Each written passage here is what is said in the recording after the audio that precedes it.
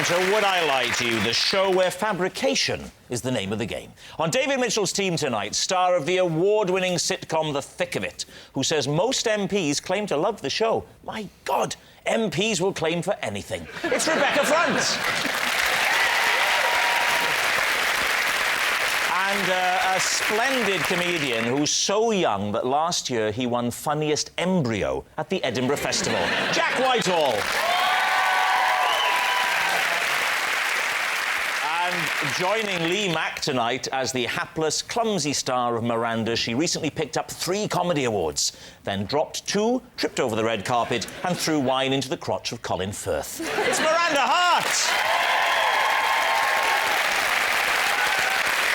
And a man whose will-they, won't-they relationship with Margaret made The Apprentice a hotbed of sexual tension for 5 series. Nick Hewer!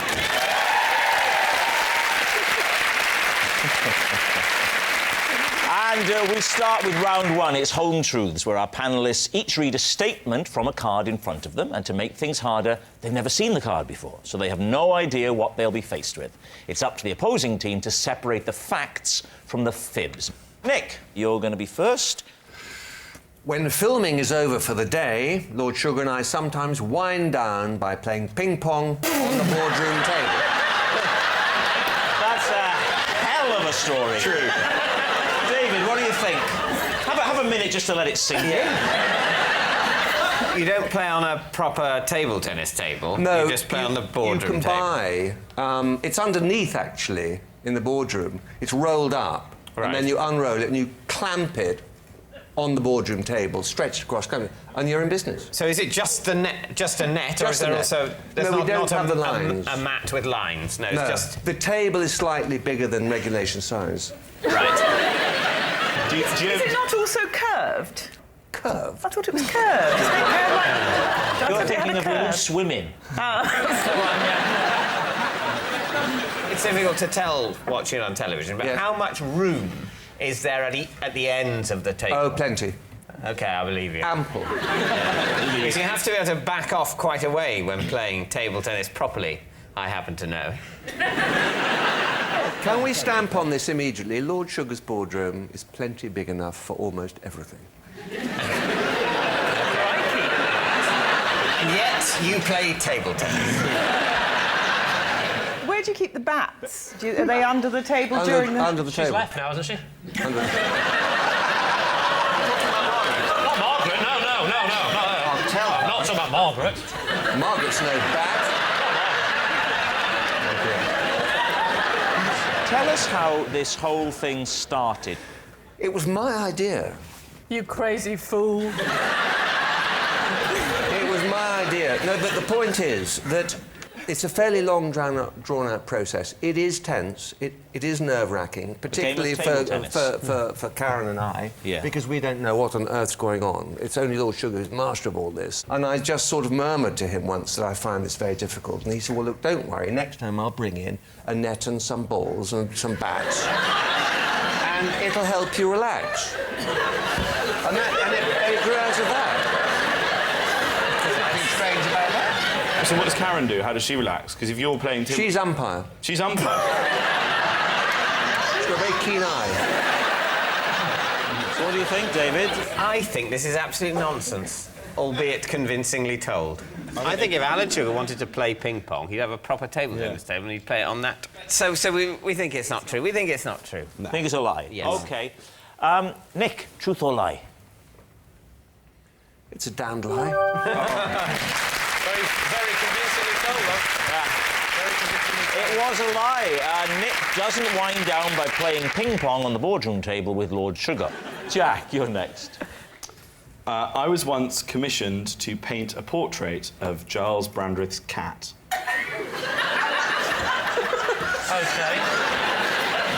Would you point out to some of the younger viewers who Giles Brandreth is? Giles Brandreth presents strands of The One Show, and he was an MP, and he wears jumpers. Here's a picture of him, OK? How did he hear about you? I did a lot of art around the area, not like graffiti, but... What is this area? Barnes. OK. And I've always been an artist. What was the cat called? That, I can't remember the name of the cat. It was a black cat. Right. Lucky. Lucky. How much do you get paid? £130. £130? And also, I'm allergic to cats, so... Danger money. But it was like... Well, no, it was 130 quid and I was 18 at the time, so at that stage of my life, I would have worn the cat as a How mask. did you paint it? They didn't ask that. Did the cat pose for you, or did you have I had to do photograph? sittings with the cat. Shut up! I Come did. on now. I did. You Sat on do a not chair. paint a cat and go, cat, sit on that for 3 hours. The cat moves about. Yeah, no, and it kept moving around. It was the most annoying cat ever. Because I was like, please, It's a cat! sit down! It's not going to sit on a stool. come on, you What can is do- painting a picture of it? You can do it. I'll be fine for 3 hours, paint me. It wouldn't. You can totally do a sitting with a cat. Cats are very sedentary. Yeah. They stay in one place all the time. You can't command the cat, but you say, oh, here's a good moment. The cat seems to be sitting. I Oh, know. no, What what? is a painting Jack, a cat? what You take a position is the cat picture. in the painting? Like, sort of that. No, come on. It wasn't a knife. It was like sort of sat like What was that. that about? That's how cats sit, like that. What, was their hands on their Like, knees? it was a normal thing like that. You go, oh, Jack's doing a cat impression. That's a cat. So the cat is sitting or standing? I'm trying to... Sitting. Well, oh, do you want me to do it like that? Yeah, like that. What's it like? Anybody with half a brain would have taken a picture of the thing, gone home and painted it at home, wouldn't I love this man. No. I would have done that, but I didn't have that choice. She insisted that I come so that I could sort of get to know the cat. I know Giles Brandreth. Do you know his cat? I know his wife. What's his wife's name? She's called Michelle. Is his wife Is that Michelle? true? You were bluffing, weren't It you? is. Do you know Giles Brandon's wife?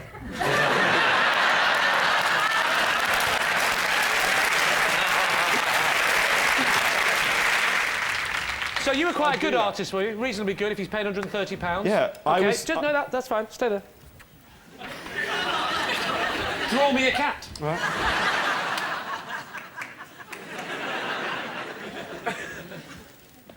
I should at this point tell viewers at home that whilst we do like to receive your paintings, we can't return any of them. The suspense is David is captivated.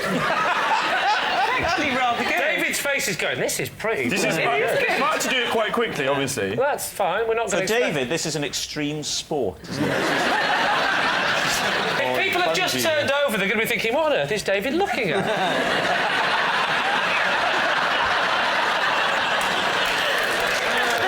OK, Jack, reveal the cat.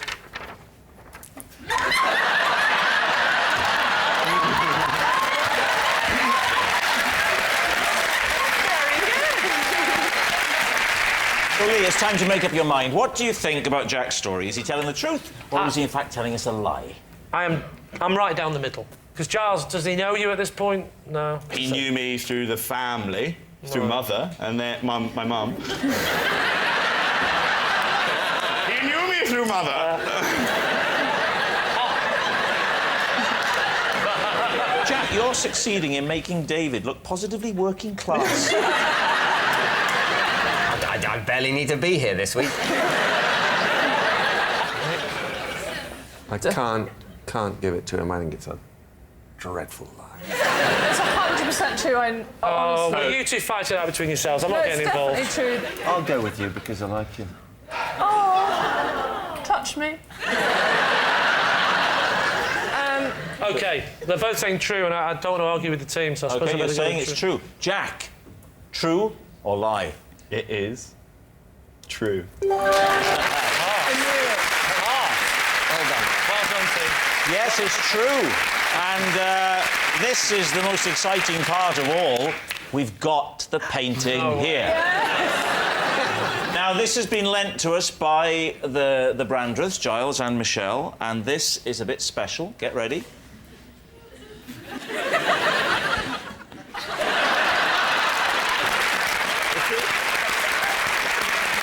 I'm so sorry. I'm not... Ah! Oh, my God! I'm not being cruel, right? But that looks a bit like a dog to me. Well, here's the That thing. is the most canine cat I've ever seen. Here's the other thing. We've also got to a photo of the cat, and we're going to do a very modern split-screen effect. Look at this. Ready? Look at that! That is eerie. I was like 17 when I did it. Yes, it's true. Jack was commissioned to paint a portrait of Giles Brandreth's cat. Our next round is called This Is My, where we bring on a mystery guest who has a close connection to one of our panellists. So please welcome this week's special guest, Zazie.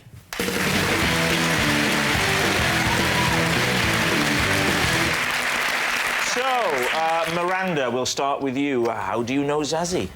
This is Zazie, and we once had a trial together for a professional ladies' football team, but we didn't make the grade. There we are, Miranda's footballing friend. Lee, how do you know Zazie? This is Zazie. I once cut off her ponytail on the school bus, thinking she was my mate Paul.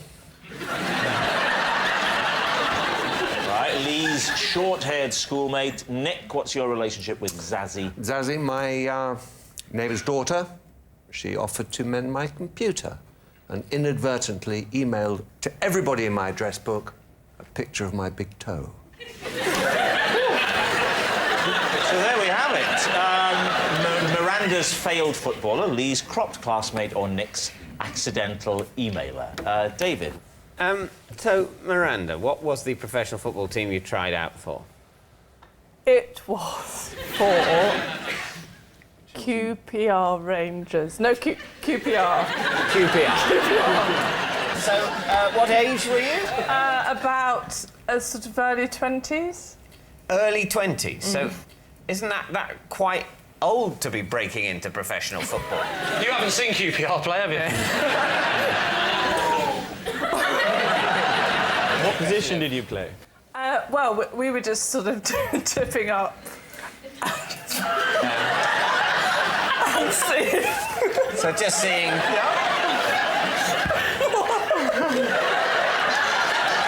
Can you imagine if this is what she'd have done on the day? A lot of happy memories of your footballing past, obviously. You'd be very good at the team talk. Yeah. We were just hoping that they'd see us and say, "Oh, you're a defender." So you... I don't know why I'm finding this so funny. Had you, when you turned up to try out, had you ever played football before?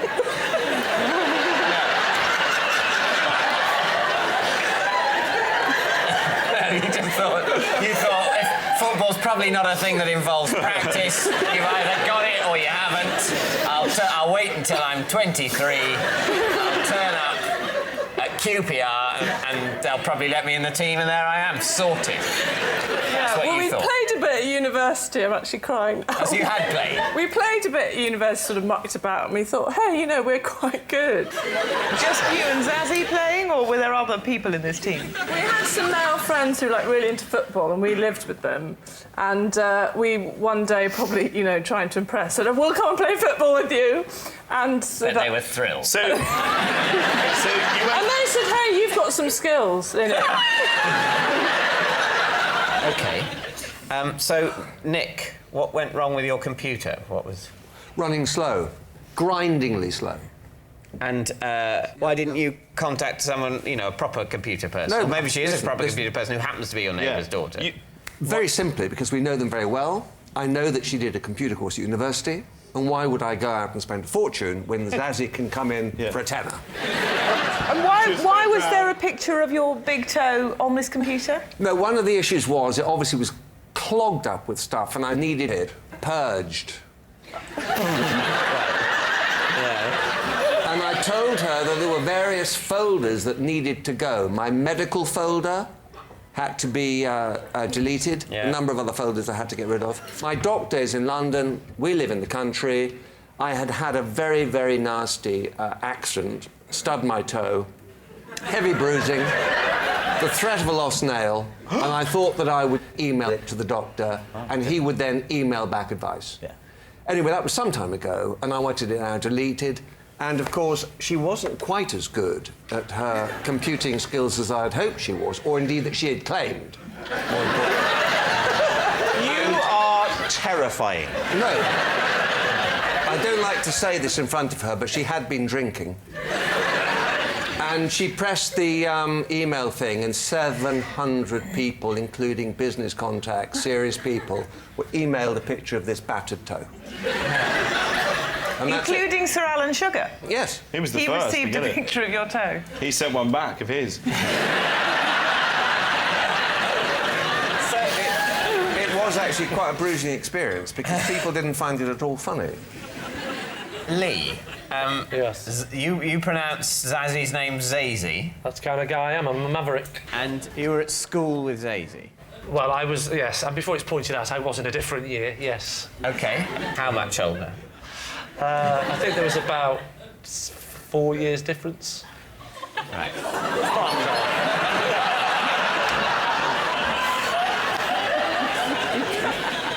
But you cut off Zazie's Can I just ponytail. point out, we weren't actually at the same school. I should get that in, really. We were on we call it the school bus. It wasn't a school bus that was only for school children. It was the bus I got to school. So you went... You It was a public bus, and she was a child who didn't know on the bus. Starts to sound like a court case, David. Can you back off? And you attacked her head with a sharp object. I didn't attack her. I did not attack a child. But you mistook a child's head for the head of one of your friends. Yeah, I was about 15. She was, I don't know what she was, but she looked 3. She looked like... Why did you want to cut off Paul's ponytail?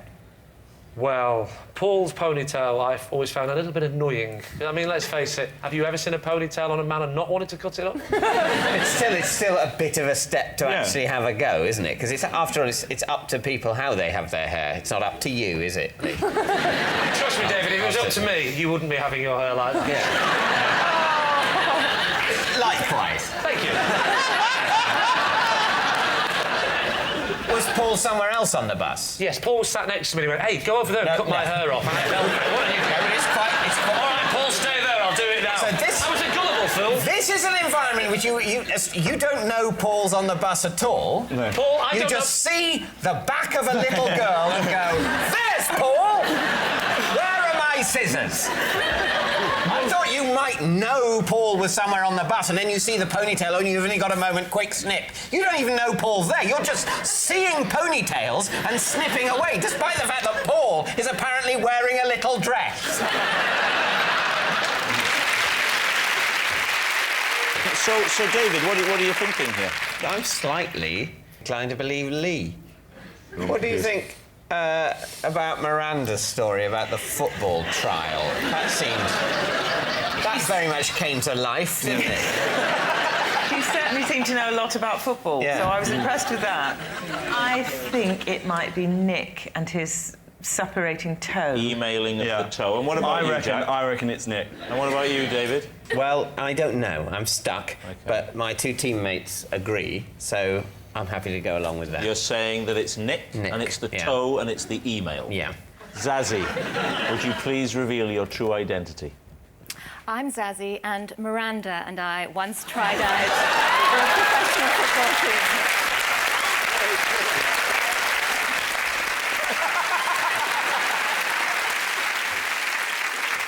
Yes, Zazie did try out for a ladies' professional football team with Miranda. Thank you very much, Zazie.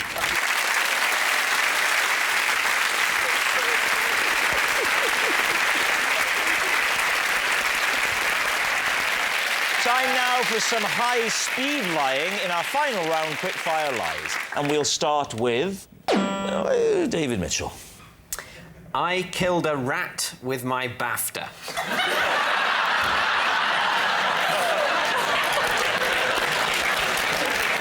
I really hope that's true. I want that to be Brilliant true. if it is true. You got a BAFTA?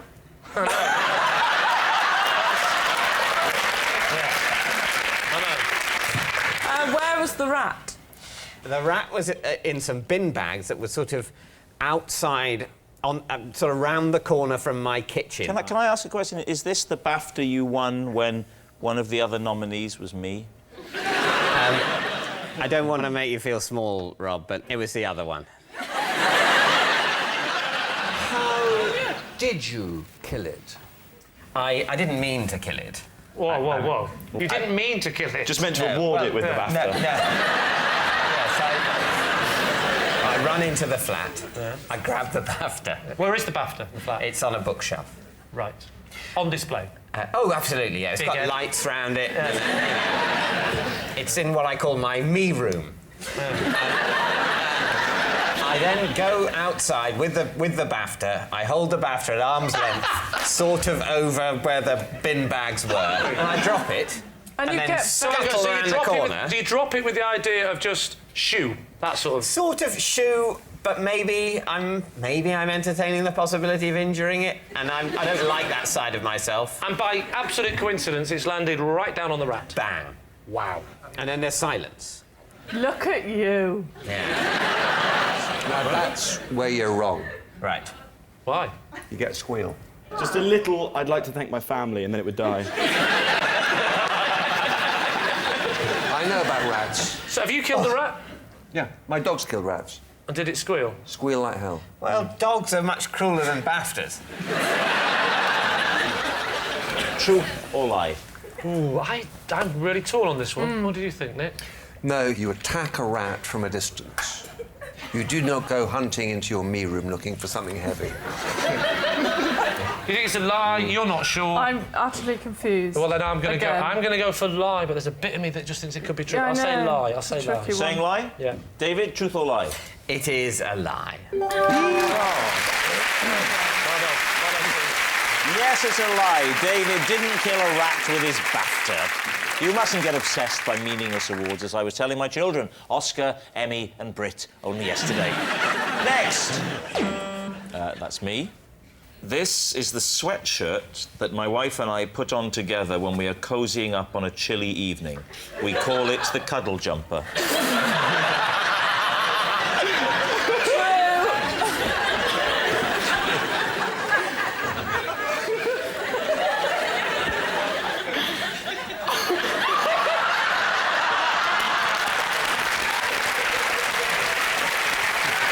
For the full demonstration with Nick, would that be okay? Can we see a model? Can you model with Rob the cuddle jumper? Prefer not to. Well, yeah. We all prefer not to. That's why I got in quick. Because I know where it was headed. Yeah, you can cuddle up with him, and you can. I have to get in there. Come on, Nick. I know you've not done it before. Think of yourself as a bit of an apprentice with this. There we go. Stick your How do we...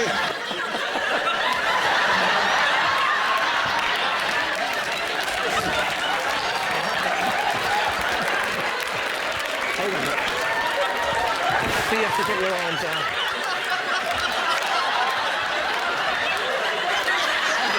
That's better.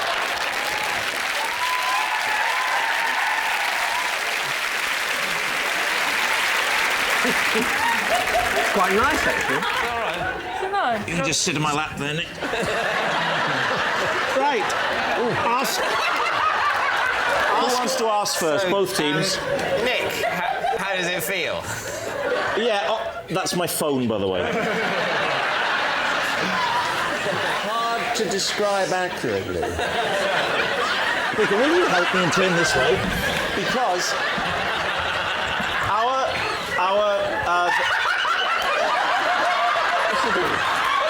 I'm not doing anything. I'm not doing anything.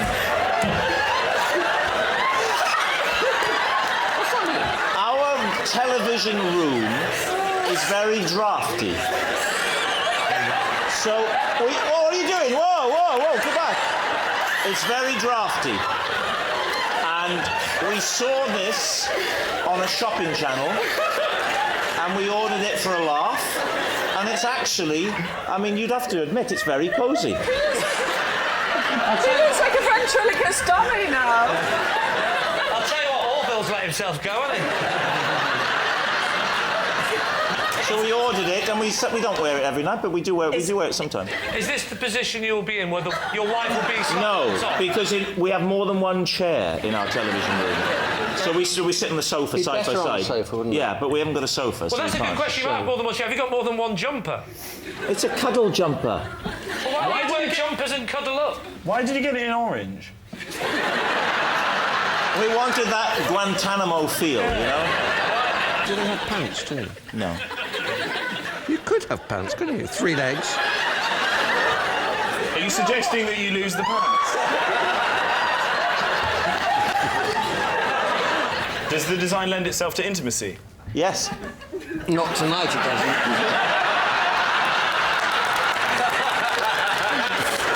Time for a guess. What are you going to say, Lee? Miranda. I just really I want to get in your jumper now.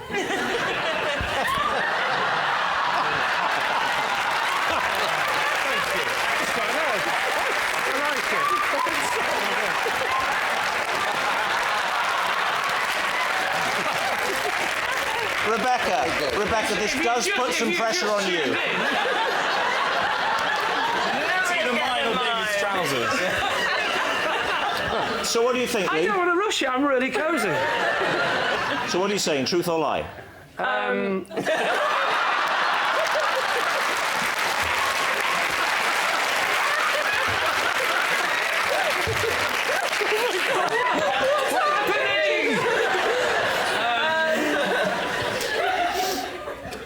We think it's a try.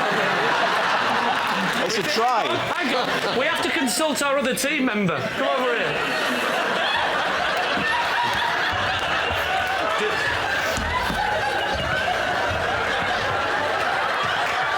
Do we think it's true or a lie? I don't know what the question is. The question is, does he cuddle up to his wife with in this this jumper? No.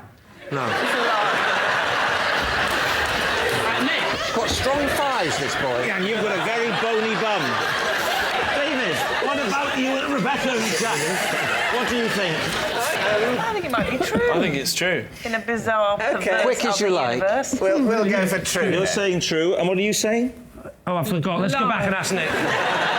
We said it's a lie. You're saying it's a lie. Well, I can tell you, it's actually a lie. Now what do we do?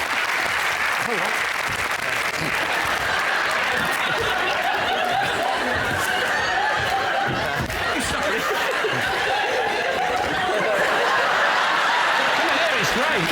It's great. There's room for 3.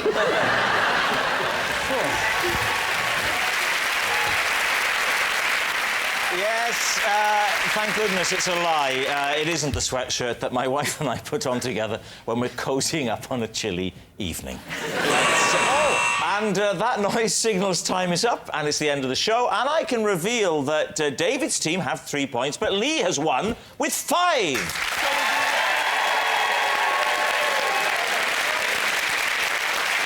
But it's not just a team game, and my individual liar of the week is Nick Hewer. Yes, Nick Hewer, who hasn't deceived the public so much since he had a picture taken with Lord Sugar and they both looked the same height. Good night.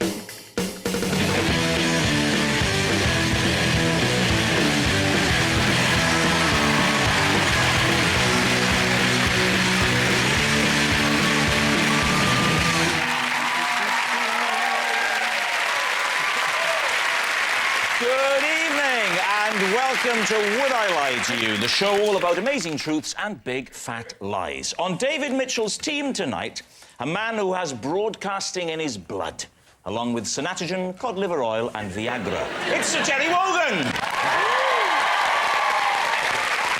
And David Mitchell's writing partner, acting partner and friend, his confidant, his soulmate, his lover. It's Robert Webb!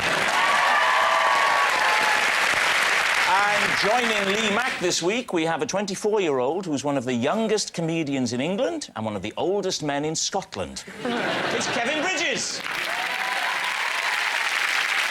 And an actress whose credits include Torchwood, where she had to confront all manner of hideous creatures, and Not Going Out, where she had to confront Lee. It's Katie Wicks.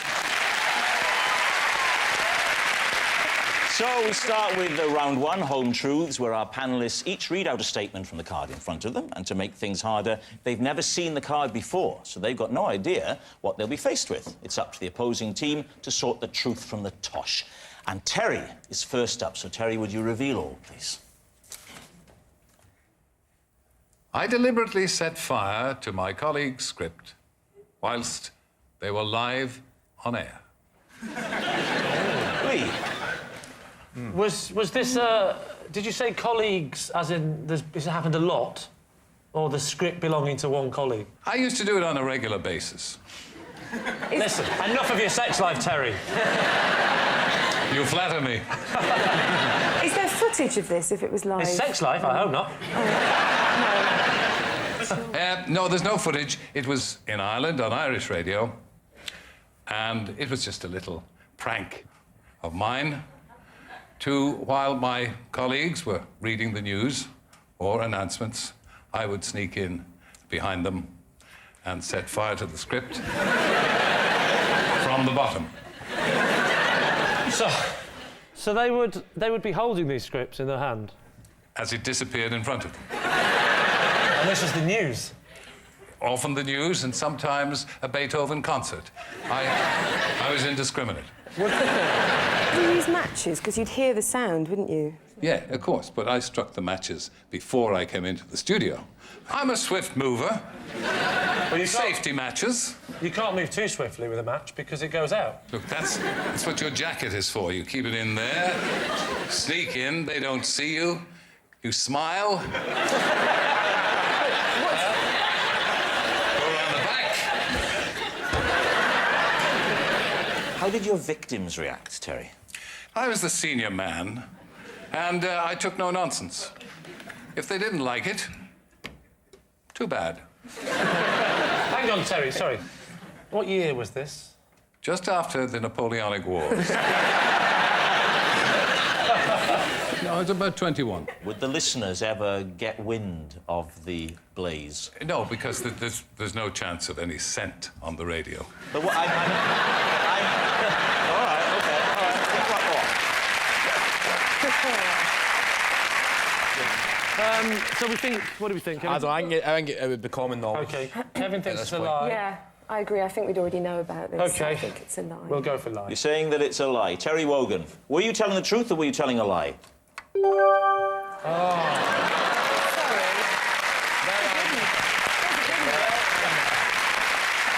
Yes, it's true. Terry did deliberately set fire to his colleague's script whilst they were live on air. At least they can laugh about it now. They can't move their hands, but they can laugh. It was a prank. Kevin, you're next. I once found a suitcase and took it to the police station. When they opened it, it contained 34 bunches of bananas. David. Where did you find the suitcase? In a train station. Well, there are lots of... Do you want a specific train station? Well, no, I'm just sort of thinking that you're in a train station, you see a suitcase, you think, I must take that to the police.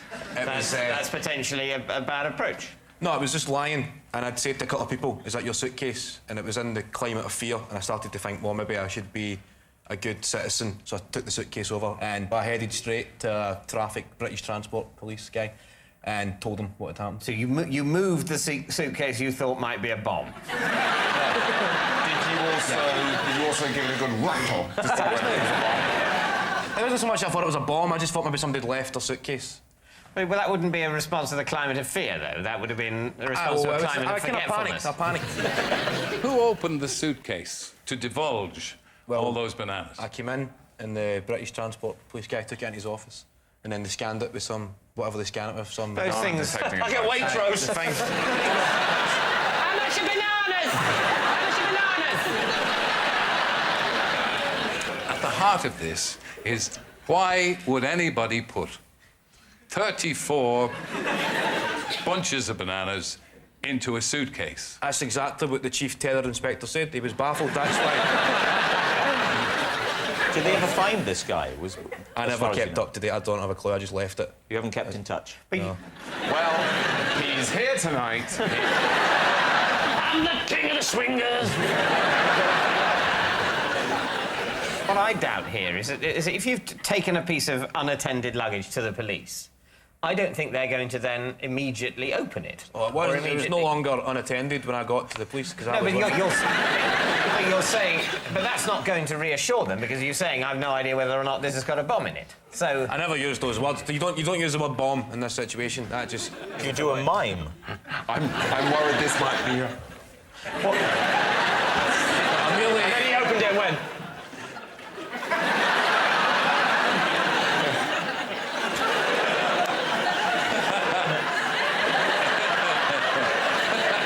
Right, we need a decision. Truth or lie? Well, you think it's a lie? I do, really. Yeah, I think it's a lie. Well, we'll say it's a lie. You're going to say it's a lie? OK, Kevin, were you telling the truth? It's a lie. Yes, it was a very big lie. Kevin didn't take a suitcase containing 34 bunches of bananas to a police station. Next up, Robert Webb. As a child, I had so many imaginary friends, we formed an imaginary gang.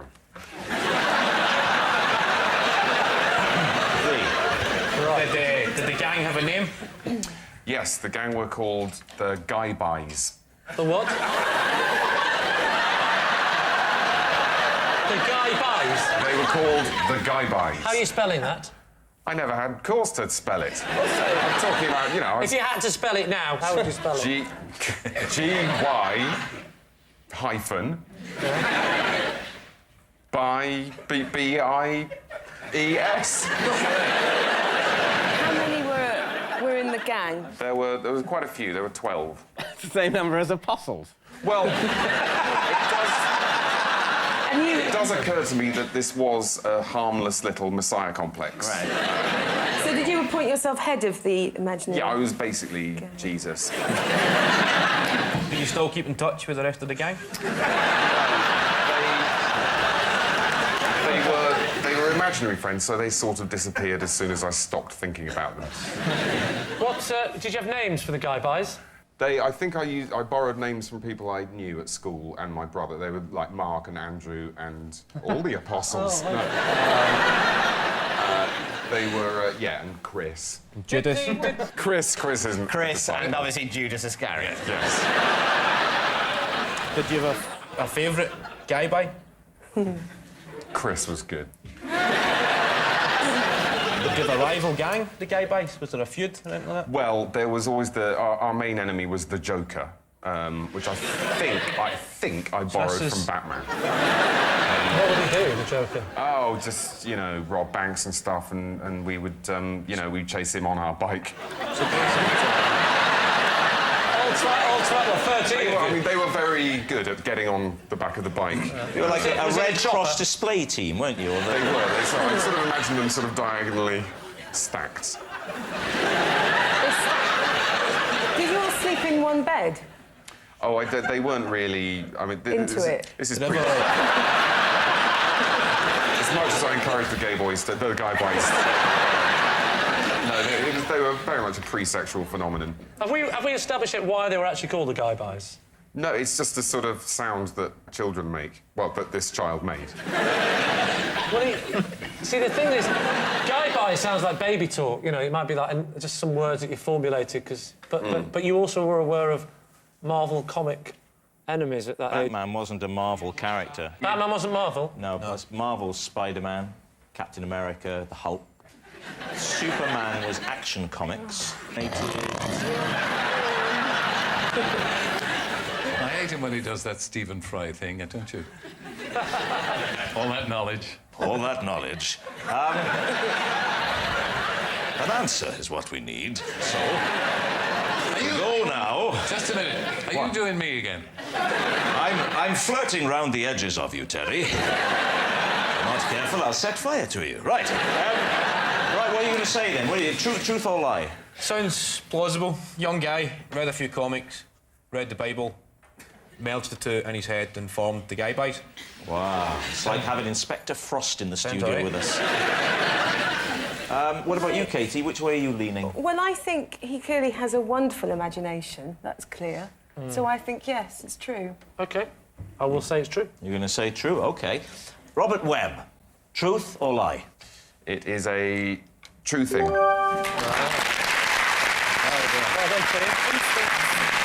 Yes, it was all true.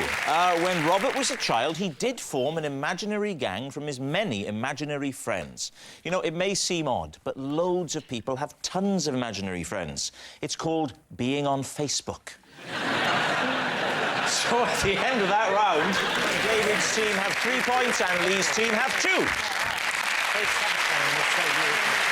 Our next round is called This Is My, where we bring on a mystery guest who has a close connection to one of our panellists. Now, this week, each of Lee's team will claim it's them that has the genuine connection to the guest, and it's up to David's team to spot who's telling the truth. So please welcome this week's special guest, Tony.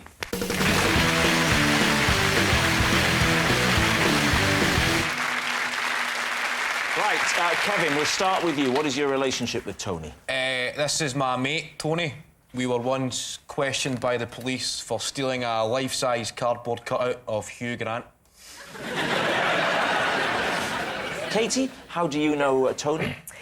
This is Tony, and he freed me from a vending machine when I got my foot stuck in the push compartment. Finally, Lee, how do you know Tony? This is Tony, and until today, I had never met this man before, but the person that was supposed to be doing this tonight didn't turn up. So I grabbed the first person I saw outside the studio. So there we have it. Kevin's partner in crime, Katie's snack machine saviour, or Lee's stand-in man. Right, David, off you go. Well, Lee's one is quite difficult to cross-examine, isn't it? So essentially what Lee's saying is, here's Tony, he's a random bloke. But who was supposed to come, Lee? Well, had it gone to plan today, I would have said, this is Graham, and he's my self-defence instructor, because I'm learning self-defence. Right. What happened to Graham? Did he get beaten up? The story I am told is that he hurt his arm this morning during a self-defence class, and then very late in the day, he got in the car to come here and had some turn because of the painkillers he was on and cancelled and said, I can't come. Well, it's a sad old story. Yeah. So what was Tony doing here before you found him? He's a joiner, which is somebody that puts wood together. Thank you. I didn't want you thinking he was somebody that just randomly joined clubs. He's just a very sociable guy. I'm a joiner. Where are you going? I'm going to join a club. What are you doing? What are you doing? The Guy Buys? Yeah, OK. Where were you in the complex? Well, I'm not sure how good this is for national television, but I'll tell you, David. I was just outside that door where some people go out for a cigarette.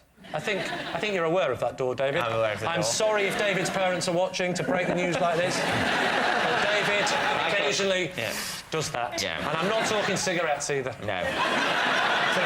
To me, it will always be the heroin door. What sort of incentive did you offer this good man to come here and make a complete numpty of himself? Well, answer the man, Rob.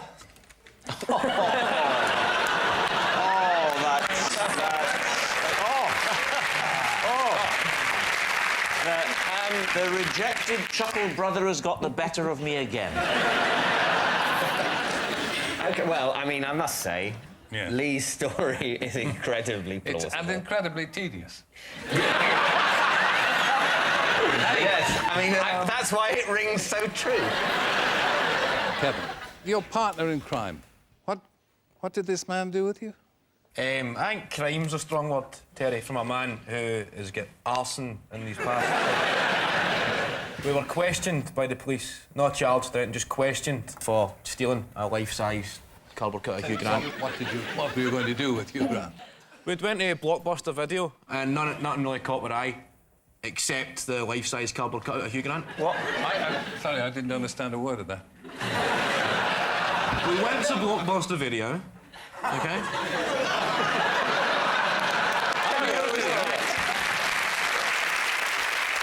And nothing caught your eye, Terry. Finally, he's talking normal. Exactly. It shows to every Scottish person if you just made a little bit of effort. Yeah. I saw the seen a life-size cut Hugh Grant on the way out. It was threatening to be a pretty dull evening until we seen this, and we thought we'll steal this and have a laugh on the way back home. And we were walking home, a police car pulled up and said, "Where are you going with Hugh Grant, lads?"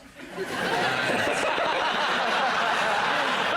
police guy could not see the funny side at all and decided to put him in the passenger seat, put us two in the back and drive. And drive us to the police station to be questioned. We haven't touched on Katie yet. No, we haven't. Yes, you've been told about that, Terry. We told you quite clearly before we started. Yeah. Where was the vending machine? It was at Cardiff Central train station. What did the vending machine vend? What is this thing you call love, human? What does it vend? It vended the normal stuff, drinks, chocolate bars. What were you doing with your foot in the vending machine? Well, I put the money in. Yeah. And I was trying to get a drink, and I could see that it had come out a bit, but not properly. Yeah. And after trying to get out with my hands, I tried my foot. And it got stuck? Yes. But was it a little hole or a big slot? It was like a tray thing. And how did this fine man help you? He was working at the train station, Yeah. and he's clocked it and came along and said, "Do you want a hand?" And you said, "We must keep in touch. Can I have your email address?" We didn't stay in touch, but I knew how to find him. How did you Because find he's him? still working at Cardiff train station, Cardiff Central. But what I don't understand, right? The Go thing's on. fallen down. Yes. And you're having difficulty getting it out with your hand. Now, Correct. hands are basically better than feet. Yes. That sort of thing. I wonder why you sort of think, if the hand can't do it, why is the foot going to develop the knack? No, my logic was, I tried with the hands, and I thought sort of a kick, brute force, you know, might work instead. That was the logic. Was it the sort of door? You know, because often the slot at the bottom has got a sort of door, hasn't Yes, it? it had a I door. offered slot and she called it a tray. Yeah, it's not a tray, is it? It's not a tray. A tray would be removable. This is like good cop, guy by cop.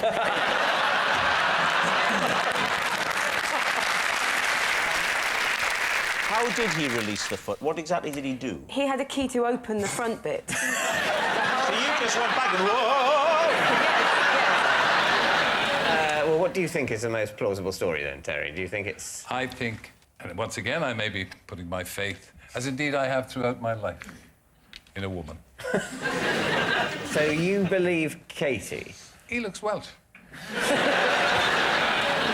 I think Lee or Kevin. I'm having some Guys, I difficulty. need some consensus. I'm having trouble picturing the foot lodged in the tray. Are you?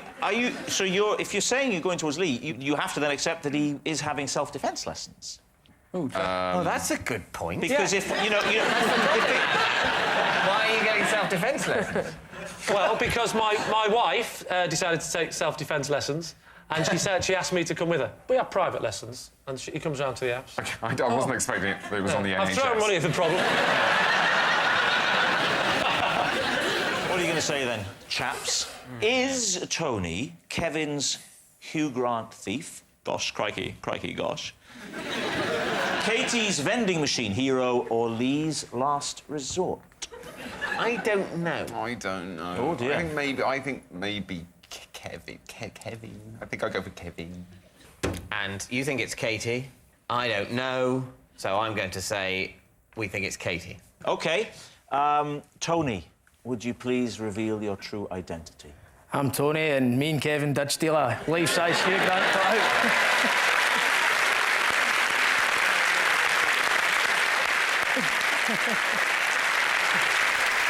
Were there any charges? No, it was a caution. And you're proud of it, aren't you? I can see that there's a real pride in your face. You feel you should have a Duke of Edinburgh award, don't you? Thank you very much, Tony. Well, he looked Which brings us to our final round, quickfire lies. We will start with... it's David Mitchell. When I was 12, I saved up all my pocket money and bought a rowing boat that I never used. Lee. Right. How much was the boat? I think it was about £120. Oh. How much did you make pocket money a week?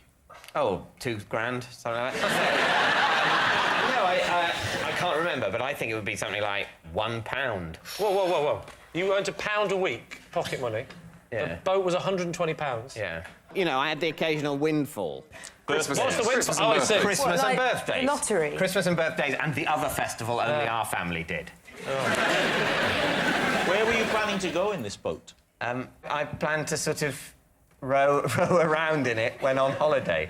And how did you propose to get it on holiday? You had your eye on a nice Ford Fiesta with a tow bar. No. At that age, I would often holiday with my parents. Who should I holiday with this year? Parents! Come here. It seemed to go tremendously well before. Parents, I've got a proposal for you. And what stopped the plan? Basically, the boat was a bit too big. A bit too big for what? The sea? Every time I pushed it into the water, it kept hitting France. Can't get it into the... Try it sideways, David! Where did you keep it? It was, I think, in our front garden. You think? Yeah. Did you ever sit in the boat in the front garden, pretending with a knotted hanky? So, which way are you going to go with it? Truth or lie? What do we think, Katie? I sort of... Yeah, I think it's true. I'm going to go for a... lie. I would say that it's a lie. You're saying it's a lie. OK. David, truth or lie? It is true.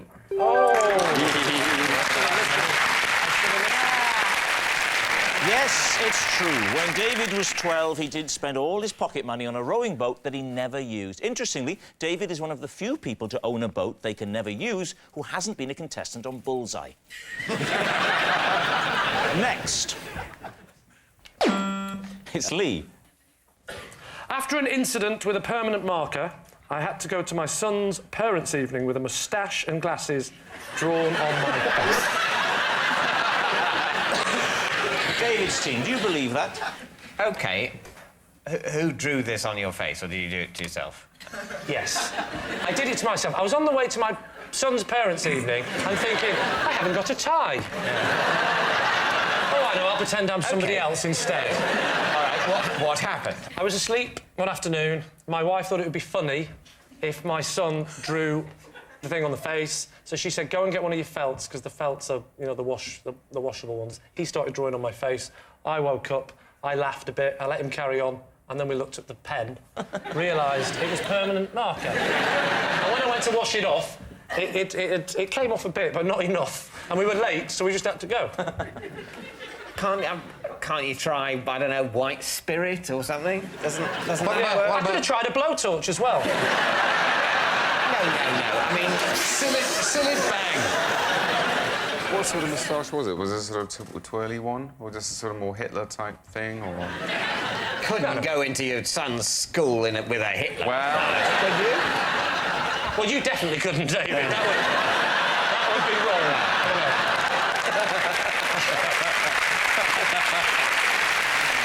So, David, which way? Well, I think... You think it's a lie, and you think it's a lie? We're going to say it's a lie. You're going to say it's a lie. OK, Lee, truth or lie? It is, in fact, a lie.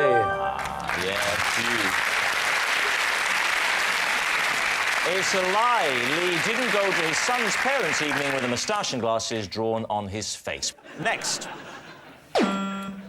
Terry. Every year, I signal the start of Christmas dinner by taking my seat opposite Mrs. Wogan and firing a pistol loaded with a blank or blanks.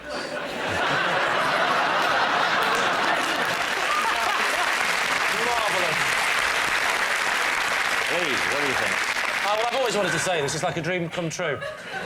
Is it the current Mrs. Wogan? Yes, the poor soul. You ever set fire to her? In ways that I will not divulge.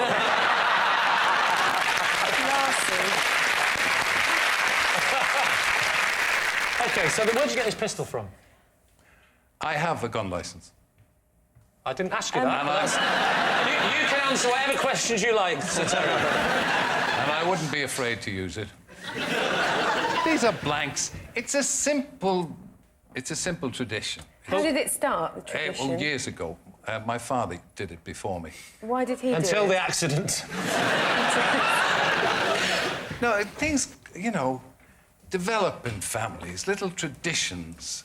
The fun starts in the Wogan household with a pistol shot.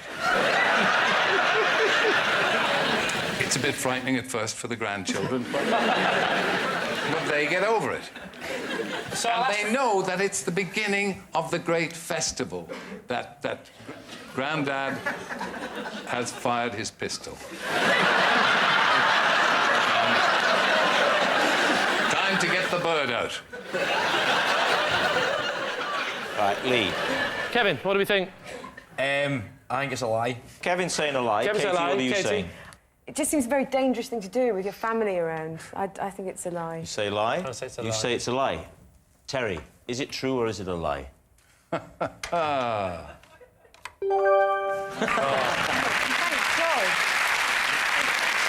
Yes, it's a lie. Terry does not signal the start of Christmas dinner by firing a pistol loaded with a blank or blanks. Although Terry does have a strict Christmas dinner routine. He asks Mrs. Wogan if she wants stuffing, and then 2 hours later they enjoy a cold lunch. Oh, well, that noise signals time's up, and it's the end of the show. And I can reveal that in an exciting finish, David's team have won by 6 points to 3. But, of course, it's not just a team game, and my individual liar of the week this week is Sir Terry Wogan. Thank you, Yes, Sir Terry Wogan, who's such an unscrupulous liar, he makes Eurovision voting look above board. Good night.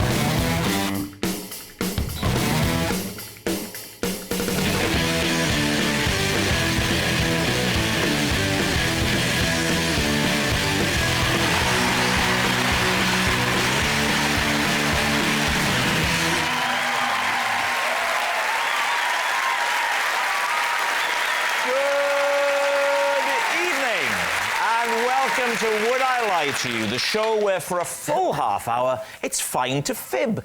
On Lee Mack's team tonight, a breakfast TV presenter who appeared on Strictly and suffered a serious ankle injury. Although, in my view, not serious enough. It's Bill Turnbull!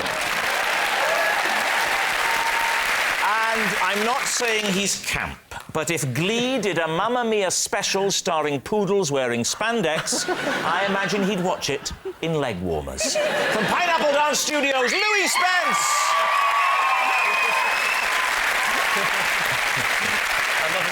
And joining David Mitchell tonight, an Irish comedian who came to England to find his fortune, or failing that, any loose change, it's David O'Doherty.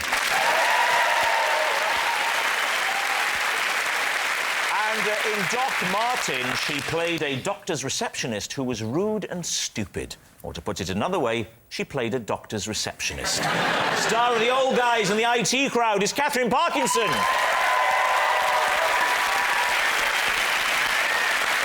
Right, we will begin with round one, Home Truths, where our panellists each read out a statement from the card in front of them. To make things harder, they've never seen the card before, so they've no idea what they'll be faced with.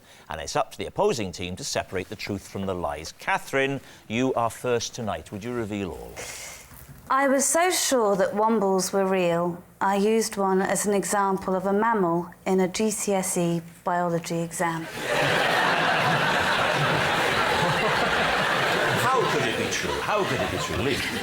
But which one did you draw? What did he look like? I didn't draw anything, that wasn't in the question. Okay, the question was give an example of a mammal. Oh, you used it, just wrote it down. It was give 3 examples of mammals, and I said bear, because that's an obvious one. Yeah. Whale, bit less obvious, clever. And womble was my 3rd example. How old were you at the time? 15. What are you looking at David for? Let's remind ourselves what the wombles looked like.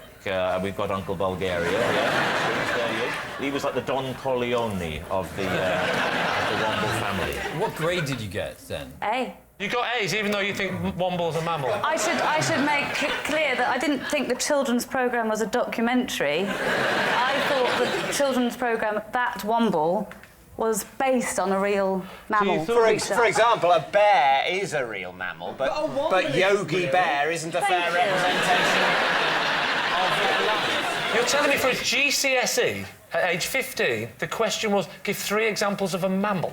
Look, Lee, this isn't the end of a game show. It's not like, and this one's for the GCSE. There were lots of questions. But surely the question in a GCSE at 15 wouldn't be give us an example of 3 mammals. It's a bit of a basic question. Why do you think that is so easy? Well, it's quite... You are such an intellectual snob. That's my role on the show. I'm sorry, you could have said cat, dog... That's what... Any number Are you of stuck for the 3rd one? Cat, dog...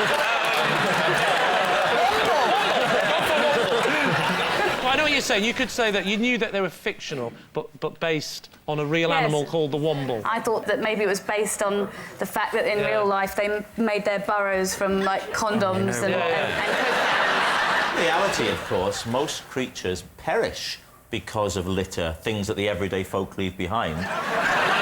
So in a way, the wombles did a lot of bad. Are you saying that the womble's message encouraged people to litter?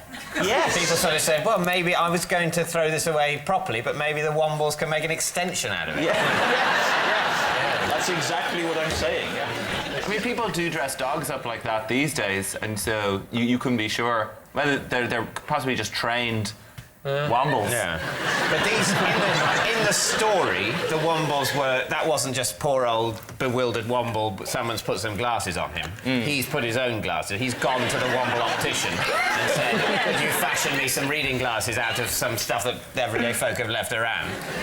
And they've done that. Right. That's actually not true. He found the glasses. He found the clothes. He found glasses of exactly the right prescription. No. Possibly on... There was no evidence that it was the right prescription. There was an episode, wasn't there, where an old man had died on Wimbledon Common and immediately the wombles are on him.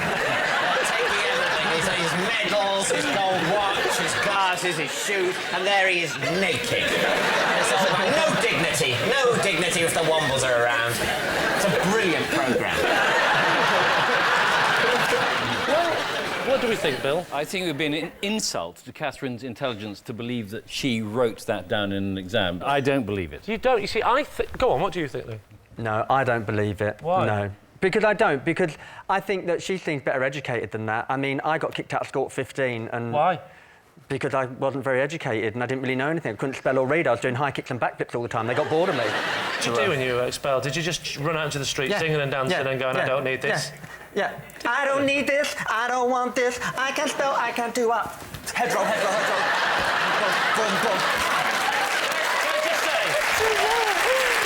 I would say that in the history of this programme, we have never had 2 such opposing as Bill and Lou. Well, there we are. It's time, Lee, to make a decision. Which way are you going to go, Lee? OK, I'll go with my team and say that it's not true, even though my gut is screaming it's true. I will go with my team and say it's a lie. OK. Katherine, is it a lie or is it true? It is, in fact, true.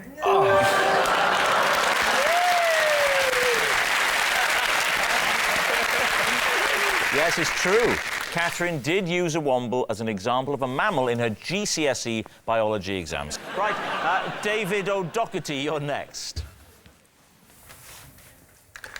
I am currently seeing a hypnotist to cure me of my compulsion to visit hypnotists. Well,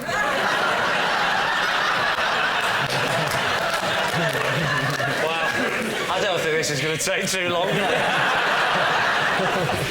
How long have you had a compulsion to see hypnotists? Well, it started off, I had a fear of heights, and I visited a lot of different practitioners. It is a serious enough thing. I mean, it's unusual to be this high. And yeah, I tried hypnosis, and then I seemed to be getting something temporary from it, so then I ended up visiting a lot more hypnotists. What were you getting temporary from it? I was getting some relief from it for a while. From your fear of heights? Yeah. So you're now relieved of that at this point. Why would you go back? Oh, because then the relief is temporary, so I ended up going back, and then I ended up getting really addicted to visiting different hypnotists. What do they do? Normally they just put me under for a minute. Put under then what? Water? They make me, it's serious, they make me lie on the ground. So they make you lie on the ground? How's that going to cure your fear of heights? Surely they should make you lie on top of the cupboard. Well, I am knocked out during this, and then when I wake up, they put me on top of something high. Oh, right. So how many different hypnotists have you seen? I don't know, it's into the hundreds at this point. Hundreds of hypnotists? It was costing, most of my income was going on it. I mean, I would do whatever money I could get was just going straight into hypnosis then. How long have you been seeing the one you've been seeing now for to get you off seeing a hypnotist? Well, this one about 2 years now. I mean, so the man you've been seeing for the last 2 years has been specifically for the problem that you want to stop seeing hypnotists. Not for the height thing anyway. Just I'm addicted to hypnotists. I need to stop. That's what you're seeing him for. Yeah. And you've been seeing him for 2 years. We're nearly out of the woods.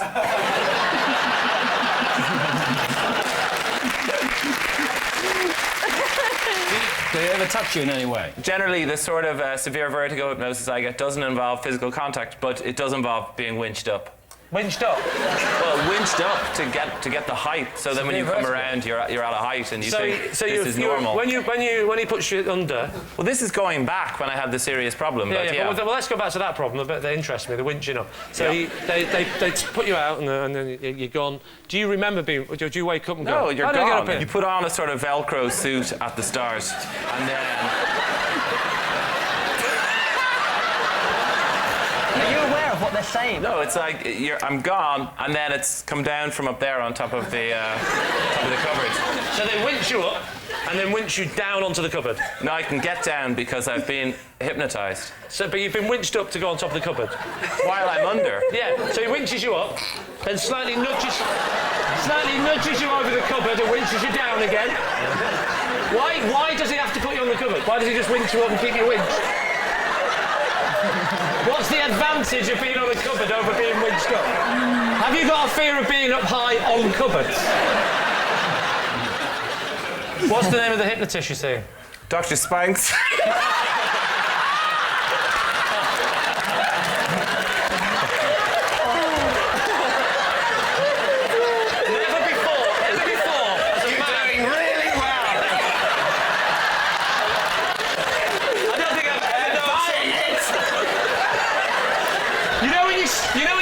Sentence and you don't know how it's going to end. It's never happened before with just 2 words, doctor and Spanks. He's German! Oh no! He's German, yeah? German.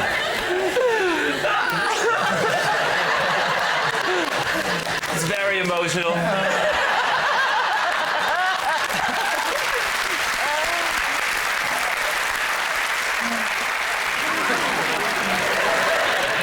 It's a tricky one. Well, it's a tough one. I'm going with you on this one.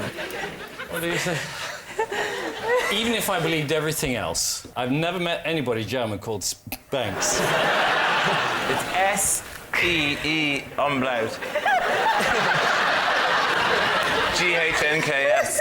You've just ruined it. Oh, is that what ruined it? Because there is never an umlaut on an E. There's never a man being velcroed and winched up on the cupboard. That's the bit you ought to be focusing on. Not the spelling of his surname. Right. So, Lee. I say it's a lie then. You're saying it's a lie. David O'Doherty, was that fantastic tale the truth, or was it a lie? Incredible as it seems, that is a lie. Yes, unsurprisingly, it's a lie. David isn't seeing a hypnotist to cure him of a compulsion to visit hypnotists. I went to see a hypnotist once. All the time he was saying, look into my eyes, sorry, not hypnotist, optician. And at the end of that round, the scores are tied. Our next round is called This Is My, where we bring on a mystery guest who has a close connection to one of our panellists. This week, each of David's team will claim it's them that has the genuine connection to the guest, and it's up to Lee's team to spot who's telling the truth. So please welcome this week's special guest. It's Mark.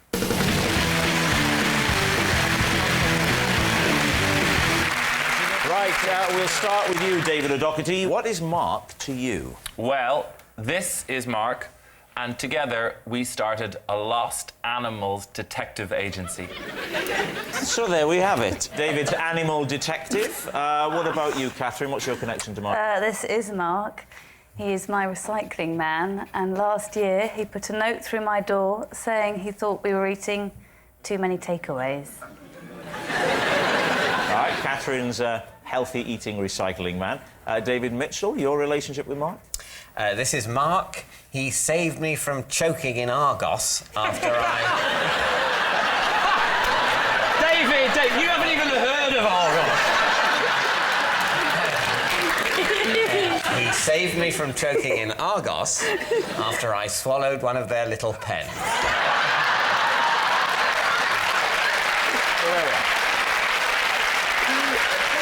There we have it. I would like to know precisely what is implausible about that. So there we have it. David O'Doherty's private eye for pets, Catherine's judgmental bin man, or David's high street hero. Lee's team, where to begin? Well, let's start with Katherine. How many takeaways were you eating? Chinese, Thai, and pizzas. Yeah, that's the first night. What about the second night? Indians. I wasn't having takeaways every night. This is why I personally think it was a very rude thing to do. I mean, apart from the fact that it's none of this man's business, who I don't know. He's basically my staff. Yeah. How often does your staff turn up to take away the refuse? God, I don't. My husband deals with all the rubbish and stuff. I don't quite know what that means. I mean, he doesn't deal with booking them, does he? They just come every week. Or every What's the rubbish out, Lee? You still might know how often they come. I accept that, but you said your husband deals with it, whatever that means. It means he's the one. And in my family, your wife Mrs. Brydon is happy for me to put the rubbish out. I do it every Thursday night. Do you take night. a little stepladder out with you? Yes, because I can't reach the top of the wheelie bin, so... or sometimes I just take a run at it.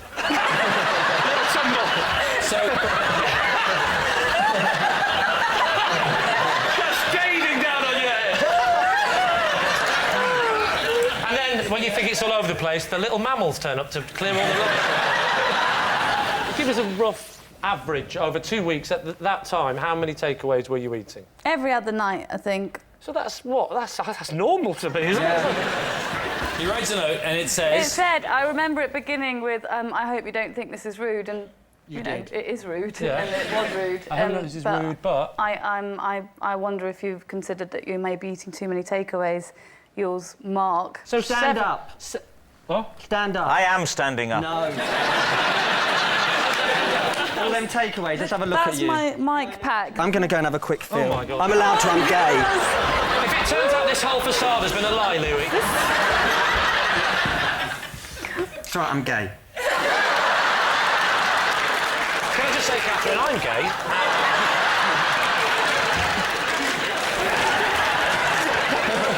Well, I can tell you, she doesn't feel like she's eaten a lot of takeaways. She's firm and tiny. Well, thank God that was the answer, because it would have been awful if it had gone back. Oh, she's telling the truth. No, she's tight. It stinks of curry. No, she's tight and toned. Lee, what about your other suspects? David O'Doherty. Hello. Hi. You were running a detective agency for lost animals, is that correct? Well, we started off just as a detective agency, generally. And then these lost animals started ringing you up, saying, can you find my owner for me? No. What? it's the mid-'80s in Dublin. There's a lot of crime.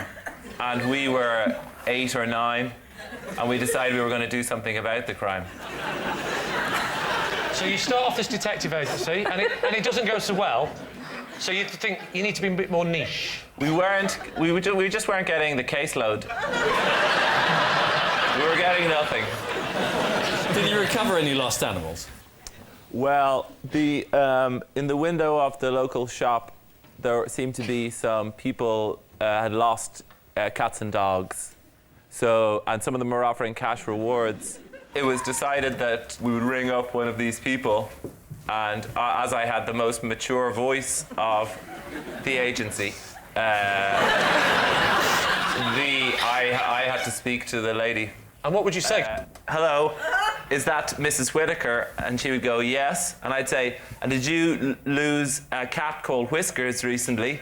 And she'd go, oh yes, oh yes. And I'd go, well, you're in luck, because my 8-year-old friend and I have set up a pet-finding detective agency, and we're going to take on your case. And did you have any results? Any good results? Did you ever find an animal, ever? No. What about the other David, as he's now known? Oh, we're Mr. actually Mitchell? considering that, are we? Yes. Oh, sorry. What were you buying in Argos? A kettle. Talk me through the process of how it worked when you went to Argos.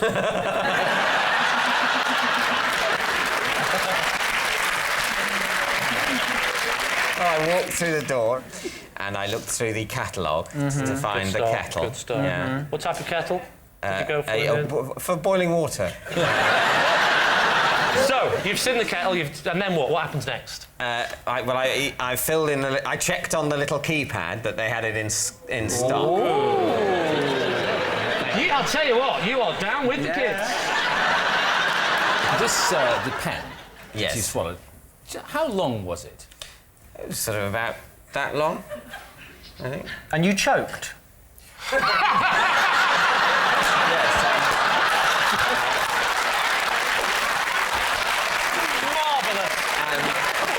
Absolutely marvellous. Never has such a clean sentence meant so much. Why did you put it in your mouth? I was sort of chewing the end of it, sort of thinking. Trying to look and then working class, I sneezed. You sneezed? The way you do when you sneeze and suck in at the same time, yeah? And what, you had a backdraft effect, did you? And he went, straight in. So you sneezed? In order, I involuntarily inhaled before the exhalation. Are you like Hoover, man? Did everything implode into your gob? That's my child! Give me thanks!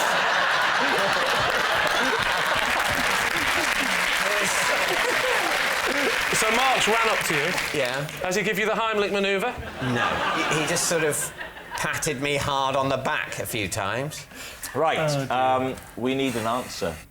I can't see Mr. Mitchell in Argos. I think it could be true, his story, because he looks quite Irish, quite fair, isn't he? And he looks Irish? Yeah, I think he looks Irish. So what are you going to say then, Lee? Should we say David O'Doherty? Yeah, I've told you, I mean, you don't blame me, that's all I'm saying. We're going to go David O'Doherty. Saying David O'Doherty. OK, Mark, would you now please reveal your true identity? David O'Doherty and I ran a pet detective agency.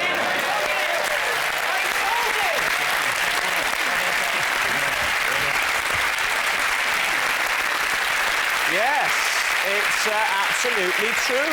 You had a detective agency. I was at home rooting around, and we made business cards. And the caption at the bottom is, "We handle everything." You're the first detective. Yeah. And Mark is... He's down as notes. Down as notes.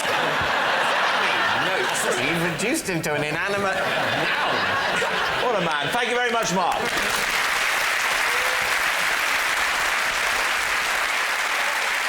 Which brings us to our final round, quick fire lies. We will start with... It's Louie. Oh, get my glasses on. This means I've got to read. Right, hold on. I make myself cry before every big dance performance to get rid of any excess water weight. What do you think, David? My my first question is, what do you think of to produce this torrent of tears that would get rid of all this excess water? Well, I mean, as a dancer, you're so criticised for the way you look, and some of the things you have to wear on stage are very revealing and can be very tight. And so I just think about how awful I would look and what kind of criticism I would get. Right. So that's enough to reduce me to tears. Right. The spiteful remarks that people would make if you don't burst into tears and lose a few pounds of water. Yes. Pounds? Would you be losing pounds just for the Oh, quick listen, cry? yes, you can. You absolutely can. Louie, where did you discover this technique? Well, it's actually a lot of ballet dancers, a lot of commercial dancers do it. I mean, it's a funny world we live in. What we do is extreme. What we do with our body is extreme. You know, it's just one more thing to be extreme with. How do you make sure it doesn't go onto your skin and then still be weighing you do down? it like this with a flat back over. So they just drop like that. That must be really difficult to stand. I mean, have you had any experience of standing in that position? Can you cry now? This is the only time I do it. I'm surprised you can be in that position and can do anything that would bring tears to your eyes. Louie, would you like some music? Oh, don't get me started, because you know I'm not an exhibitionist. And that means... We bring the stars out, we bring the women and the cars and the cars out. Let's have a total celebration, get the glass out. And we can do this until we pass out.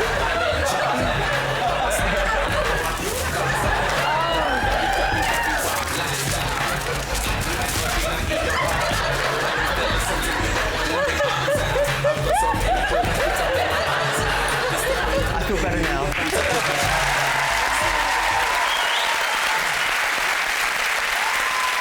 You didn't hear a thing, did you? Right, David, it's time to guess. I think we as a team don't think that that's true. All right, well, Yeah. we're all on edge as we wait to find out. Louie, truth or lie?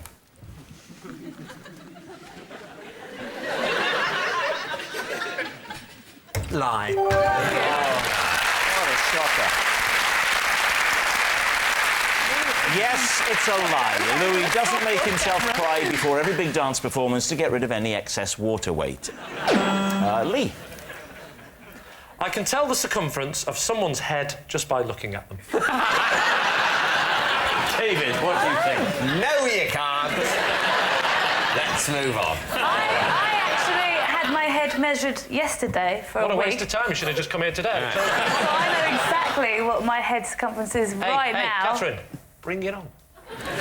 Go on then, what's her head circumference? Let the lady ask if she wants to know. Yes, Catherine. Can I help you? Lee, Yeah. what is the circumference of my head? Could you just have a little bit of a... I would say that, from my expert opinion, you are... I would say you are a large.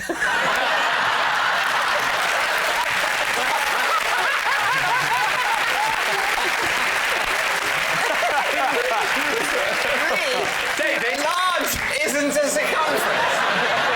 Tell me, what did he say? Because you've got it wrong, I guarantee. Listen to this. What did he say? He said that I was 24 inches. Well, there you go. Classic layman. You're clearly a 23.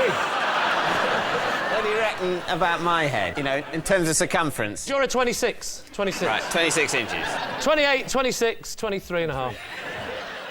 You're Does anyone want me to not find just out? reversing perspective and thinking that the heads that are further away must be larger. Bizarrely, David's head is actually bigger than Catherine's, even with the perspective of the distance. Catherine's got quite a small head. She's got quite a small head, which you defined early on as large. It's time to encourage Lee to stop talking. I don't think it's true. Do you not? No. There is something about it that just has the ring of Fishy. total crock to it. Have you got a tape measure? What, why? Well, then we can prove I'm right by measuring your head. Yeah, if we did have a tape measure, you wouldn't want to prove you're right, because you don't get a point just if this is true. You have to make it... No, if you had a tape measure, you would prove that I'm right, and then you'd say true. Yeah, and Then it would I'd be get a point. true, and we'd get a point. And...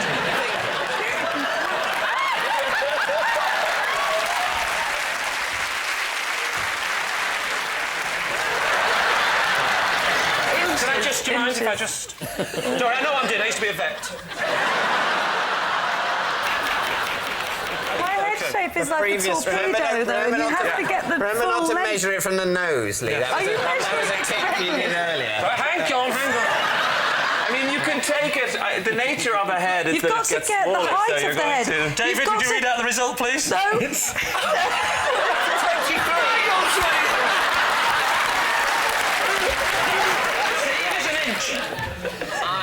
So, David, what does that lead you to? I still don't believe it. Really? I still don't believe. Do you believe him now? No, I do you don't. believe him now? Oh my goodness. A little bit. You believe him a little bit. I think we're going to say this is a lie. You're going to say it's a lie? Yeah. Lee Mack. Yes? Were you telling the truth or were you lying? I was, in fact, telling a lie.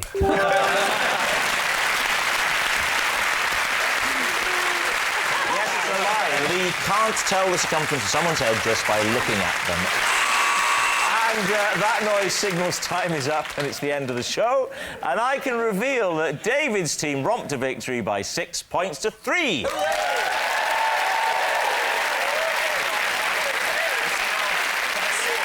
But of course, it's not just a team game. And my individual liar of the week this week is David O'Doherty. Yes. David O'Doherty. Obviously, I don't really think he's the best liar, but I'm just giving him the award to fulfil a regional quota.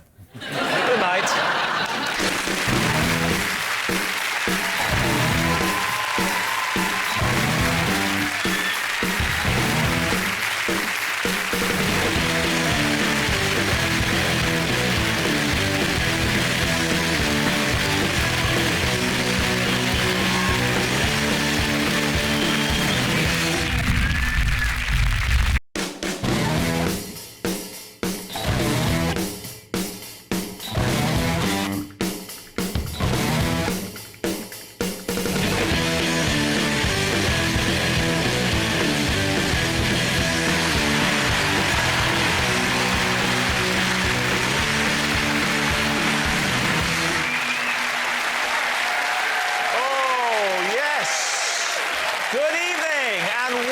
To Would I Lie to You, the show that celebrates the art of lying. On Lee Mack's team tonight, the England star who once beat Wayne Sleep. Luckily, it was in I'm a Celebrity and not with a cricket bat. It's Phil Tufnell!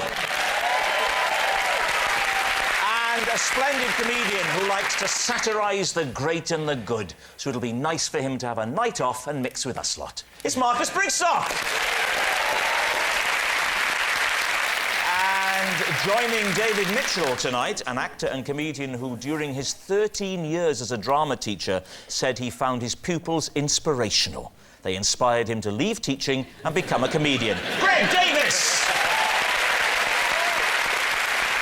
And as one of the longest-serving presenters on Blue Peter, she became an expert at explaining things in a way that a child could understand. Excellent training for sitting opposite Lee this evening. It's Connie Huck! Right, we start with round one, which is Home Truths, where our panellists each read out a statement from the card in front of them. To make things harder, they've never seen the card before, so they've no idea what they'll be faced with. It's up to the opposing team to sort the truth from the lies. And Greg, you are first. Am I? You are, yes. For my first term at university, I rented the bathroom in a student house and slept in the bathtub every night. Lee? Greg? Yes? Before we even start this, can you stand up? There'll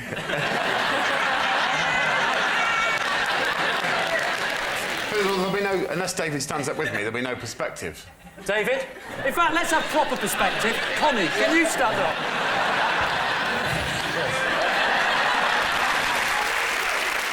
You know the question. Yeah. What's the answer? Well, I just hung off the end of the bath, as I hang off every single bed that I've ever slept in.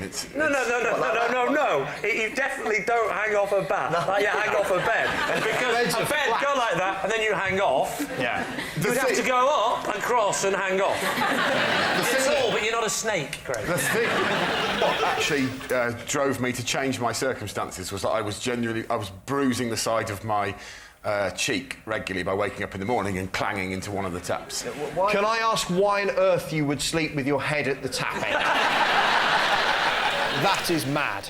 Yes, well, you know, I was 18 years of age and I mainly lived off Thunderbird wine, so bad decisions were my forte at that period. So did you have a bed in the house? Did you? Oh, so that was the reason you was in the bar. There was a. Well, why did you think he was in the bar?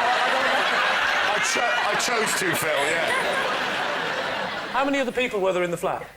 3. 3 people. What? 3 beds? Yeah. Why would you not sleep on the floor next to the bath? We had a giant 1970s sofa that had a peculiar corner unit, and I took both cushions from that corner unit and they fitted in the bath perfectly, and it was incredibly comfortable. So hang on, it wasn't a freestanding bath? A roll top? Yeah, was it a roll top freestanding bath? It wasn't a freestanding bath, but the end of the bath projected out into the room. Where was this, Greg? Which town were you? Was this Oxford or Cambridge? It was in Isleworth in West London. It was only because of a mix-up in housing agreements. We soon sorted out after a term. I only had to do it for a term. What was the mix-up? I'd agreed to move in with these 3 guys and we got the wrong size house. Hang on, that's not a mix-up, that's just stupidity. There was 4 of you, you got a 3-bedroom house with a bit of a mix-up. The boys blamed me, which is why I got the bath. Why did they blame you? Because I was the one who booked the house. How did you get into university?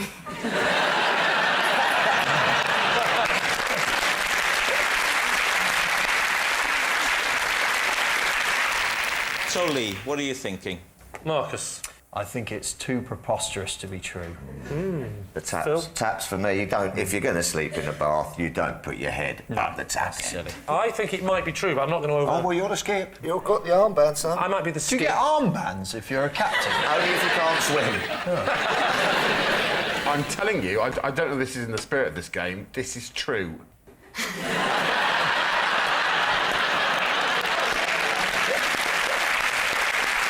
That was sufficiently moving. I'm going with it. I'm saying it's true now. What are you saying, Skippy? Should we say true? True. Not Skippy, Rob, not Skippy. That's no good, right? I'm not going to go and go and fetch help. I'm the skip, right? Someone's fallen into a mine shaft. We're going to go for true. Go on, mate. True. Change it to true. We've changed it. We're going for true. You're saying it's true. Greg Davies, were you telling us the truth or were you telling a lie? Do you feel, David, any sense of genuine competition in this game? Yes, I do, yeah. Then I think you're going to like me very much. It was a lie.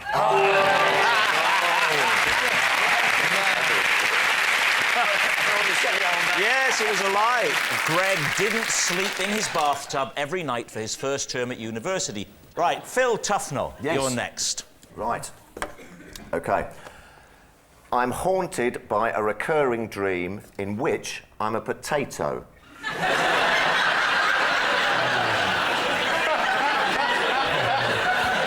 David. Okay. How does the dreaming realisation that you're a potato manifest itself? I'm being chased. Oh, right. Oh, yeah, of course, because potatoes get chased all the time. I'm being chased by a pitchfork. How do you know you're a potato? Because you can't move. No, I can't. I've got... It's like Mr. Potato Head. I wear a little trilby hat, little legs, and I'm running along the garden like that with a pitchfork trying to poke me. And I'm sort of climbing up trees and things, and the pitchfork sort of going for me. And Has it ever caught you? no, it has never caught me yet. And then, just as it is going to catch me, I think I wake up. What do you think that the pitchfork wants to do? Is it attempting to harvest you? It's a family show. I think all the... Heavy with symbolism, David. Yes, it is, I mean, isn't it? Yes, there's the a lot of sturdy steel of the pitchfork, the soft, pliant flesh of the potato. I'm getting a little worked up just thinking about it, to be honest with you. He didn't say it was boiled, did he? I think it's baked. Oh, it is baked. Potato. So you're a baked potato? I think I'm a baked... What are you doing in the garden if you've already been cooked? How long have you had this dream? I've had it... He only has it when he's mashed.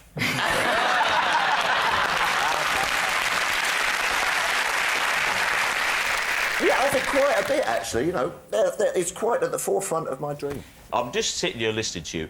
You could be related to Len Goodman from Strictly Come Dancing. Could you just say for me, look at that, yeah. Your paso doble was lovely. I liked it. It was cool. You're a bit over there, but you're trying hard. I'm going to give you 6. I'm doing Len Goodman from Strictly Come Dancing. What do you think, David? Well, it's possible, isn't it? What do you think? I'm not convinced. I think it's, without question, a lie, because when he was asked how the potato was moving, I actually saw Phil's brain working to think of the Mr. Potato Head. Yeah. It is true that lots of people have dreams, don't they, where they're being sort of chased, don't they? That's quite a natural thing. Yes, generally they haven't become a root vegetable. You think it could be true, don't you? Look, my brain is shot by this game. I think anything could be true. I am so sure it's a lie. Well, we're going to say it's a lie, then. It's going to say it's a lie. OK. Phil Tufnell, were you telling the truth or were you lying? I was telling... No!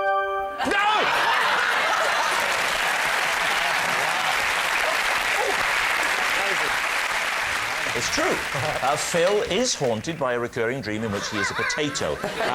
There's a technical term for Phil Tufnell turning into a potato. It's called evolution.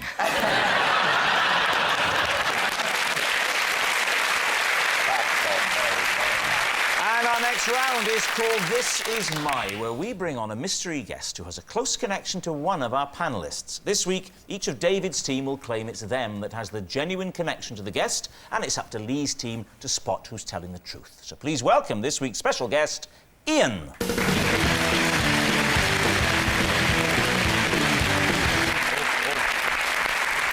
Connie. Sorry, even before we start, I can tell you now, lads, this man does not know David Mitchell.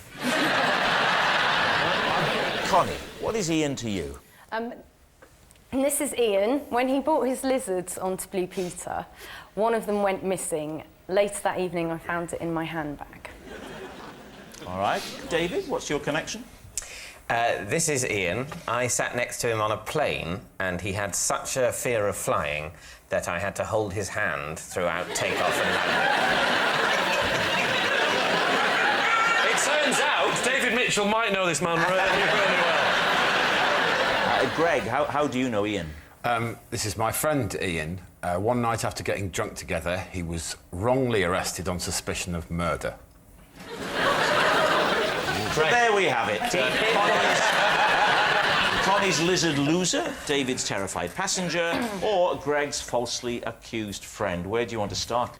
So Ian here brought lizards to a flagship BBC children's programme and left going, well, you know, you don't always go home with the same number of lizards. The great thing with Blue Peter is if you lose an animal there, they'll make up a name for it. What type of lizard? Yeah. Well, there was a selection of lizards. He brought in about 8 or 10 lizards, and there were chameleons. And did one of them change its colour to the same as your handbag? Yes. And it's getting lost? It wasn't a chameleon. The lizard. What was it? It was a lizard. What was your handbag made? The handbag was made of snake. No, it wasn't. Whereabouts were you at Blue Peter when you found the lizard in your hand? No, I wasn't. I was actually in my car, and my handbag was on the passenger seat. Yeah. So you opened your bag to get some money out or something? I was in the multi-storey car park, and I'd stopped, and I just wanted to check that I had my phone. Right, and OK. So and then I was like... You opened it, and did you go, hello? Hello? I had a theory that someone put it in as a joke, but I don't know, and I've not... Oh, the wacky days of Blue Peter. Hilarious. I don't know if it's in the spirit of this game, but it really is true.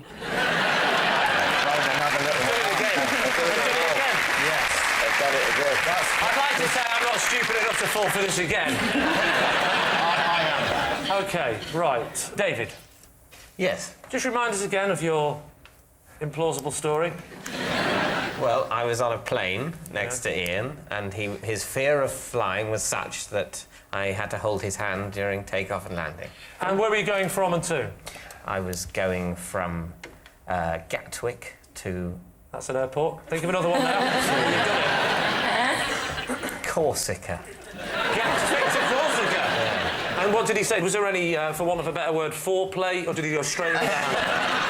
It was on takeoff. Yeah. He just suddenly he started.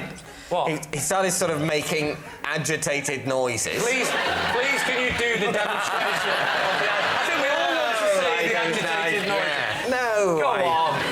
As I remember it, it was. I mean, it's just sort of. Are you sure that wasn't the engine, David? Yes.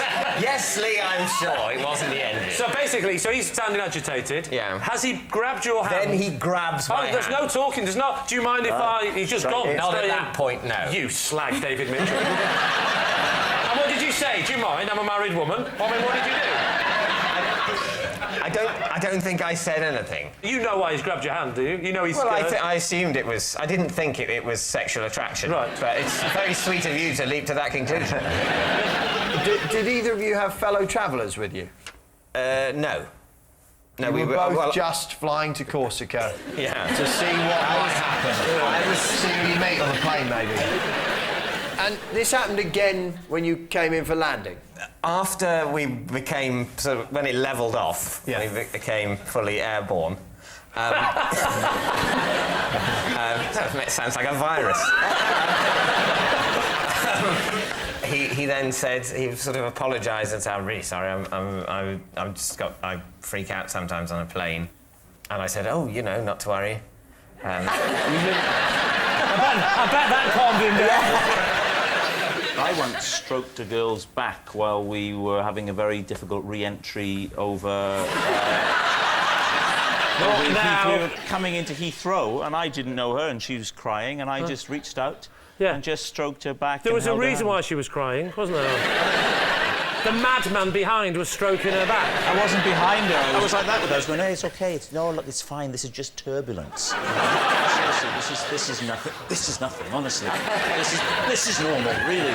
This bloody hell. Oh, not really. And she was quietly sobbing. I mean, it was quite... I'm BAFTA nominated, I should point that out. So these things do happen. Yeah. They definitely happen. There's definitely people getting nervous on flights. I think we have to deal with Greg's story. Go on, Greg. Let's have it. I got drunk with Ian, and later he was arrested wrongly on suspicion of murder. Thank God that bit's in. Yeah. So what happened? Well, I wasn't really part of it because we both passed out. It was a college ball, and we all drank vast amounts. Particularly Ian and I drank a ridiculous amount, and then both collapsed. The last thing I remember is Ian falling down and him obviously being horribly hurt. And I woke up on a carpet and ran... Nice change from the bath. Not in the bath. I ran upstairs and he was sitting up in his bed, honestly looking... His face was swollen like a pumpkin. And then he told me that night, when he'd been stumbling about drunk, he'd been arrested for murder because someone with a similar facial wound had murdered someone in the town. Someone with a similar... Oh, so the facial wound from falling... Yeah. And someone with a similar facial wound had murdered somebody else? Yeah. That's unlucky. Where was this? How did they know he wasn't the murderer? What was the defining point in the interview? He told me that they'd questioned him for hours, and eventually he said to the police, and I think this is a quote, "I'll be honest with you, lads, I could well have done it."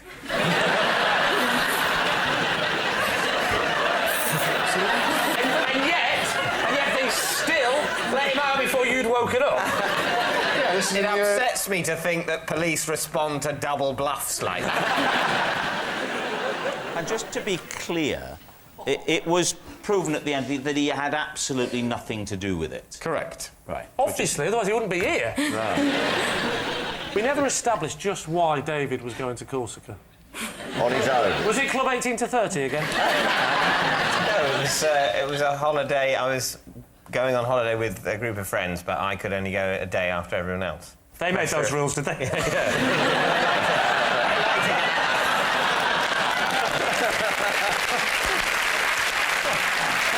So, Lee's team. Is Ian Connie's reptile wrangler, David's frightened flyer, or Greg's suspicious friend? Which one are you going for? What do we think, Phil? I quite like Connie. Well, we all do. Well, there you go. Focus film. Yeah. Now, I can imagine a bit of Blue PT. He looks like a chap who might sort of keep lizards. I don't know why. I'm slightly leaning towards Greg, only because I don't believe David. I'm inclined to think that Connie's story is true. Oh, go on then, Connie. If you've suckered these two idiots into it, I'll go along with that. Ian, would you like to reveal to us your true identity? My name is Ian. Whilst at college with Greg Davies, we got very drunk one night and was wrongly arrested on suspicion of murder. When I went up in the morning, he was sitting upright in bed and his head was 3 times its natural size. And I went, oh my God, mate, are you all right? And he looked at me like this and went, we've gone too far this time, mate. Thank you very much, Ian. Thank you.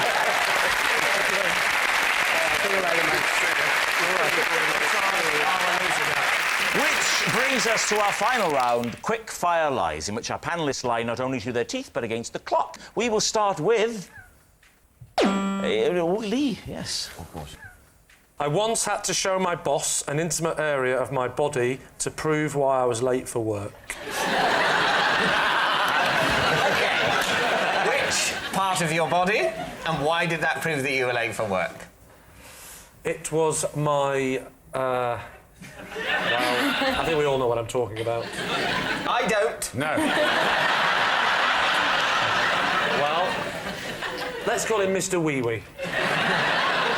You actually had to show it to him? I didn't. Well, I didn't have to. He didn't say. You elected. Oh, so He didn't say prove it, get it out. But I could tell he was doubting me. You I said offered it. honestly, look, and I got it out. So what was it? What? That's the bit they're all waiting for. Yeah. David. What did it prove? Mr. Wee Wee had banged his head. What on? What on is a good question. Yeah. The ceiling. We don't. Yeah.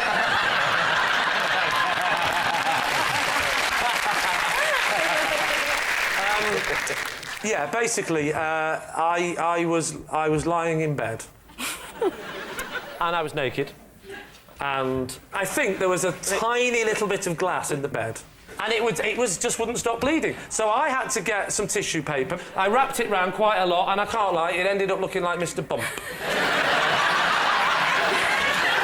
It was blue. It was. Yeah. I just put lots of it on, and then I just told him the truth. I said, sorry I'm late, there was an incident. Told him the incident. He went, like that, as if to say, you're not telling the truth. I said, do you want to see it? Whizzed it out. He went, oh, it's Mr. Bump. So every time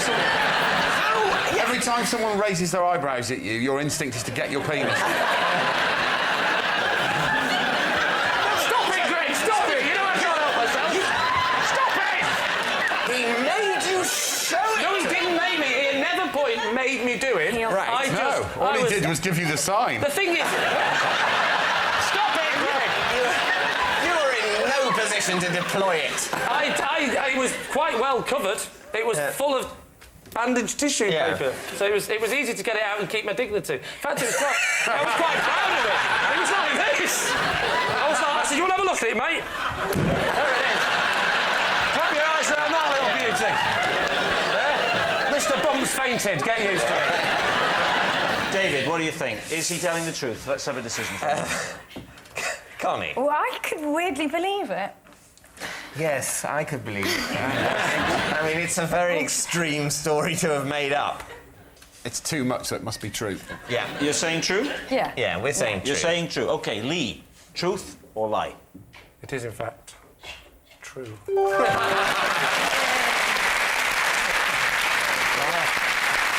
Yes, it's true. Lee went on to a successful career in entertainment, while his boss went on to antidepressants and a course of trauma therapy. Next, it's David. I recently bought a cat, but took it back a day later because our personalities clashed.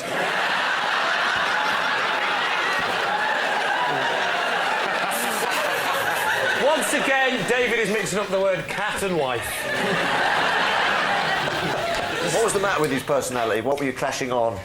Well, the use of claws. He didn't like that, did he? Yeah.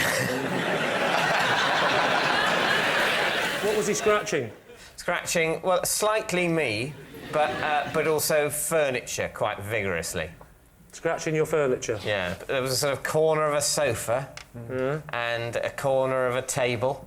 Okay. Corners. Always corners. Yeah, always corners. Was he a kitten when you got him? No, sort of. I think sort of about 2. 2 years old. That's quite quick. Why did you buy a 2-year-old cat rather than a kitten? Well, it came from Battersea Cats and Dogs Home. Yeah. Which I thought that's like the responsible place to source a pet. Yeah. Rather than, you know. Did you pay for the cat? No. Oh. No, it was a sort of, you home it. You home it? You give it a home. Oh, I see. It was a homing I thought cat. you meant you threw it out the window like a pigeon. Did you?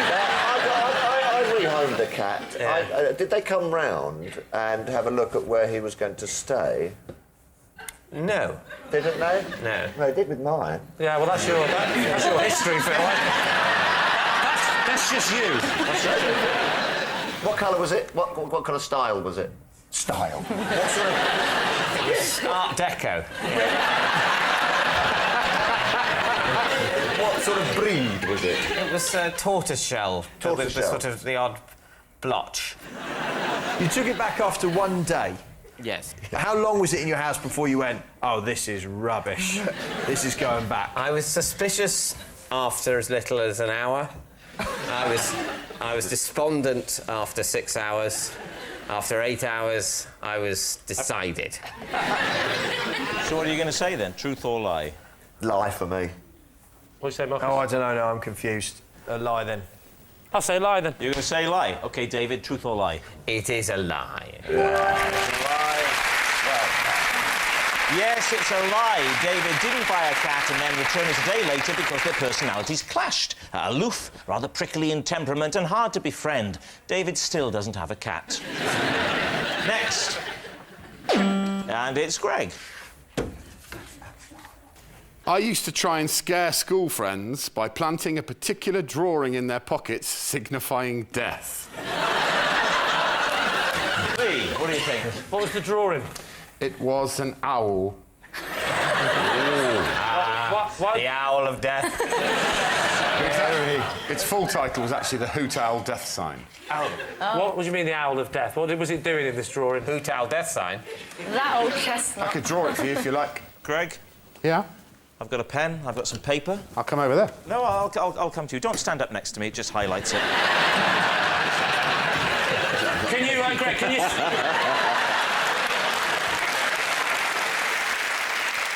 So please, draw the Owl of Death. So...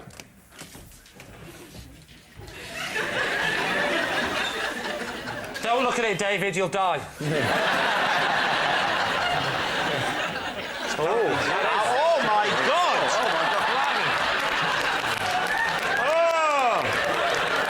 Oh, please put it away. So just imagine you're innocently, you went in your pocket, innocently minding your own business. You go, oh, what's this in mine? Oh no, it's the Owl of Death! Your friends would find that in their pocket and be... Not my friends, my deadly enemies. Right. What would be the purpose of that? It was for people who had crossed my friend and I. Well, what kind of things would they have to do to cross you? There was an English teacher who we found a bit boring, so he slipped one in his pocket. That was the highlight of the whole campaign, actually, was that the English teacher once stood up in front of the class and was chatting away and went into his pocket and went, oh.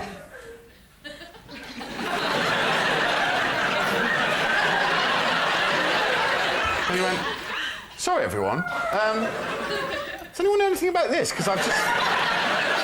Was the purpose of it to scare them? Like you would tell them later on it was you? Or? No, of course not. We were both nerdy cowards. you created a sort of mythology around what might happen if you found the Hoot Owl of Death in your pocket, though. In our minds, anyone who found the Hoot Owl of Death in their pocket would very shortly afterwards meet their demise.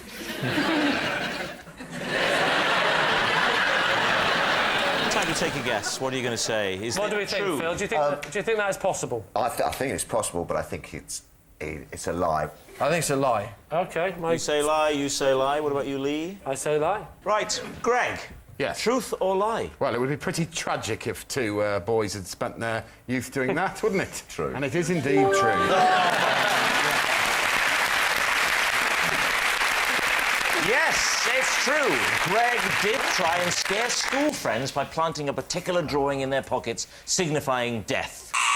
Well, that noise signals time is up and it's the end of the show, and I can reveal that David's team are the victors by 7 points to 3.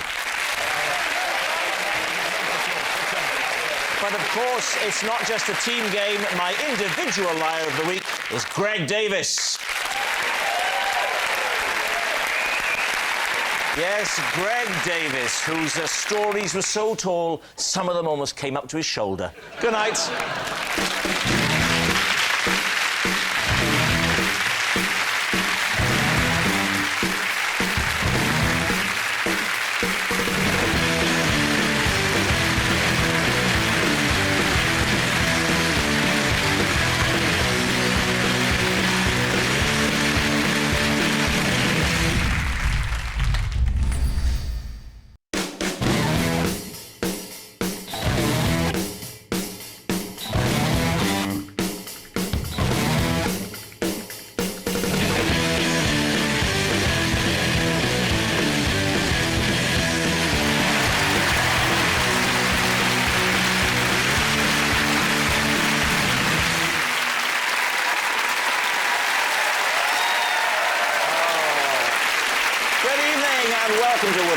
To you, the show that celebrates the dark art of the tall tale. On David Mitchell's team tonight, he's spied on more birds than a teenage Russell Brand. It's the comedian, naturalist and TV presenter Bill Oddie. And one of the country's best-loved comedians who's also had a #1 hit in the charts. Finally, someone I can relate to. It's Frank Skinner! And joining Lee Mack tonight, a comedian who used to have a job in a call centre. She says it wasn't that bad, but the daily 17-hour commute to Mumbai was knackering. Sarah Millican!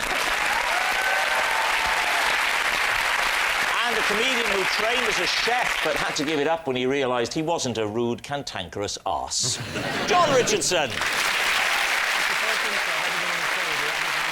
So we start with round 1, Home Truths, where our panellists each read out a statement from the card in front of them. Now, to make things harder, they've never seen the card before, so they've no idea what they'll be faced with. And it's up to the opposing team to sort the truth from the lies. And Sarah Millican is first tonight. Sarah. OK. I once wet myself in a car and then blamed it on my friend's dog. David. Right. I mean, I'm willing to believe it. I'll say that at this point. Why did you wet yourself in a car? Because I needed a wee in a car. I've needed a wee in a car, but I've never weed in a car. I was once stuck in a very long line of traffic trying to get onto the Severn Bridge on the M4, and I let myself go in a 1-litre bottle of Volvic. I did that on the motorway, and my problem was I was really desperate, and I had a bottle of water, and I had to drink the water. My body was saying, no more water. So it was a terrible cyclical thing. No sooner than I got it down, it was out again. I didn't want to draw attention to myself, because people might pull up either side, and I'd clearly, by my facial expression, be urinating at that. Oh, please show us that face. So, I mean, this is obviously just for everyone but me a commonplace occurrence. Yeah. Basically, lavatories are just for me. What a great name for your autobiography. Yeah.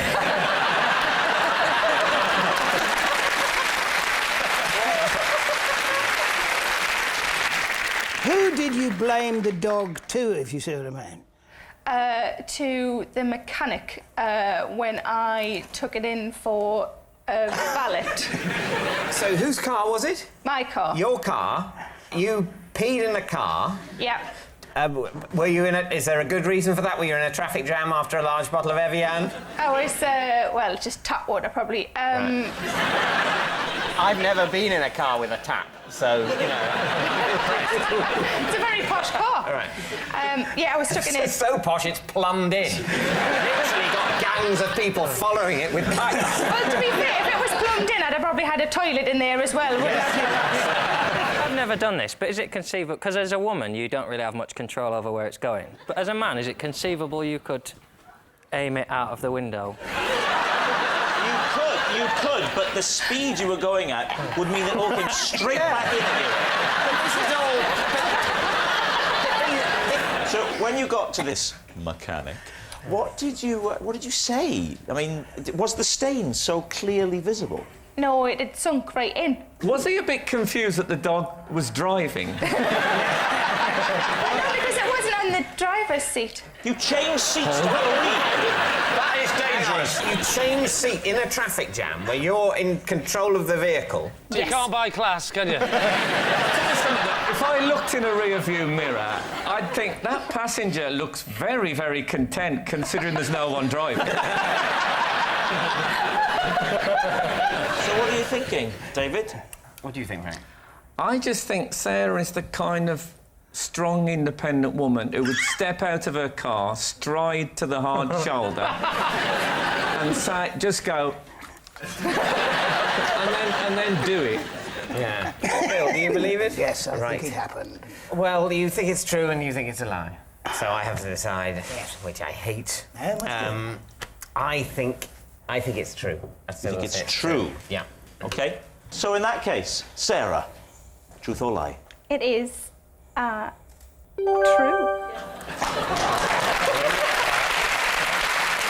Well done, David. You listen to that in future. Goodness me. I was stuck in traffic for 2.5 hours. I was in absolute agony and thought it was the only way out, and it was either that or rupture something, so I just moved across, stripped, weighed, moved across, pulled back up, champion.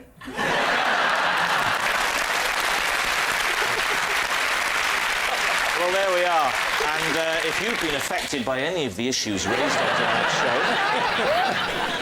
Frank. OK. I was once driven to A&E in an ice cream van. In place of a siren, the driver turned on the musical chimes. What happened to you that involved having to go to A&E? Well, I was playing rounders, and I ran in between bases, and I sort of went over on my ankle. And it was in Cornwall. Your ankle? Yes. That's how far out of place it went. Blimey!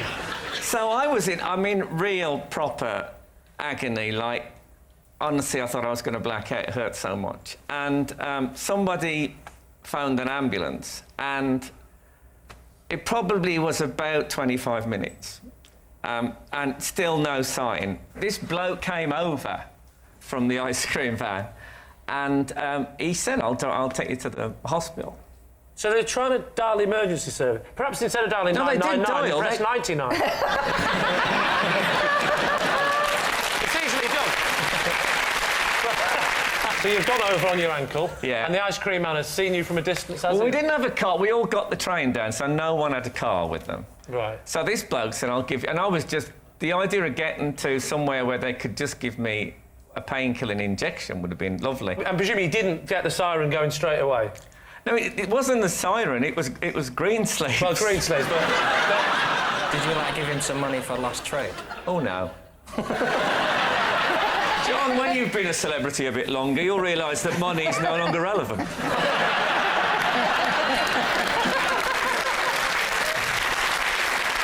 Whereabouts in Cornwall were you? I was in Truro. I don't understand why you would put the siren on. I think I said... I did mention to him that I liked music from the Tudor period. I also don't understand why you were in Truro, because if you didn't drive, you would have got the fast service to Penzance. Our holiday was a combination of rail travel and taxis, and a little bit of ice cream vans. So, time for a decision. What do we think? I'm not happy with it. You're not happy with it? Not happy with it. You're not having it? Oh, I think it's true. I don't want to become Trevor Travel Planner, but if... I mean, a rounders kit is something you throw in the boot of a car. You don't take it on a train. OK, so you're saying it's true? I think it's true. John thinks it's a lie? Yeah. We'll say it's a lie, then. You're going to say it's a lie? OK, Frank, truth or lie? It is a lie. Yes, it's a lie. Frank wasn't driven to A&E in an ice cream van. In fact, accidents involving ice cream vans are incredibly rare, yet always result in the tragic loss of hundreds and thousands. Bill, you're next. Right, OK. I was saved from drowning by a character from the children's show Rainbow. Wow. Surprisingly buoyant, you 6-foot felt-covered man. Well, hang on, we don't know he's felt-covered. There was unfelt-covered men as well. People. Human beings, I think. That Jeffrey. Well, let's not give him any names. Don't help him. Oh. Which character? If he says Jeffrey, I'll kill you. Freddie. Well, there was a Freddie. There was a Rod, Jane and Freddie. Jane and Freddie, yeah. Yeah, he was the sexier of them. I always liked the pink hippo. Only one arm, though. What? Yeah, George and Zippy had one arm each. Oh, no. Oh, yeah, they did. The other arm was in the mouth, wasn't it? What are you saying? Sorry. You say a lot of disgusting things on this show, but now you've gone too far. Yeah. So Freddie has saved you from what was it, a pond? From drowning. A pond? It was in the sea. It was the ocean. The ocean, OK. Which ocean was it? It was the Indian Ocean. Did you get the train there? I would like to.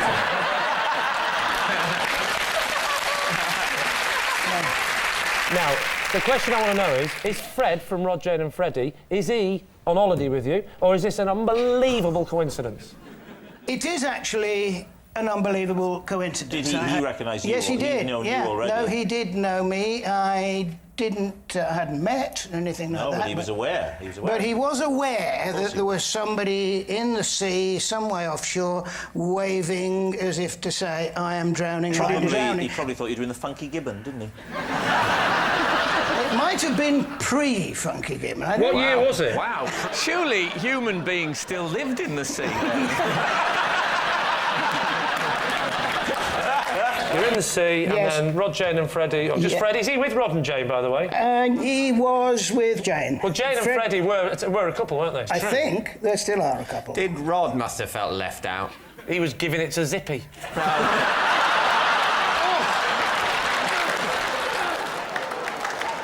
Did he cup you in the traditional... No, he didn't cup me. I don't mean... Oh, no.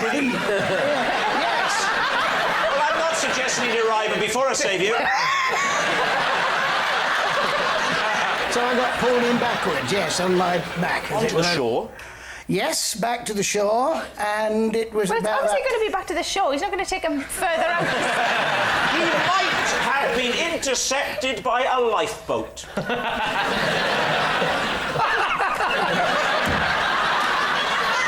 That was the angriest he has been in 3 series. Don't come onto this show and soil the seats. Too late.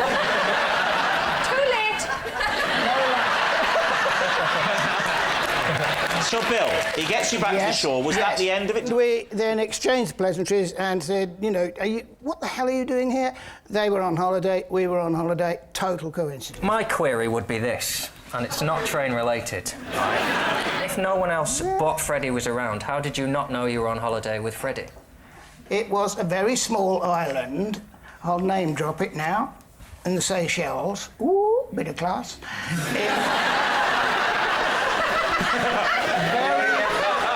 Will we all get free holidays in the Seychelles now? No, Said that but I will. I also think the Seychelles sound nice. I've always adored the island of Mauritius. If there's anybody watching from Alton Towers... OK, Lee, time for your decision. What is your laser-like mind telling you? Lee? It's a lie. Do you? Yeah, I think it's a lie, because I don't remember any episodes of Rainbow that had Freddie swimming in them, so I'm not sure he could. I think it's true, but I just have this really sad image Listen, of lots of other people watching you drown. Lots of people. Bloody get him there. OK, John says it's true. Sarah says it's a lie. I'm going to say it's true. OK. Very well. The answer is... It's true. Yes, it's true. Bill was saved from drowning by Freddie from Rainbow.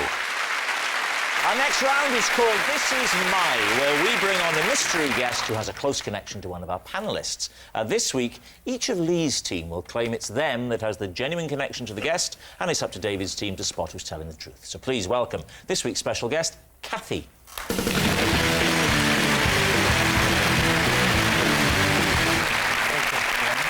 Welcome, Kathy. So, John, what is Kathy to you? This is Kathy, and we crashed into each other while we were both on our driving test. Sarah, how do you know Kathy? This is my friend Kathy. We fooled the newspapers into reporting that she'd be left under the spell of a hypnotist at a hen party. And Lee, what about you? This is Kathy. She's the hotel receptionist that I had to phone from my room when I found a peacock in my hotel room. So there we have it. John's pranged motorist, Sarah's newspaper prankster, or Lee's peacock remover. David, where would you like to start? John, your driving test, how did the crash happen? What manoeuvre were you attempting? I was pulling out of a junction onto a carriageway, but then I saw a car, so I stopped, and she drove into the back of me. Basically, two driving tests in convoy, as it were. Yeah, well, you do the same route from the same driving school, don't you? When you go to get your exam. Did you fail your test, John? We both had to have our tests annulled because of the accident. Annulled? That usually involves the Pope, doesn't it? When was this, John? I just had to renew my licence, so 11 years ago. 11 years ago, OK. Kathy hasn't changed the number in 11 years. She described it as weird, what had happened, and I remember thinking it wasn't weird, you hit me. So she said we should keep numbers, jokingly, and said, so that we don't get our test on the same day next time. Lol. Yeah. Did people say lol 11 years ago? Yeah, it was just coming in then. Right. Before we even knew you could write it down. Yeah. Sarah, why did you... what's the story here? What? The disinterested policeman. I think you mean uninterested policeman. All good policemen are disinterested. Yes, good point. Not an amusing point. But grammatically, an absolute belter. Yeah. What's the difference between what does disinterested Disinterested means impartial. Uninterested means bored. I think I know which one the audience Sorry, please continue. So, Sarah, you fooled the newspapers about a hypnotist at a hen party. Fooled the newspapers into reporting that she had fallen under a spell put under by the hypnotist at the hen party. And what was the nature of the spell? What did Kathy think she was?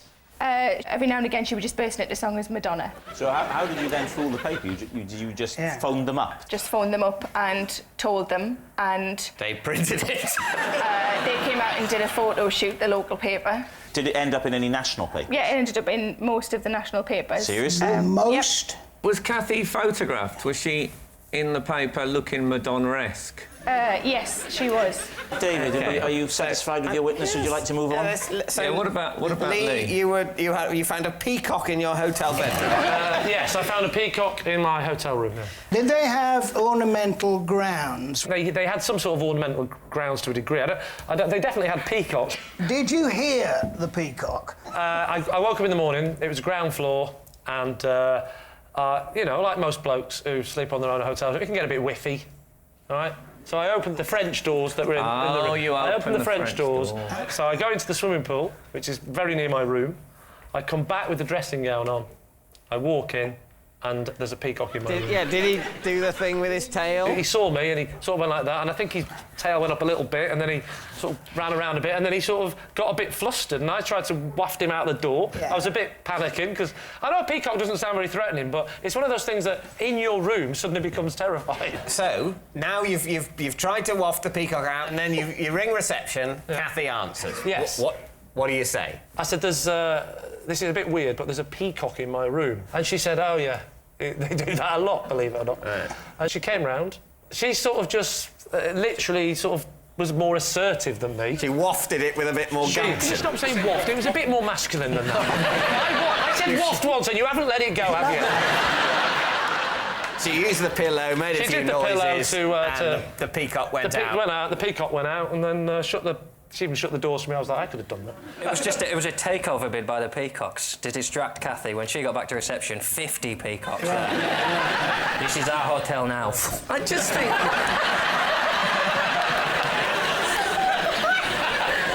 I just think a receptionist would phone someone else, another member of staff, to deal with. It wasn't a big 5-star hotel. It was a sort of... You know, I don't know what star it was, but it was a sort of... It was more casual, the hotel, than you're imagining. No. Peacocks are in very posh places and very formal places. Very rural places, generally. No. It's not like... You don't farm peacocks. Yes, you do. People do farm peacocks. What? OK, yes. The English countryside is covered in massive flocks of peacocks. No, but they do farm peacocks. The peacock milk we endlessly drink.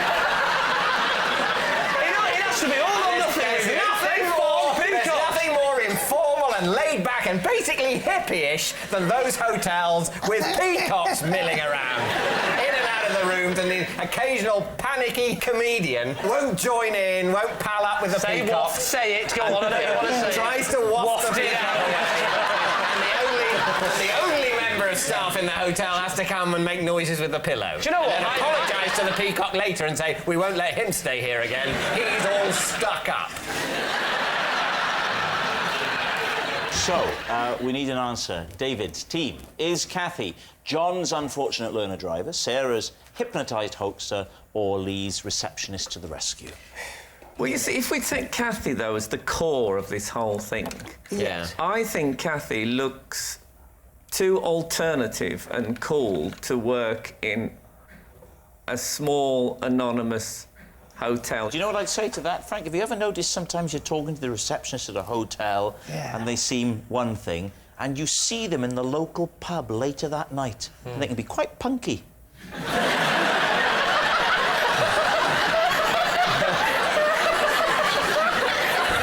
Right, David, decision time. What are you going to say? Bill, what do you think? I would think that it could be the peacock rescue. I can see her doing all the moves for Madonna. I can see her with 3 muscular black men behind her doing a synchronised dance. So can she, by the look of it.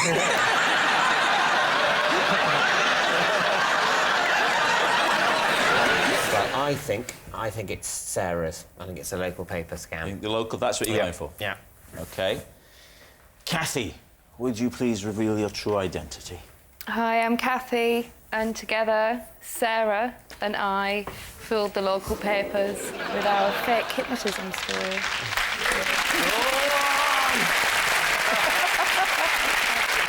Wow. It was in the national press, it went in the Star and the Express, but it was biggest news on the Shields Gazette, where it was front page news. There it is. Thank you very much, Kathy.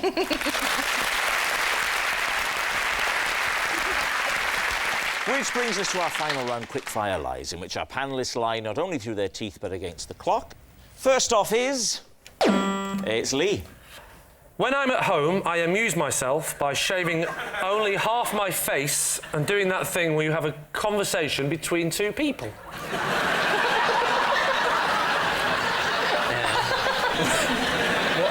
What are the characters of the shaved Lee, unshaven Lee? I'll often do a sailor because that suits the look of the longer beard. Could we have a little bit of sailor?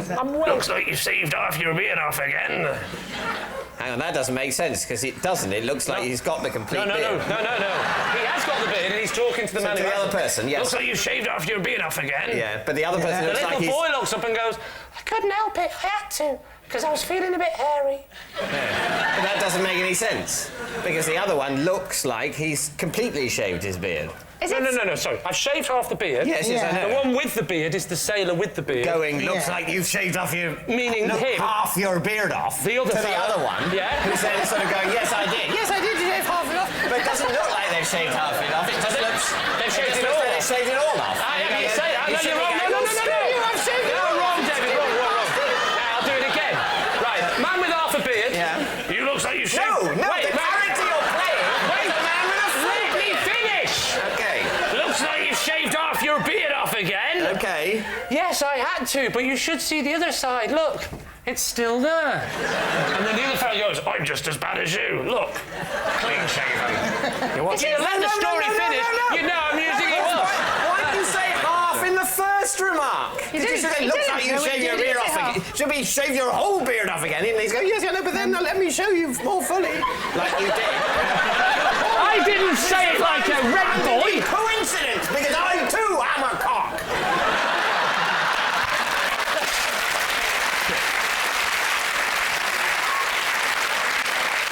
You know what? The kids just laugh and clap.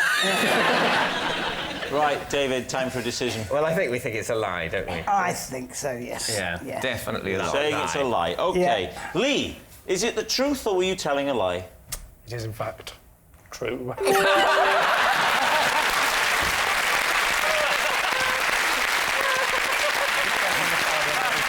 Yes, it's true. Lee does amuse himself by shaving only half of his face and pretending to have a conversation between two people. John. Possession. Right, there's a box under your desk. John, would you bring the box up, please? This is the emergency kit that I keep in my car at all times. Okay. Well, not at all times, obviously. It's here.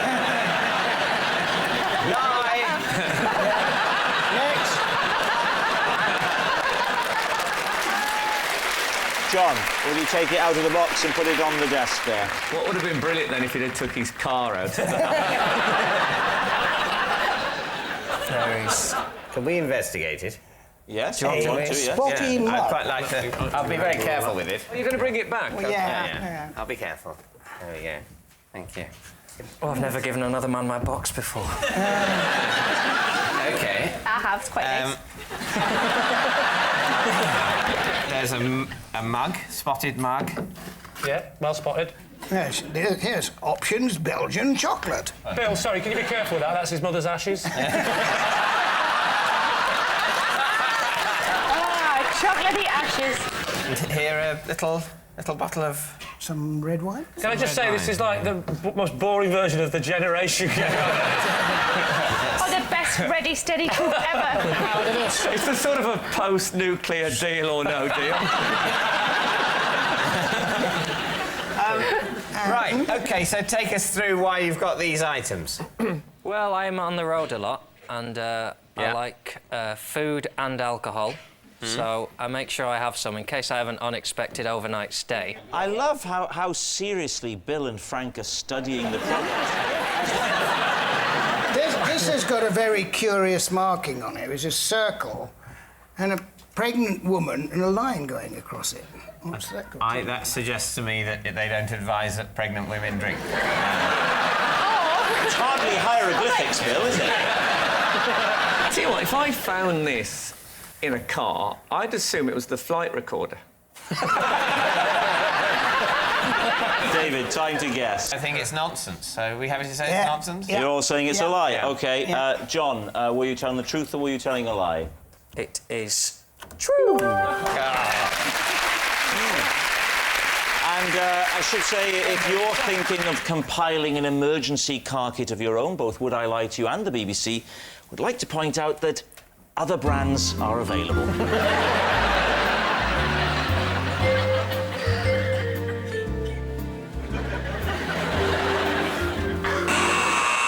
And that noise signals time is up and it's the end of the show, and I can reveal that tonight's winners by a massive 7 points to 3, Lee's team.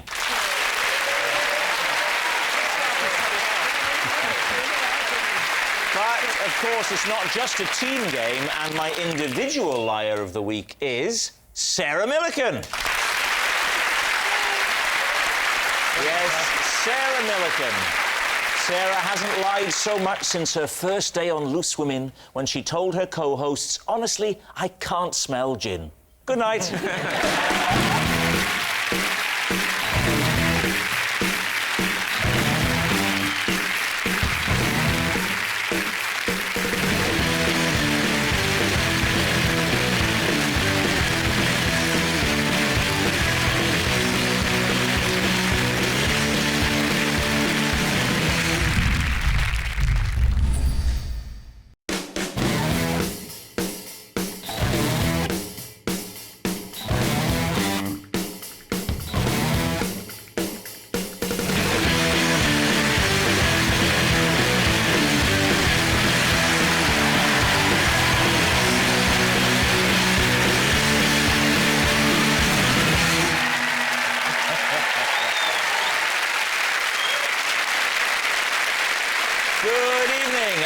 welcome to Would I Lie to You, the show that not only encourages liars, it rewards them. On David Mitchell's team tonight, it's the star of Pirates of the Caribbean. Johnny Depp knows him. It's Mackenzie Crook. And a naturalist and TV wildlife presenter. Now, look, I'm not going to debase myself by doing cheap double entendres at his expense. I will just give you the ingredients and you can take it from there. Birds, tits, short-haired beavers. Knock yourself out. Chris Packham! And joining Lee Mack tonight, the country's most famous Victoria behind Beckham and Station. It's the writer and broadcaster Victoria Corrin. And a fine comedian who once starred as the voice of the Welsh Tourist Board. Imagine demeaning yourself by appearing in an advert. Rod Gilbert! And so to round one, Home Truths, where our panellists each read out a statement from the card in front of them to make things harder. They've never seen the card before, and they've got no idea what they'll be faced with. It's up to the opposing team to sort the fact from the fiction. And Rod is first up. Rod, please reveal all. I was sacked from my job at a zoo when my boss found out I had been taking photos of the animals wearing hats. Just to clarify, were you wearing the hats or the animals? No, I was taking photos of the animals wearing hats. Yes, just to clarify, were you wearing hats or the animals? Well, you think I was taking photos of animals while I was wearing multiple hats? I would say that in the world of oddness, a man wearing two hats is no odder than an animal wearing one.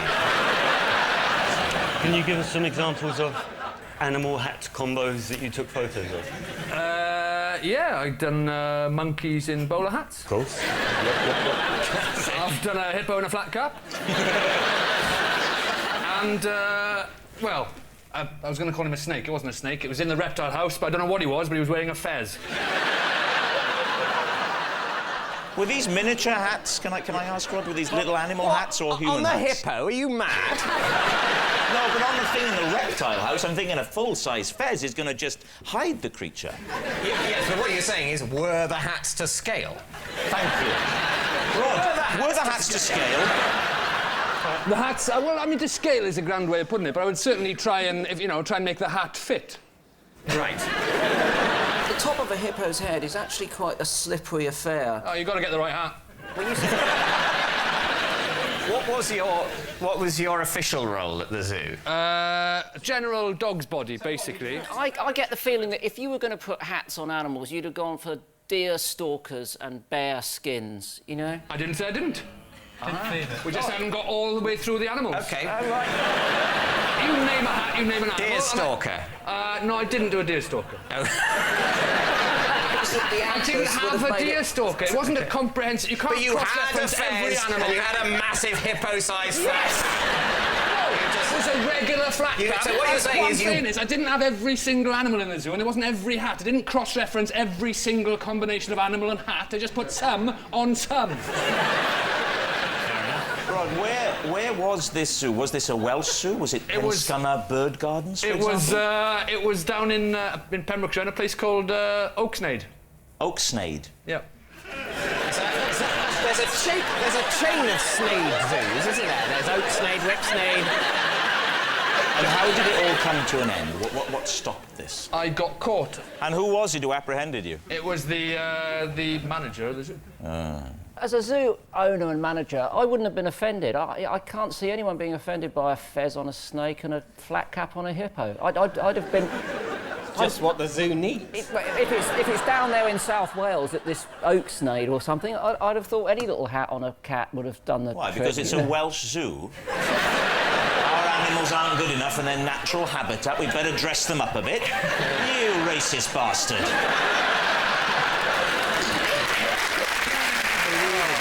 Unbelievable. Well, David, what do you think? Well, I'll ask my team first. I mean, I've never heard of Oaksnade Zoo. Have you ever heard of Oaksnade Zoo? Is that the most you doubt about that song? Okay, no. A flat cap on a hippo. Mackenzie, Oaksnade Zoo. Not having it. My girlfriend owns a zoo. We tour zoos, and Oaksnade's never been on our agenda. Oaksnade, the zoo that shares a syllable with Whipsnade. I think Mackenzie's right. That's the chink in the otherwise impenetrable armour of plausibility. That Oaksnade Zoo doesn't exist. I think we're very happy to say lie. You're saying it's a lie, so, Rod, were you telling the truth or were you telling us a lie? Well, chaps, I'm afraid I was telling a lie.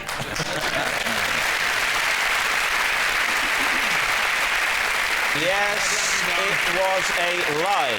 Rod wasn't sacked from his job at a zoo because he was caught taking photos of animals wearing hats.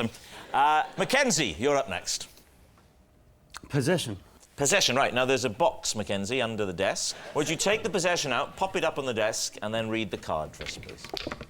Oh. Oh, hello. This is my orchidometer. It was a present from my sister. What does an orchidometer do? Yeah, that's true. I tell you what, I've seen one of those, and it wasn't called an orchidometer. Admittedly, I haven't seen the whole length of it before.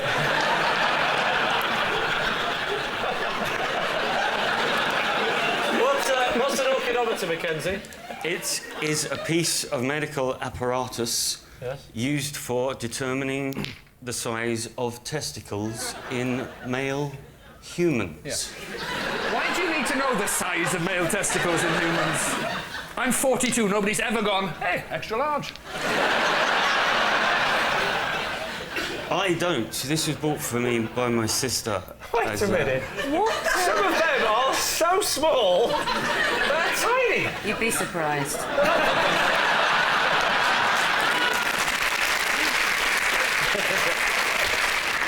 My sister bought this for me for nostalgic reasons. Nostalgic? Yeah. To remind me... Hang on, if this is to remind you both of the good old days, we don't want to... Well, surely nostalgia. In my sister, when I was growing up, you know, as my size bit, she would do a little pencil mark on the kitchen wall. Fair enough, but for your testicles.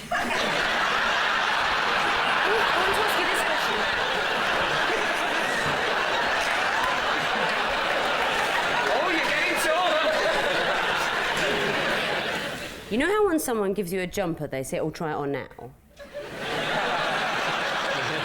Which one are you? You must have done it. I've never done it. You liar! I've never done it. Why would I want to I'll tell you why, because the second we get out of the studio, I'm doing it, so I know. I want to do it now in front of the audience. Well, do you know what? I think we'd all be very happy for you to do it now. Let's do it. Oh, no. Have you watched it? It hasn't been anywhere near any. Well, don't bring it to me. I don't want to... Hey, Rob, bring back memories.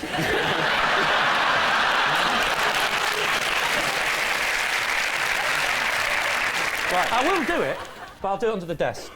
You're not going to get your... Come on. One, just one then. Meet me halfway. Come on then. Come on then, no. This is a real medical thing. Yes. Why did your sister get you in? Because when I was younger, I was a very slight chap, not the When you were younger, you were slight. specimen of man. Blimey, what were you, a stick man? And I used to have to go to a hospital to be measured in all sorts of creative ways. Keep it light. One of the ways they measured me was using an orchidometer. And They measured your testicles with it. yeah, not with that one. What are you going to say? With your testicle measuring device, you spoil us, Ambassador. the question is whether his sister got it for him, and not what this is. His sister got it for him.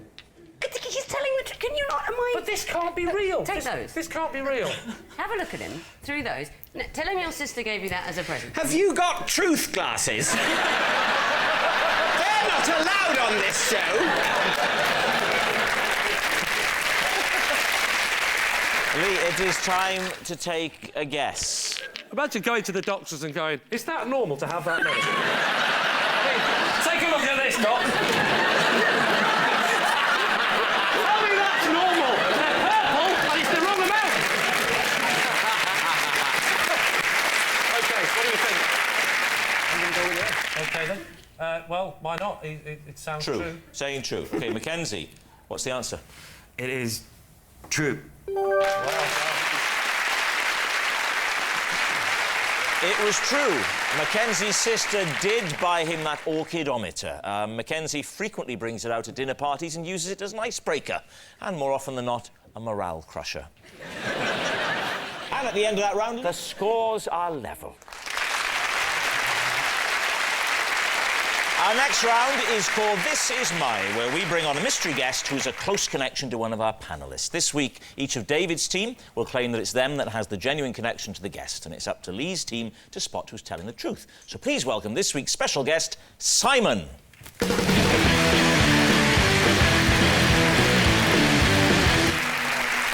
So, Mackenzie Crook, what is Simon to you? This is Simon, and when I hoaxed my school by burying some treasure, Simon found it and the police were called. OK, all right. Chris, how do you know Simon? This is Simon. In a virtual world, we're married.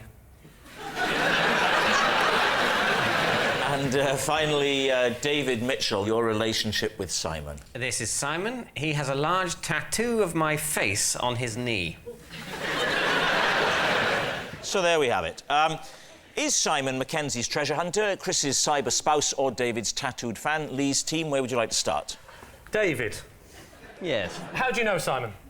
I know him because when I was doing a book signing of a comedy book, he came and asked for the book to be signed and also asked me to sign my name underneath the tattoo of my face on his knee. When you sign the face, is the face normal when the knee is stretched? Or is the face normal when it's not stretched? Look, it's my face. It's not normal at all. I need to ask you a question, but you've got to answer this honestly. Yeah. When No, the... you don't. No. That's the whole point of the game. OK.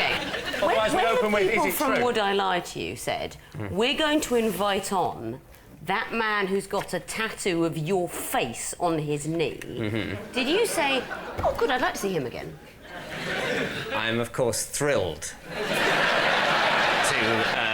to remake the acquaintance of yeah. Simon! It's Simon! Simon. Yeah. Simon. So I did something, just to digress a little bit. I once got, this is true, backstage after a gig, a woman asked me to sign her bosom. And I went to sign with the pen that she gave me, and the pen didn't work. And without thinking, I went to the other breast and went... It was awful!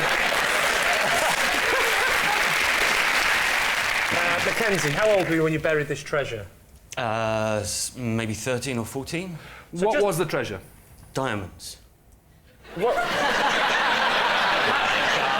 How many That's got everyone's attention. Diamonds. Fake diamonds. It was a hoax. So it was, how many fake diamonds? Probably 6. Where did you get all the 6 fake diamonds? From my sister's jewellery box. What? And then you rang up the police and hoaxed them into coming down to find some fake diamonds? No, they were... I put them in a tin, and they were dredged in the school pond.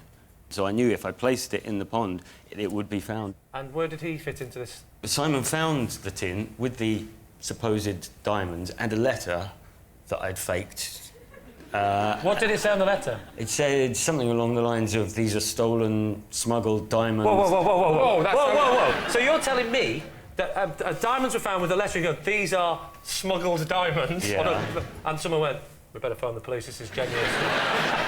Was there a punishment involved? Nobody ever found out it was me. The police came back and said that they'd analysed the diamonds and they weren't diamonds, and it was obviously a hoax. So they caught Ronnie Biggs, but they couldn't get you. Are you happy to move on now? Yeah. Chris, you're married in a virtual world. Tell us a little bit more about how you met Simon. Second Life is a virtual world that exists on the internet, secondlife.com, and I'm one of the players. There are various roles that you can play. You invent an avatar for yourself. And you are? My avatar is Audrey Hepburn. Is what? Audrey Hepburn. So you're playing the woman in this relationship? Yes. Why have you got a second life as a woman?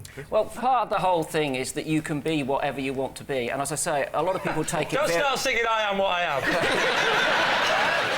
I thought, well, I'll change my personality. I'll be Audrey Hepburn, as the Audrey Hepburn happens to be one of my real-life heroines. Right. And couldn't do Hepburn because someone had already done it. And what is Simon's avatar?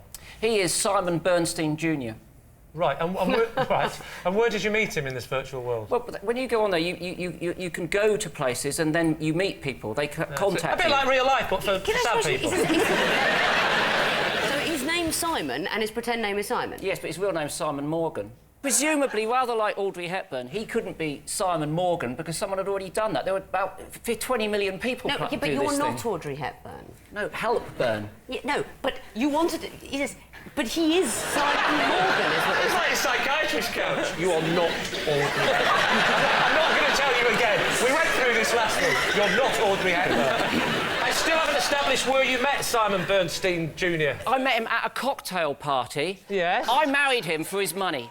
But I married... I believe you because when you said you married him for his money, do you see his face? He couldn't help it. He said that. No, that was the ink on his knees drying. Right, what are you going to say, Lee? Who do you think it is? This is a tricky one for me. Victoria, who is he connected with? If this was a poker game Yeah. and I had to make a call, I'd say Mackenzie's the one who's not bluffing. You're going by body language. But that's interesting. What is it about his body that tells you he's not bluffing it? But he has a sort of calm... I know for a fact readiness he's under to- heavy medication. I don't know if that's... Looking at it from a different way, Simon is far too geeky for tattoos on his knees, but the Avatar thing, I think, sounds just a bit too plausible. I think it's Mackenzie. Well, listen, Victoria's a top poker player. She knows body language better than anybody. So you're saying that it's definitely Mackenzie Crook. You're saying that it's the buried treasure. Yeah. OK. Simon, would you like to reveal your true identity? My name is Simon, and when we were at school together, I discovered Mackenzie's buried treasure.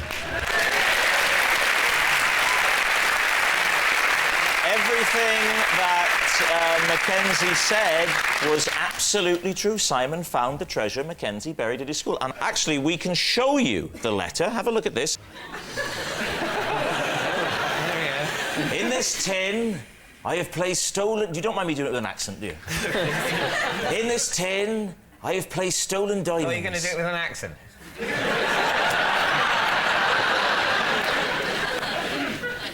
I would never claim to have your range as an actor, David. Shall I do posh and repressed or repressed and posh? Well done. Now, thank you very much, Simon, for coming on. How about that? Which brings us on to our final round, quick-fire lies, in which our panellists lie not only through their teeth, but against the clock. First up, it's... that's Lee. I once helped my mum and dad look for something they'd lost using a Ouija board. Was it a relative they'd lost? David's team, do you believe that? What was it that they'd lost? They'd lost an important document. OK, I don't want you to be more specific. Oh, actually, yes, be more specific. A very important document. It was a document that... it was a document? Yes. Oh, right. Yes. Okay. Did I mention how important it was? You're going too quickly. It was a document. OK. It was a document. Did the document matter? Oh, it was important, yes. An important document. I can't stress upon you how important it was. Yeah. It was very important. What was the important document? Well, that's the thing. That's the thing. I can't... I was only young, and I can't remember exactly... They lost it. It was something to do with a potential court case. I don't think it ever got to court, but they were worried that a thing... Well, of course they didn't have the document. They were worried that something might go to court, and they knew if they found this document, it would mean that they were proved to be in the right about the case. I genuinely can't remember anything more about it. I can't Can go we into concentrate specifics. on the world of the dead? Did they get through to your grandmother? She went, where did you last see it? Retrace your steps. Why? Where did you get the Ouija board from? I think one of the regulars, because we grew up in a pub. One of the regular what? We grew up in a pub, and before the invention of the internet, between 3 and 5, the pub closed, and you had to think of something to do. Obviously dabble in the occult. Dabble in the occult. And believe it or not, my mum and dad and all the regulars would have a little lock-in, and me and my brother were invited to do the Ouija board. If only you'd had Jenga or something more wholesome. No. And did you hold hands? That's a seance, don't be an idiot. Sorry, I get my bullshit mixed up. Yeah. How did you ask the question? I remember it. My dad said, Spirit world, we have a very, very, very, very... I can't stress on you enough how important a document is that we must find. Yeah. And they told us where it was. What did they spell out? They spelt out in the attic. So were your parents massively into the occult? No, I mean, it wasn't a problem. I mean, it wasn't like, you know, it was just a bit of fun in the afternoon. And Ouija boards was cheeky in the 70s before these horror films. Right. Up until then, it was a Waddington's family game. David, time to... It used to be advertised after Mousetrap. MB Ouija board. Picture all the family looking try Ouija board. So, David, what's it going to be, truth or lie? Well, I think... True. You think it's true? I think it is. I think it's true. I was not thinking it's true, but my team think it's true. You're So the captain, I'll David. go with the team. OK, you say true. Lee, what's the answer? The answer is, it is, in fact, true. Yes, it's true. Lee did once help his parents look for something they'd lost using a Ouija board. For those of you who don't know what a Ouija board is, it's like Scrabble for dead people. Next. It's Victoria. If I ever get stuck on a crossword clue, I phone Tim Henman for help. He hasn't let me down yet. Right. I think that's a very cruel line. He hasn't let me down yet. We all know what that's an allusion to. His repeated letting down of the entire nation. I think it's, you know, tennis is difficult. And I'd just like to say I wouldn't necessarily have won Wimbledon. Obviously, if I'd practiced as much as Tim Henman, I'd bloody well expect to, but nevertheless. Right, so how do you know Tim Henman? I met Tim Henman when he was promoting a sort of tennis academy thing, and I went and played tennis with him at Wimbledon. Did you play at Wimbledon? Yeah, I should say I was right about it. It wasn't just like, oh, Victoria Goran's got to come in and play. You used to ring up Tim Henman to ask him difficult crossword things. Yeah. Yeah. How did you get round that sensitive issue of going 6 down?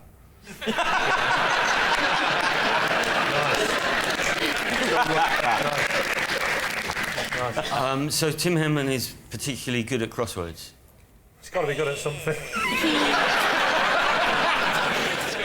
Once again, I would say that Tim Henman is relatively good at tennis. So he could almost be a professional. Victoria, I'm curious, of all the people you meet in the course of your job, you choose a tennis player of sorts to advise you on crosswords. He's very into crosswords. So you're saying at this point in this clue I can't get, what we need is some of the skills that it takes to, you know, choke during a tie-break. You're turning against him now, aren't you? Get your mind on which side of the fence are you on? Yeah. How did the subject of crosswords come up when you were playing I was doing this? a crossword while waiting for him. He was doing To serve, to get one in. That's why you kept losing. I was doing a crossword, and he came in, and it was kind of a bonding thing because he said, "I'm at crosswords. Let me have a look." What do you think, Mackenzie? Do you think it's plausible? I think it might be plausible, yeah. Cryptic or just regular? Cryptic. Well, he's not an idiot. You don't bring someone. Oh yeah, it's got 3 letters. Household pet starts with D. Cat. Mackenzie thinks it's plausible. Packham is saying... I think it's sadly probably true. Right, so you... True. Come so on. I don't have to think. You're saying true? True. OK. So, Victoria... You think I phoned Tim Henman to ask him the answer to crossword clues? Obviously, that's a lie.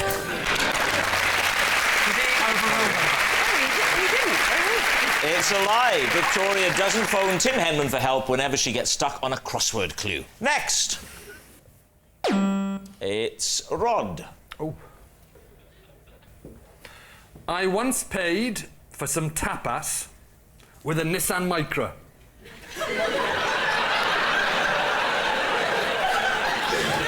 David, tapas, Nissan Micra. How much tapas were you buying?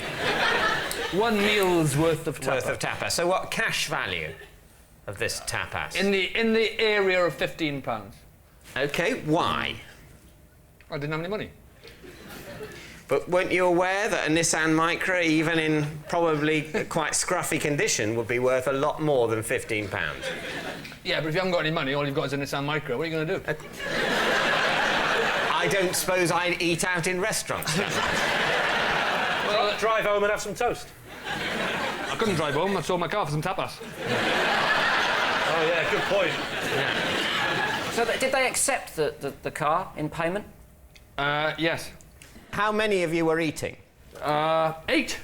8 of you sharing £15 worth of tapas. I had £15 worth. We all had roughly, I suppose. Well, I don't know. I didn't check. But you didn't offer. You didn't offer the Nissan Micro for everyone's meal. You said, well, I only had this, this, and this. The Nissan Micro's only covering that. You can pay for your own.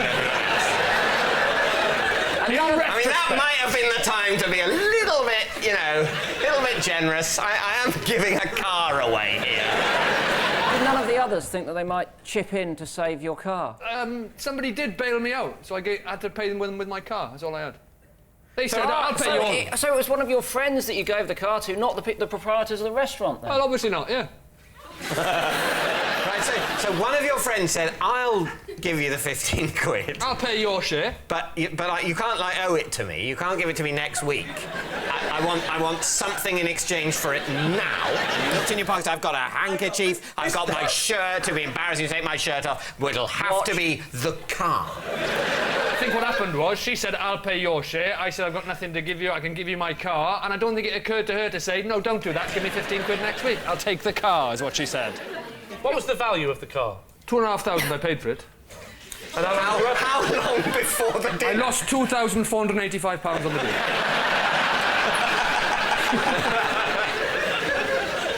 It was good tapas, it was nice. We had... I had albondigas. I had croquetas. Croquettes. Don't patronise me. And croquetas, and I had gambas a la plancha, grilled prawns. No. And then I threw in the floor mats for some patatas bravas. Right, David, what do you think? Is he telling the truth? I think not. I'm sure. But it's so sort of odd and weird, and I mean, I think it's a lie. It's a lie. I think it's a lie. We're all saying it's a lie. OK. Rod, Gilbert, truth or lie? It is a... true.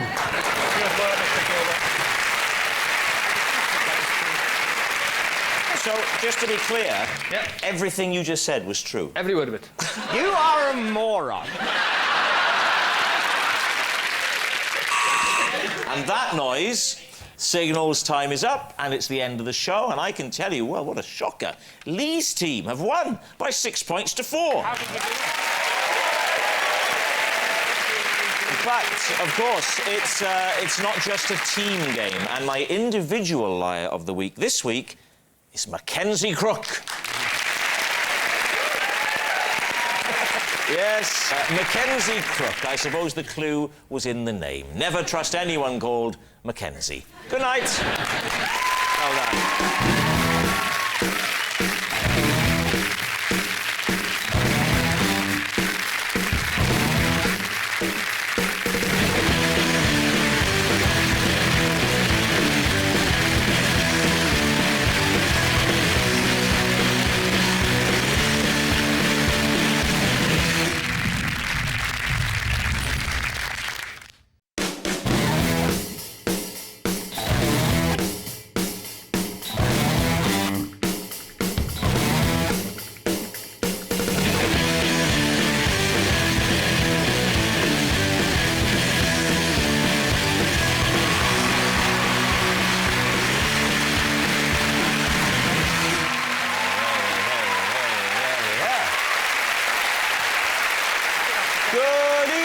Welcome to Would I Lie to You, the show with a lust for lies. On Lee Mack's team tonight, a veteran comedian and writer who, after receiving his OBE, bantered with the Queen. One of the few occasions on which Victoria was amused. It's Barry Cryer. Thank you.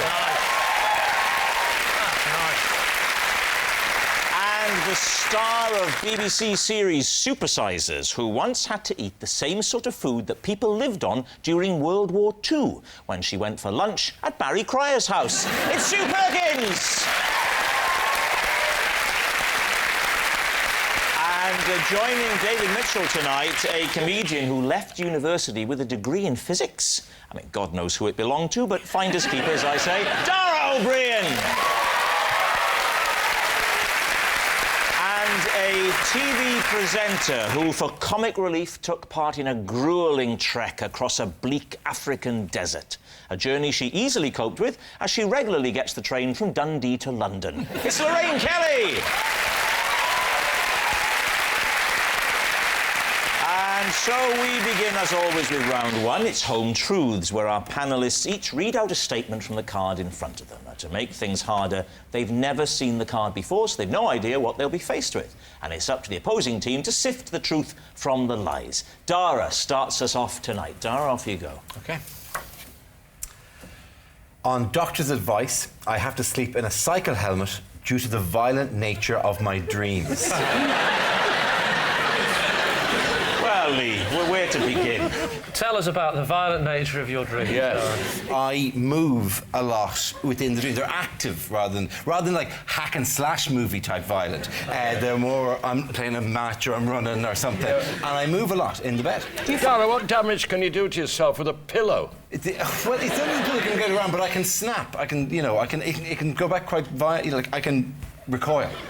What does your wife think? Do you share a bed? I do share a bed, yes. When did the doctor prescribe the helmet? It was during my teenage years. It was late teens, whatever, that stage that it began to... That is the age when you start tossing and turning. Yes. No, I'm not having that. If I can't make an innocent comment, please, this isn't Never Mind Your Buzzcocks. I dreamt, this is true, I dreamt the other night that I was being spooned, I was the spoonee, with a lion. Seriously, and I could feel its big, hairy arms and its legs, well, they're all legs, aren't they? All legs around me, and I could feel it, and I could smell it, and it was so vivid, and I liked it. So the last thing I would have done is lash out because I was feared for my life. Yeah, but I didn't have that dream. You feared for your life and you liked it. It was a lion! I thought when you said you liked it, you must have in some way thought you were safe with this lion. But it was actually the fear that you liked. We've all had experiences in bed, David, where we are simultaneously afraid and excited. Yeah? So, Dara, back to the image. Yeah. What do you wear in bed? Other than that? Yeah. Pyjamas and a t-shirt. It's a lovely look. The pyjama with the jacket. I don't wear the jacket. That's unnecessarily As if you wear a formal. blazer in bed, it would clash with your cycle helmet. It is odd, isn't it, the way pyjamas have a collar that could take a tie.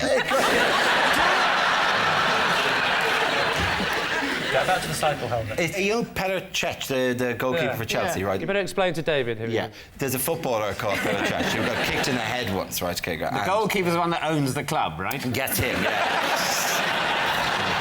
Anyway, got kicked in the head, and he wears a kind of a padded head. It's very similar to that, like, because you know. And if you've had a previous head injury, and I had if you've had a knock in the past. What was your previous head injury? I literally fell off a bike when I was a teenager. I went off a bike. How ironic! They make you wear a cycle helmet to remind you of that terrible day. When did you start wearing the cycle helmet in bed? That was when I was 16. So you've been wearing it in bed since you were 16? Yeah. How old are you now? 39. So obviously on your honeymoon night you wore it, did you? She was used to that. She'd seen it, yeah. So every night? I've heard of safe sex. During sex? During sex are you wearing it? Because then you're really thrashing around, aren't you? Do you presume that there's no gap between the end of sex and sleep that I couldn't then go, oh, that was magic? You know what? That, to me, is more disturbing. To be able to go, that was marvellous, Dick. What the hell are you putting on your head? Right, Lee, it's time to take a guess. Well, what do you think? If he's not telling the truth, he's made life very hard for himself because he didn't have to say he was doing it for 23 years. How long have you known him for? I never slept with him. No. It's lie. So it's a lie. So, Dara, are you telling the truth or was it a lie? That scar that goes from there to there? Huh? Yeah? Nah, it's a lie.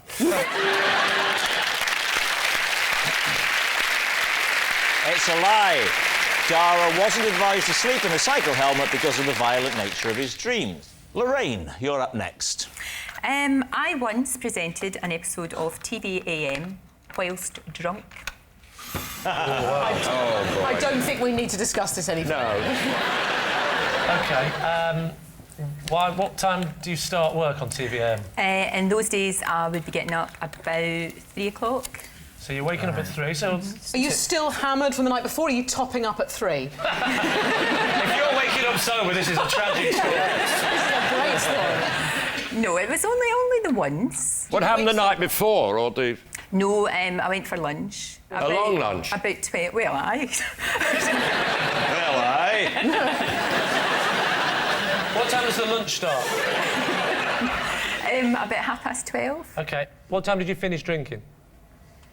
About 3 o'clock. 3 o'clock in the morning? So you've drunk all the way through till 3 o'clock in the morning? That's a big lunch. But hang on, that's your wake-up time, isn't it? Yeah. So you've not slept? It was an all-nighter? Yeah. So you at 3 o'clock, you're drinking from 12 till 3 in the morning? Ah. And you go to work now, lads. See you later, I'm on telly. Lorraine Kelly. Yes. Who were you with? Who was I with? I was celebrating with John Hannah, the actor. John Hannah, the actor. Because John... Stop the clocks. Exactly. And we kind of did. And all of his friends. And he was celebrating the fact that he'd got the part in 4 Weddings and a Funeral. Isn't that... Well, I hope this is true now, because that's a lovely story. I know. And you went drinking... It's a sort of lovely story that she turned up drunk on air after a 19-hour drinking session. It's quite heartwarming. But I could have phoned in not well. I could have phoned in and said... Yes. Oh, yeah, we appreciate you're a professional. Thank you. What might we have noticed about Lorraine Kelly that morning? Oh, nothing. Absolutely. Did you have your top on? I did. Nobody would ever have known. Nobody did know. But when you say drunk, it sounds like... I mean, drunk's a big word. Yeah. You know that way you can drink yourself sober? Yes, I do. Thank you. You're my kind of woman. But you can drink yourself sober. You can actually... I don't think you can, You by the way. can! I don't think you can, kids. No, she's right. What do they say? Mummy, do you know what Lorraine Kelly's just said on television? You can't drink yourself slow. Yes, you can. You're right, Lorraine. Thank you, Barry. You can. Yeah, you're right. So, Lee's team, what do you think? What do we think, Barry? Is this true or a lie? I'm an old-fashioned gent. I'm sorry to say, I think it's true. Sorry, Lorraine. Do you think it's true? I think so, yeah. OK, we'll say it's true. You're saying it's true. Lorraine? Shaking her head. As if I would do such a thing as that. It's true.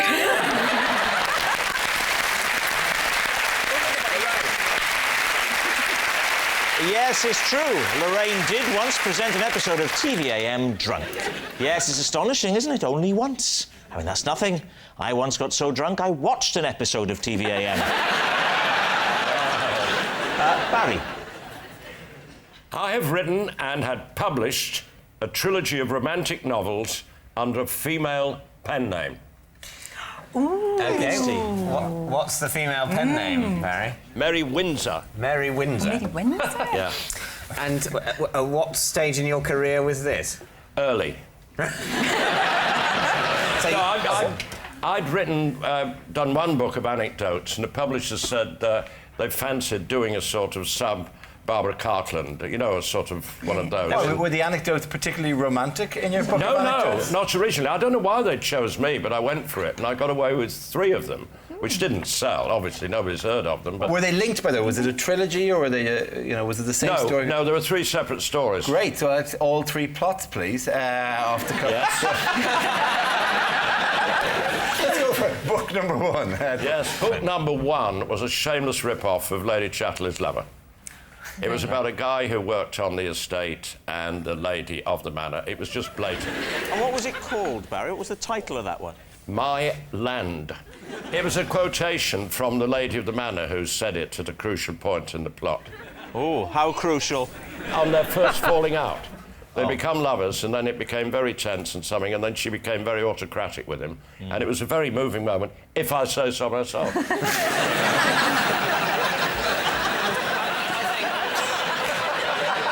And book 2? Book 2 was set in Spain, and a bullfighter was involved. All right. Same plot, I'm not kidding you. Was book 2 called My Bull? I'm ashamed to say it was called Hasta la Vista. OK. I wish you wouldn't go on about this. I'm not proud of them. I think I want to read them. Yeah. And book 3? 1 year, it was called. 1 year? 1 year. You didn't go overboard in the titles. No, simple, self-explanatory titles. What was the plot of book 3? The plot of book 3 was on board a liner. Right. On board a liner. My liner. This posh, frustrated woman went on a liner and met the steward. Why did they stop this? This is gold! Which one, now that you look back, Barry, with the wisdom that you've accrued over the years... Yes. Which one are you proudest of? The third one, because I was starting to get the hang of it. But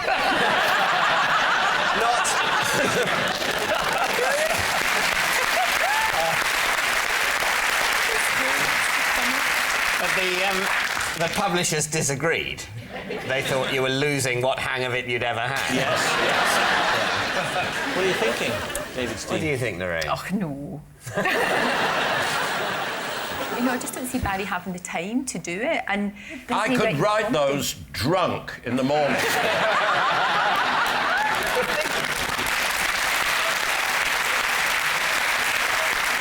No, we think it's a lie, don't we? It's probably a lie, yeah. Think it's a lie? Mm-hmm. Barry Cryer, truth or lie? Dramatic pause. Music is heard in the background. It was a lie.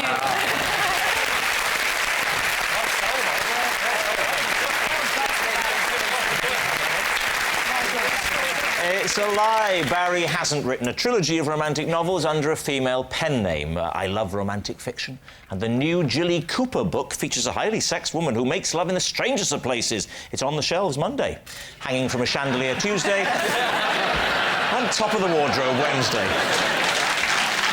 Our next round is called This Is My, where we bring on a mystery guest who has a close connection to one of our panellists. So please welcome this week's special guest, Rod.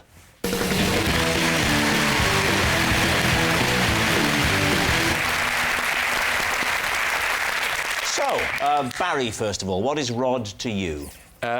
This is Rod. He drives my favourite bus, and whenever I see it, I shout, "Hello, darling!"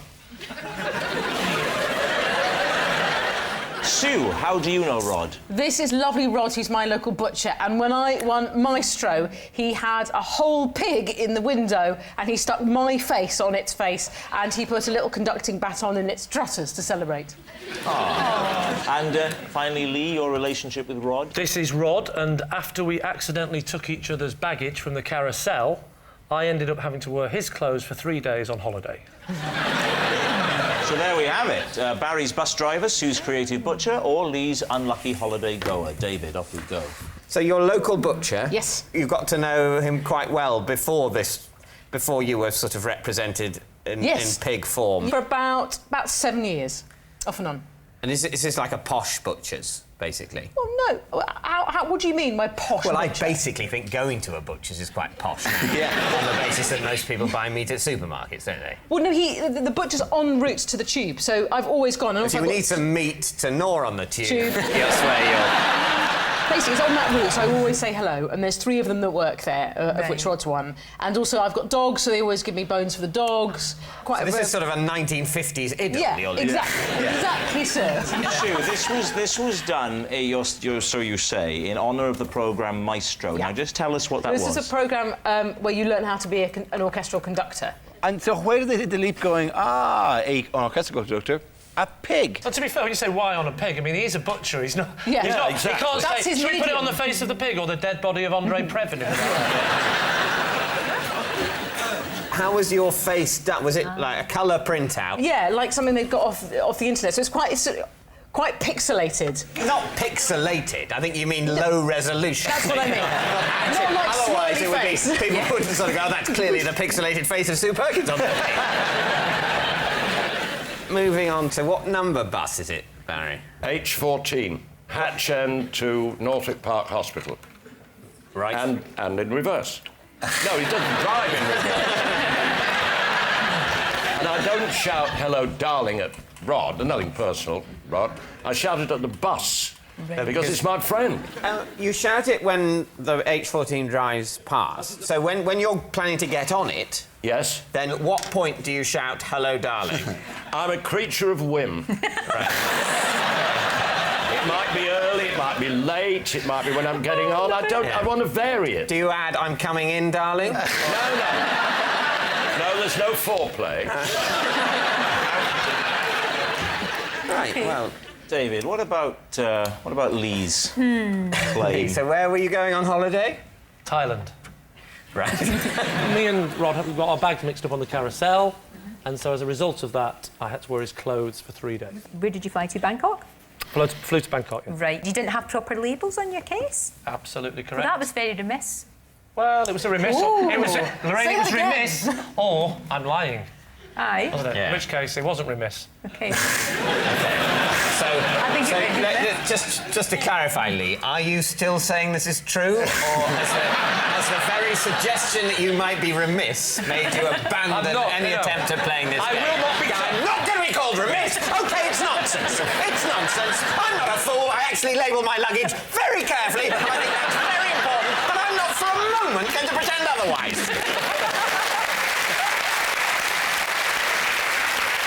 What sort of cases? What kind of case was it? It was actually leopard skin. Oh, not leopard skin, as in that was it it was was Catherine's plastic, case. but he had the Really? No, blokes don't have leopard You're right. skin. No, it's my wife. My wife's But saying the Rod's idea. a proper bloke. I mean, I could so believe... am I, Lorraine. No, Thank you very much. No, I know, but you're kind of showbiz, and I could believe you had a leopard kind of skin. showbiz. How about I am showbiz? I don't think Rod would Remiss, have... kind of showbiz. I'm really coming for you, Kate. Not a proper man. Well, hang on. So there are two men of exact same build, both travelling to Bangkok on the same flight with leopard skin suitcases. People swap bags all the time, right? But they bring them back to the airport, or they get somebody at the hotel to bring them back to the airport, and they buy replacement clothes. That's They don't go, I will now assume the identity.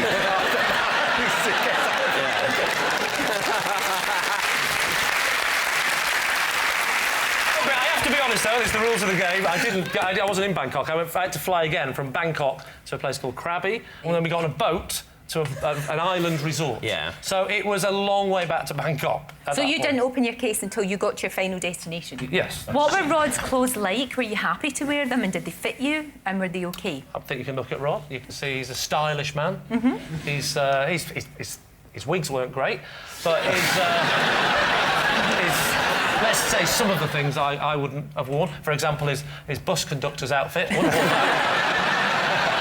As for his butcher's outfit, What are you thinking, David? I mean, it's a tricky one, I think, this week. I think it's Sue.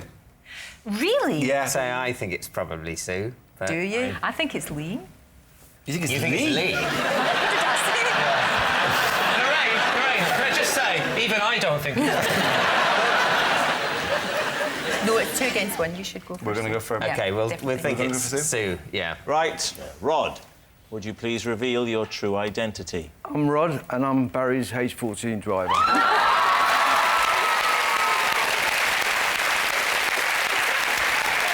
Ladies and gentlemen, Rod.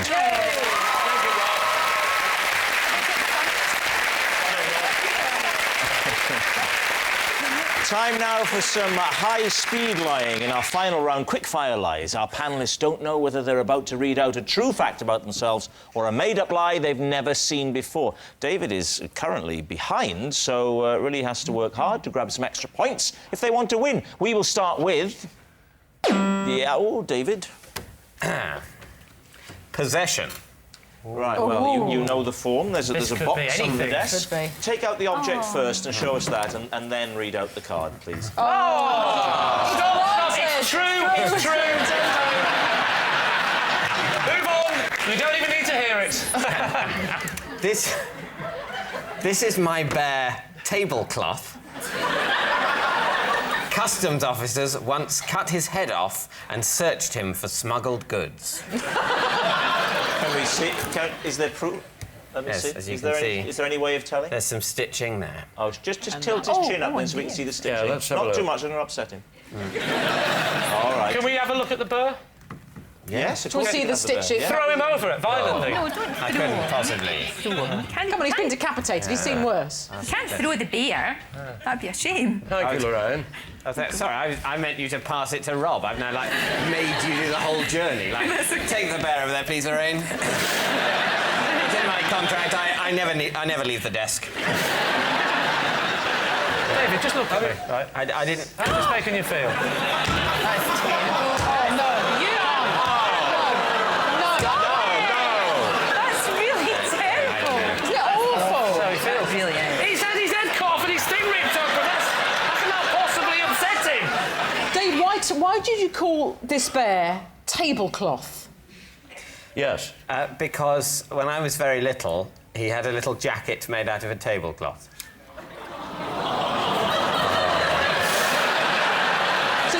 If this turns out to be a lie, you are a shameless little light entertainer. Coming from you, Lee, that is a compliment. Where was the customs? Where were we going from or to? Or? We were going back from Minorca. What did they say they were looking for? I imagine it was a sort of a spot check. Did you see them carving the head off? Was it happening in front of you on the table, on the... No, I'm glad to say I was shielded from that moment.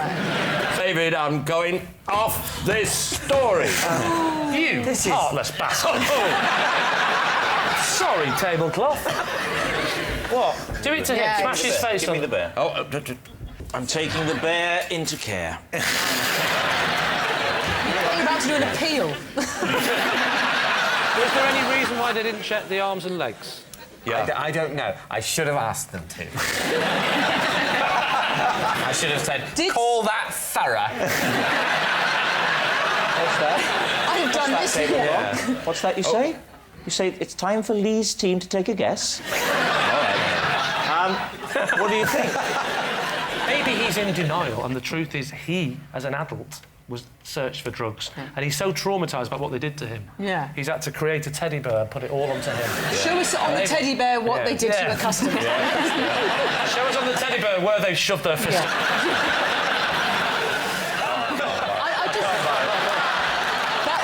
why the bear's hands are like that. OK, we can say lie, are we, Sue? I think so. Lie. I think OK. so. I don't think I can argue Lie. with that. OK, David. Well, it is a lie.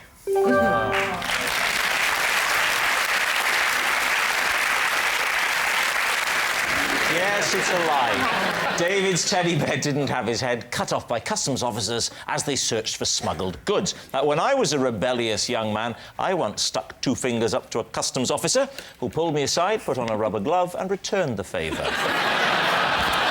Next. It's Lee. Lee's go. Possession. Right, box under the desk, Lee. I'd like you to read the card first and then show us what's in there, Lee.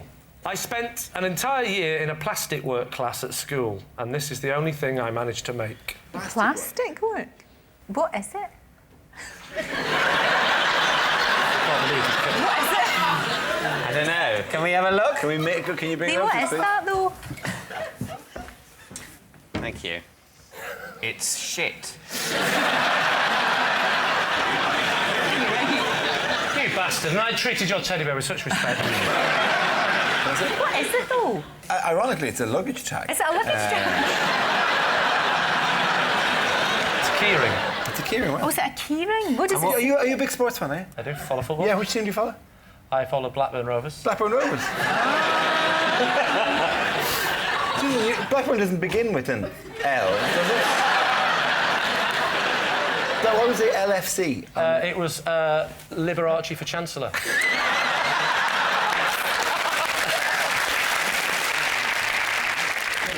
It stands for Liverpool Football Club. Yes, it does. Yeah. Why did you make a Liverpool Football Club keyring? Because it was in plastic work. Because they didn't have blue and white plastic. Blackburn Rovers. They only had red plastic. So I thought, well, I'll give it the Liverpool Football Club because it's red. Right. When did you do it? What age were you when you did that? Was it at school then? No, it was in Broadmoor. You say it took you a year? No, a year.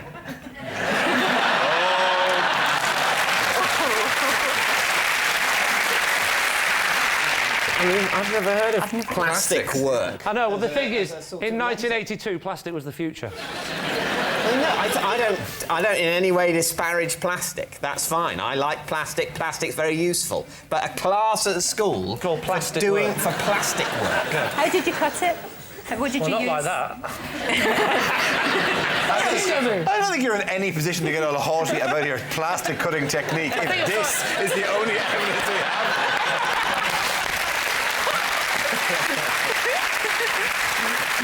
I must say, I don't believe this, but I'd love to know what this object is and who made it and why. But I think we think it's a lie. Oh, a lie. A lie. They think it's a lie. OK, they say it's a lie. Lee, is it a truth or is it a lie? It is, in fact, true. Plastic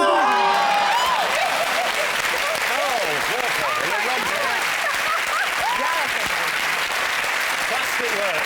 That was a lesson that never caught on. Plastic work. Plastic work. Does anyone else do plastic work? Did you get marked on that? Was that Yes, I submitted did for get marked. examination? What was your grade? I got a 2-1 and we went straight to Oxford. What do you think? Yes, it's true.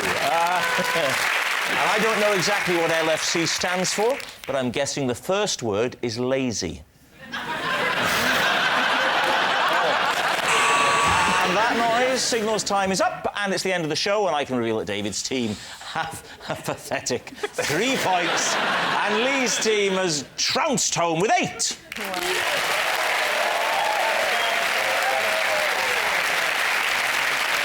But of course, it's not just a team game, and my individual liar of the week this week is Barry Cryer. Yes, Barry Cryer, who hasn't lied so much since he typed the words new material at the top of a page of jokes. Good night.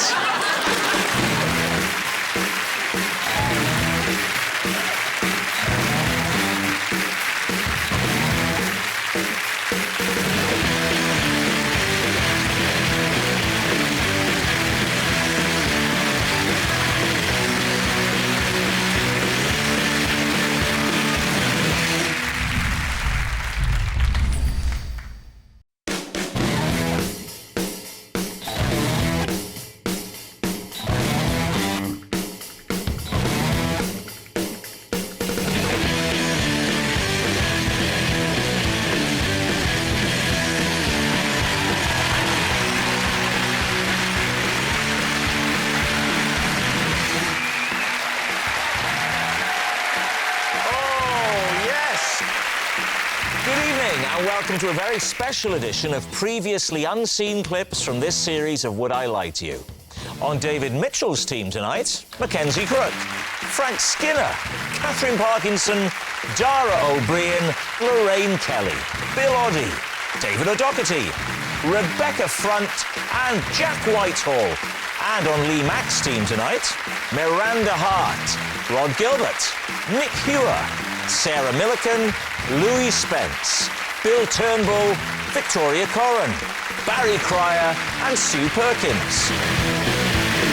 And so to Home Truths, where our panellists each read out a statement from the card in front of them to make things harder. They've never seen the card before and they've got no idea what they'll be faced with. It's up to the opposing team to sort the fact from the fiction. And Mackenzie, you're up first. When I won the Pirates of the Caribbean Sandcastle competition, Keith Richards was so angry he stamped on my drawbridge and threw Johnny Depp's bucket in the sea. This is delicious. Where do we start? Lee, what do you think? The competition was what, at the end of the filming of the whole thing, or...? It wasn't at the end, it was during one of the films. I think it was the second one we were... Right. Yeah. Why was Keith Richards there?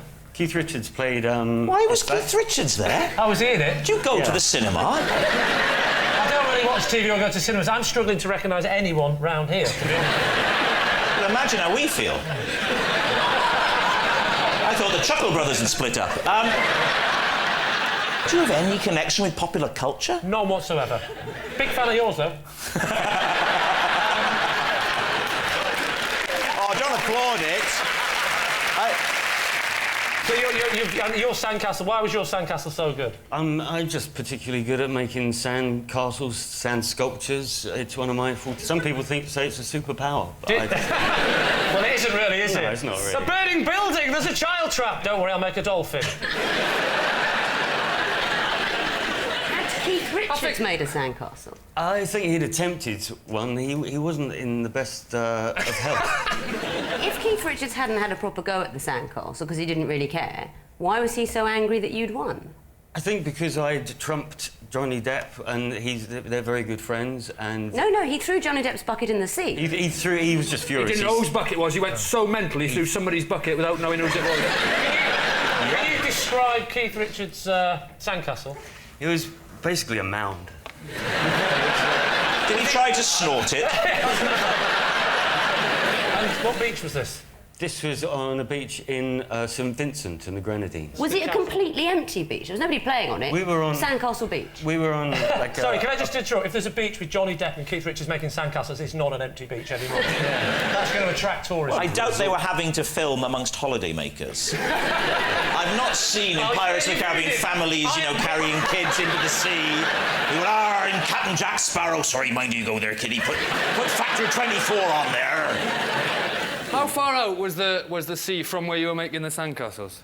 Gosh, 50 yards. And how... and Richards made it all the way down to the sea with Depp's bucket? I reckon he ran 10 of those yards and lobbed the rest. He lobbed a plastic bucket 40 yards? I think you've heard enough. What do you reckon? Is he telling the truth? I don't know. You don't know? Do you think he did it? You think it's a lie? No. I think he did it. So you think he did? Do you think the story is true in I think the story is true in its base form. Right. Well, that's pretty much what we need. That's the game, yeah. So come on then, Lee. Truth or lie? Right. I'm going to go with Rod and say it's true. You say it's true. OK. Mackenzie Crook, star of Pirates of the Caribbean. Is it the truth or is it a lie? It is a lie.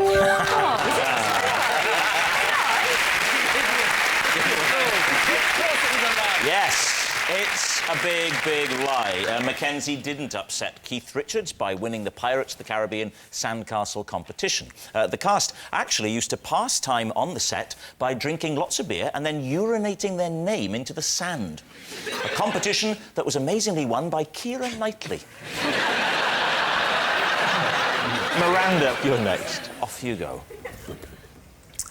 Last year, whilst house-sitting for friends, I had to shout for help for 2 hours when I got stuck in their children's Wendy house. David, what do you think of that? Right, so where was the Wendy house? In their garden. Was there bait in the Wendy house? There was cake and I had to have it. I actually thought this looks fun, I'm going to go and have a little look. You were supposed to be looking after the children? No, I was house-sitting. Oh, you're house-sitting, yes. right? The Wendy house specifically, or the actual house? The actual house. Oh, the actual house. What was it made of? Wooden structure. It was a shed. A wooden structure in a garden is called a shed, not a Wendy. It was smaller than a shed. It was a little house made of wood. So it looks very inviting. You open a little door, crawl in, then what happens? Then I shut the door and think, oh, this will be fun. Right. I know I'm coming across a bit weird now. I go to the little door and there's one of those latchy things which doesn't work. And then, so I think, well, I'll just push it. And you see, it got stuck to the concrete on the bottom. Right. And I could not push it. Well, that's quite sad. So it was... It was a very... You're like a very posh Chilean miner. So you shouted for 2 hours? Yeah. What did you shout? Help me! I think she shouted. Recipes? Who saved you in the end? The neighbours. And how did they manage to open the door? They got a little saw and sawed around the latchy bit. How? It's an episode of Tom and Jerry. How do you do that? How do you get a saw in there? It was one of those ones. Jigsaw. Yeah, that's a jigsaw. So it has a thing that initially penetrates and then cuts laterally. There is... Jigsaw. Have you ever thought of advertising for B&Q? You'd be the perfect voice. Are you looking for something that does that, then penetrates laterally? B&Q. Which way are you leaning on this? So are we leaning towards a lie? Yeah, but I slightly wanted to be true because I think it's a funny image of Miranda being stuck screaming in a Wendy house.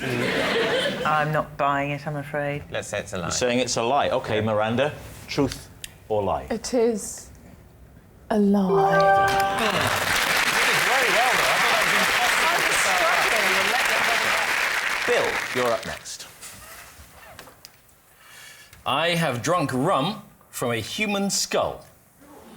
David's team, what do you think? That must have been a dark moment. I was in Haiti. Right. And I was working and the opportunity presented itself. I don't think we need to ask any more. How did the opportunity present itself? I was attending a voodoo ceremony in the middle of the night.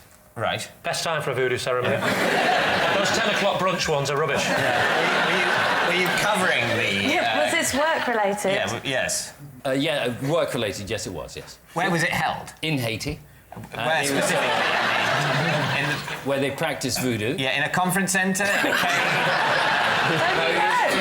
It was out in the countryside. Right. In a little shed thing. Right. And they passed around this skull. Yeah. It wasn't the whole skull that was full. It was the top had come off. They poured rum in it, and then they all took a drink from it, and they asked me to drink from it as well. Oh. How did you know that this sort of grey... How did I know it was a skull? Yeah. Someone told me afterwards. I thought it was a coconut at the time. Right. Did it have hair on the... Did it have hair coming out of it? What? Like a coconut. Like a coconut. He said he thought it was a coconut. There are two hard, round things that have hair on them. Human heads and coconuts. Yes, their hair. That's the point. Not the skull. The skull doesn't have bloody hair on it. The cranium. I think it's possible I've seen hair on a pork scratching. It gets passed round, you take a sip from the weird grey saucer, it gets passed on, the voodoo ceremony ends, you head back. Who tapped you on the shoulder and went, I'll tell you what, you just drank out of, mate? Was it the bloke with his brain showing? I was there, actually, to do an interview with a zombie. Right. You met the zombie? Yes. When you say zombie, yes. What do you mean? Well, he's a zombie. Well, a zombie is somebody in the hinterland between life and death, you idiot. Evidently wasn't that. Can I just say your hosting position is getting a bit aggressive? What do you mean by a zombie, Bill? They said he was a zombie. Oh, right. They brought him in and they said, now you can do an interview with him. But that's not right. Did you mic the zombie? So what are you thinking, David? Is Bill telling the truth or is he lying to us? What do you think? Katherine, what do you think? I think it's so mental and ludicrous. I don't think it's true. Insane.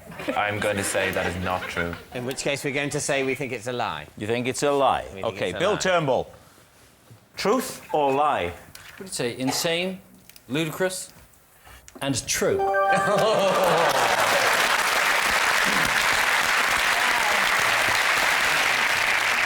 Rebecca. Right. OK. I have vomited in Cliff Richard's hedge. Now, can I just be very clear about this? I don't know about you, but I'm terrible with euphemisms. Was it his front hedge or his back hedge? Lee, please, Lee. It was the hedge inside a Wendy house. The pavement. The front. Where is this house? I think it was Surrey. You think drunk, were you? No, I was very, very young at the time. This kind of explains the vomiting. How old are you? Young. I think I was about 5 or 6. How did you know it was Cliff Richard's house? Yeah. Because I He came out and said congratulations. I had been taken to see this house because it was Cliff Richard's house. Oh, you were taken as like a day out? Yeah, because I was a big fan at the time. Was it a revulsion or something you had eaten? Car sickness. Car sickness? Yeah. What was the plan when you were getting there? It was a drive-by, Just almost. him? Don't you... A drive-by puking. Drive-by vomit. Presumably there was a lot of other vomit in the hedge. It was sort of matted with the vomit of admirers. Probably. Was Cliff in the house going, oh, oh, oh, oh. What's... I'm doing Cliff Richard. Very You never want to say the phrase, I'm doing Cliff Richard. Never say that one. Especially if you're doing that with your hands. I'm doing Cliff Richard. I'm doing Cliff Richard.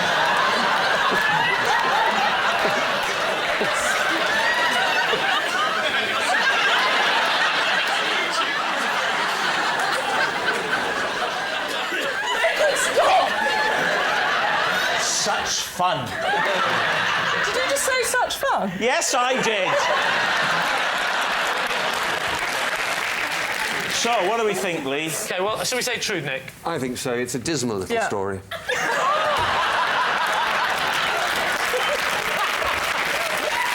what? Can I just say, you really should have your own chat show. You'd be amazing. So, Lee, you are saying that it's true, yeah? We'll say it's true. You're going to say it's true. OK, Rebecca Front, is it true or is it a lie? It is true.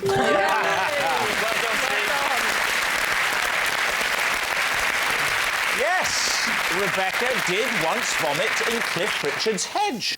Cliff, on the other hand, has never been made to feel nauseous by a bush of any kind. And we'd like to thank our lawyers for the wording on that one. Sarah Milliken, you're next. I once ruined a christening party when I was overheard calling the baby ugly on a baby monitor. David. So the baby monitor, presumably, is by the baby. Yes. So most of the party is in, let's call it room A. Okay. And the baby... How big is your house? Is... Room Z. We'd never speak of room Z.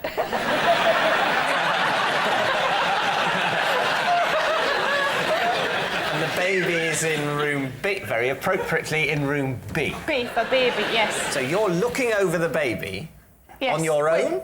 No, a few of us had gone into, you know, you're supposed to sort of You're go in supposed to and, give a shit, and have aren't it, you? yeah. You know, everybody was looking at it and saying how lovely it was, and it just, you know, looked like a Winston Churchill, like they all do when they're born, you know, just little and sort of fat. So I just, you know, What did spoke you say? up. I just said, wasn't very pretty. What sort of monitor was it, Sarah? Was it an audio monitor? Because we recently invested in a video and audio monitor, and if there are any young parents like myself out there, then then I would recommend getting the video because you can see them as well. It's lovely. No, nobody's got... Isn't that a lovely image, Rob's wife putting him in the cot like that? It's just, it gives her peace of mind. She knows I'm safe. I went on holiday with a couple, and they had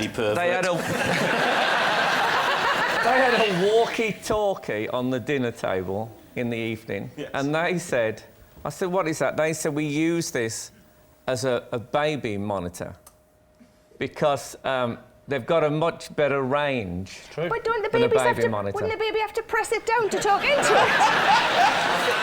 Yeah, it sort of went... over. David, what's it going to be, truth or lie? I would say that saying that basically what you were saying is, oh, babies all look the same to me, they look sort of baby-like, I don't find them that pretty. Yes. That's not that rude a thing to say. Saying specifically that baby is hideous, what with its third eye and everything, that's different. That wouldn't have been shocking because everybody else would have noticed the third eye as well. Yeah, but they might have presumably. tried to be nice about it and say, oh, what a lovely extra feature. Frank? Well, I sort of believe it. Yeah, no, it's easily done. I think we think it's true then. You think it's true? Yeah. Sarah, were you telling the truth? It is a lie. Nice work. Nick, you're next. Possession. Ah, right. There's a box. If you just pick that up, bring it up to the desk there. And would you read, there's a card in there. I'd like you to read the card first and then reach back in and take out the possession. Right, OK. This is a hat from my hat collection. I wear one whenever I throw a dinner party. OK, now take out the possession, the hat. Please be a fez. Wow. Oh, let's see. There we are. How's that?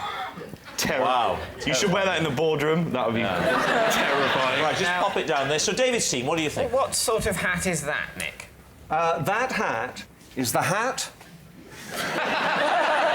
of a Kazakhstan border guard.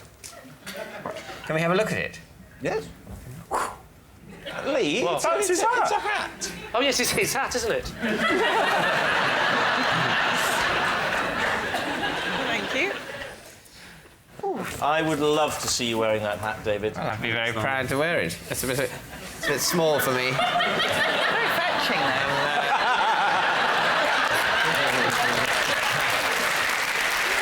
Would you like to tell us how you came by this? Yes. Then I please do. happened to be dawdling my way through Kazakhstan. And on my way out of Kazakhstan, I thought it would be sad to leave that great country without a souvenir. Did this belong to a border guard? Did you? I'm going to let that one pass. Is that what you said as you walked through? Are you implying that you stole it? I'm not really. I'm pleading the fifth on that one.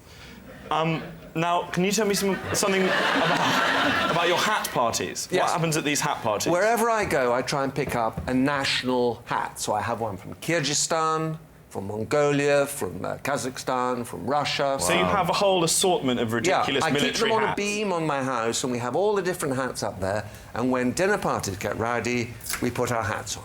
Wow. I want to go to that party. Yeah. Is everyone allowed to wear these hats, or is it just you and No, Mrs. Nick? everybody's got to pick their hats, and then sometimes during dinner we change them around. Wild. How do you swap the hats around? Like keys in a bowl sort of thing? No, you just... Oh, may I have a go with yours? I think it's very much like the keys in the bowl. David, I'd like you to take a guess now, please. I think this is true. You think it's true? OK. Nick, is it true or is it a lie? True.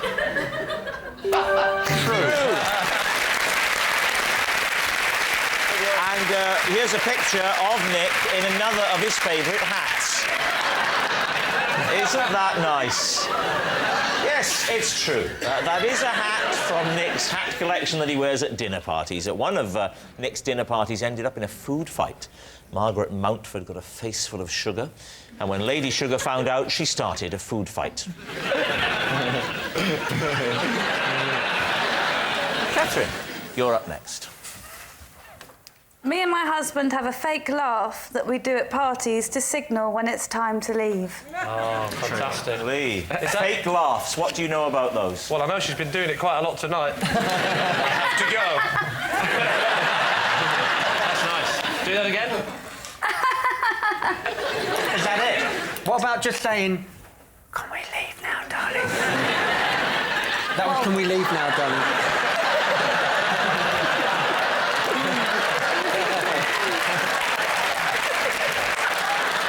So just put us through this scenario then. You're both having the same conversation at the party with somebody else. And when one of us wants to go home, we will just laugh in a certain way. And does your husband do the same laugh as you, or has he got his own version? No, he's got his own version. What's his? Deeper than mine. Same thing, but deeper? Yes. Like, for instance? Do his laugh. Sort of... It's sort of...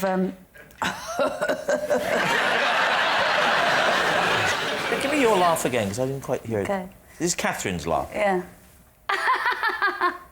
And now the husband's laugh? Well, I'm not so good at doing that, which, you know... Do the husband's laugh. I feel like you're mocking me. No, I'm threatening you. And your laugh again? And then his laugh? OK. What was your laugh like again? And his laugh? When's the last time you did it? Yes. I think we did it about 2 weeks ago at... Who are you talking to? This... I'd rather not say on this might be television. all- Is it a television person? Was it someone famous? No, Well, but... still, but it's just... No, it's not someone famous, it's someone who loves being insulted on television. So, Louie, let's go for a guess. Should we say it's true? Is that what we're saying? I think that, but I'm going with you. You're trusting me, aren't you? I'll trust you. Trust. I don't know why, but I will.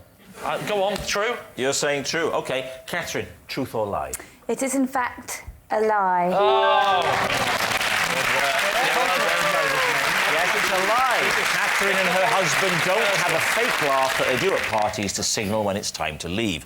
When they're bored stiff at a party, they say, "Thanks for having us, Rob, but we'd better make a move." Bill? It's a possession. There's a little box under your desk. If you'd bring that up, please. Take the possession out for us, and then read the card for us, please. This is my conversation book. In it...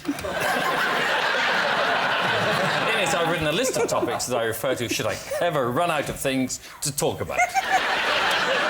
How do you, without seeming weird, consult the book in the middle of this foundering conversation? Like that.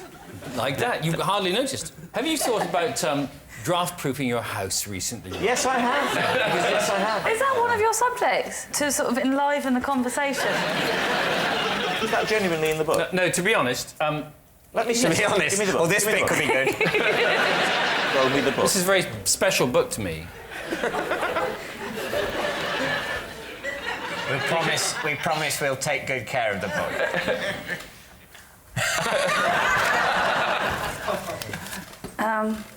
Right, let's have a look. OK. Home insulation tips is indeed the first thing. Interest rates. Very low, of They course. may be going up. Yeah, they may be going up, but not on this programme. Are the Cotswolds overrated? Are the Cotswolds overrated? See? It's interesting, It is isn't it? interesting. Rugby, 3 question marks after rugby. Do you not know much about rugby? Is that why you were a bit worried about I'm just not sure. Sometimes it doesn't really work as a topic. So- and I'm not sure how Not with well it women. would go with you, Katherine. Well, quite a few of those won't go very well with me, if I'm honest with you. Seriously, when was the last time you thought about draft-proofing your... Where do you stand?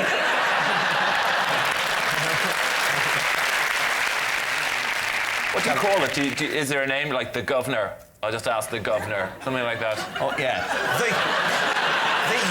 You call it the Euston-off. I'll just consult Euston-off. Rugby?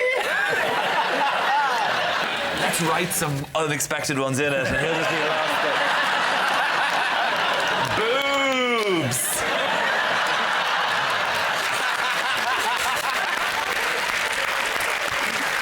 So, Archbishop, what do you think about boobs? Oh, my God! I said boobs! Right, David, come on. Well, I don't think it's true. I think it is true. I mean, look, you went to all the effort of doing it. Well, someone did. Well, you think it's true and you think it's a lie. Is that right? Yeah. Decide. I think it's a lie. My instinct is it's a lie. It's a lie. Yeah. OK, Bill, truth or lie? I'm immensely relieved to tell you that it is, in fact, a lie. It's a lie. It's not Bill's conversation book that he refers to if he ever runs out of things to talk about. In fact, if Bill ever finds himself short of things to say, he just throws to Carol Kirkwood for a roundup of the weather. It's me. For 1 week, I appeared in a Dear Deirdre photo casebook in the Sun newspaper. Both teams are able to probe me. Although I'd be happiest if it was Lorraine. Can I just clarify the Dear Deirdre is the sex thing where you have sex You're in bed problems and you're the photographs with the balloon coming out your mouth. And what are you doing? What's your relationship problem? I was the husband. What was the problem? The wife was attracted to my friend. Oh. And what face did you do? I only realised at the very end. Oh, So go on, most go- of the time I was being happy or vacant. How did you find out in the story about the that she fancied them? I walked in on them. So I had to, Oh, did they walk in? So I had to be Oh. shocked. Sorry. I did vacant, happy, shocked and sad. So I Yeah. do happy. Do vacant. Shocked. I just walked... Do sad. Sad. Oh. Well, that's nasty. That looks pained. Well, how would you feel? My best friend was in bed with my wife! No, but I'm saying something. No, it doesn't look like you're upset. It looks like you're trying to pass something uncomfortable. Let's imagine for a moment that Lorraine was my wife. Oh. She is having a relationship with the better-looking half of Mitchell and Webb, OK? Right. But he's not here, so we'll lose David. Right? So the two of them, so get yourself in a position that might, you know... Oh, we're having an affair, is yes. that the thing? So we have to get closer. I don't know how do you do it, that. do it. I can sit on you. Oh, all right. Wow. I don't want to touch you. OK. In this scenario, am I waiting my turn? Yeah. So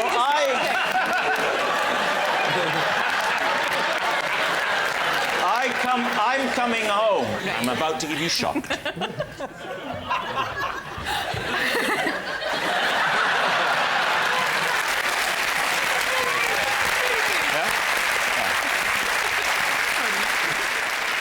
Truth or lie, Lee? We can say lie, are we, Sue? I think so. Lie. I think Okay. so. I don't think I can argue Lie. with that. So OK, lie. David? I think it's a lie. You think it's a lie? OK, we'll say it's a lie. You say it's a lie? Aha. It is, in fact, a lie. Well, that's all for now. Good night.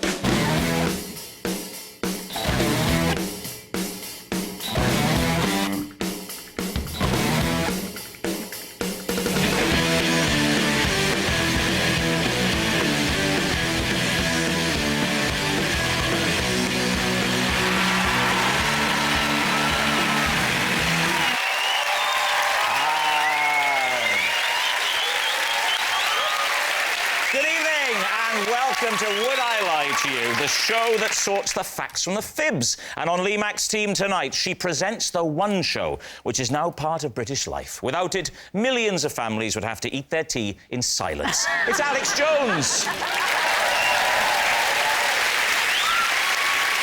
And the presenter of the extremely popular daytime quiz show Pointless, whose fans will no doubt be tuning into this show tonight. So a big welcome to students, the unemployed and the bedridden. It's Alexander Armstrong. And on David Mitchell's team tonight, well, 12 years ago, he was honoured with a Lifetime Achievement Award. He didn't take the hint. He's still here. It's Chris Tarrant.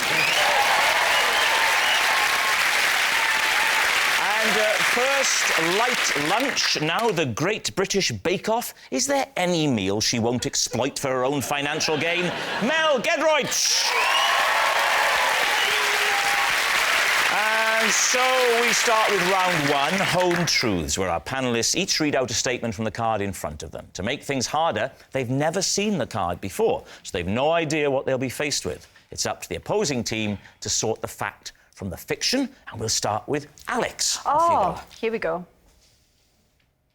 I once lost Julian Lloyd-Webber's cello because I was chatting up a parking attendant. Well, David and team. A lot of factors there. Why were you in possession of Julian Lloyd-Webber's cello? Because he had lent it to me. Why would he lend you his cello? Well, not exactly lend. I was kind of looking after it. Where were you, Alex? I was in Manchester. Right. Yeah. Was he playing? Was he doing a gig or something? He was doing, he was like with an orchestra, but he had his own solo part, so he played. I know an orchestra. They have an instrument each, don't they? Yeah, but David, he had a special part. Oh right, okay. Yeah. But for which he didn't need his cello. It was he asked you to hold the cello. This was before. And go and check on the parking scenario in the middle of the symphony. This was before the concert. Okay. So did you know him? I hadn't met him before. No. But what was the great attraction of the parking attendant? Very handsome, very fit. It was a very hot How did you day. tell under a big hat like that and his jacket up He there? didn't How have a did you hat tell? on. They were very modern parking attendants. Oh, he didn't have a hat on? I think we need to analyse this story chronologically. Right. Let me start again. Now, it is the day of the concert. Right. Yes. Dawn breaks. Right. Where are you and where is Julian Lloyd Webber? Julian Lloyd Webber and I are both in Manchester. When did you meet? In the car park. Said like a true Welsh girl. No, the car park.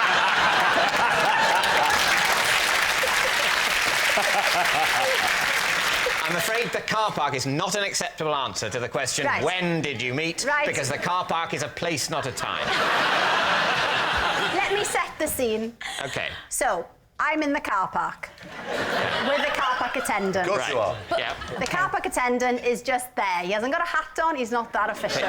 He's just generally hanging around the car park, all sexy. He's just hanging out. Yeah. What's he wearing at the time? Has he got anything on? Is he naked? He's got jeans on and a t-shirt. Jeans and a t-shirt? And an This is illuminous just jacket. some guy. Some bloke.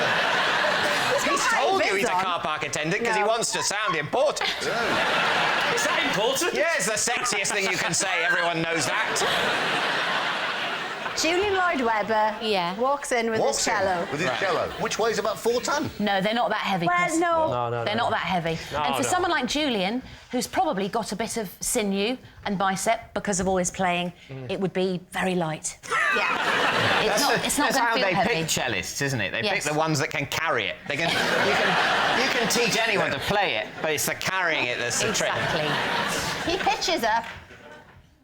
He's on his phone. Yeah. Oh, while carrying the cello. Yeah. What a guy. Were you trying to get off with the car park man because you wanted to not pay for your own parking?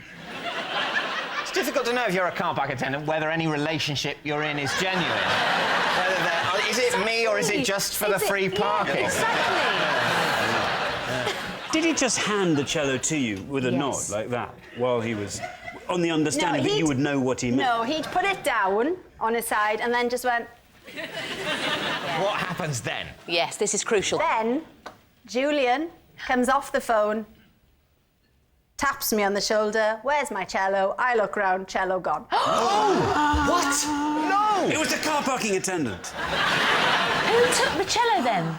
The cello Yeah? had made its way into the concert hall. Of course On its own. On its own. The very best cellos can do that, can't they?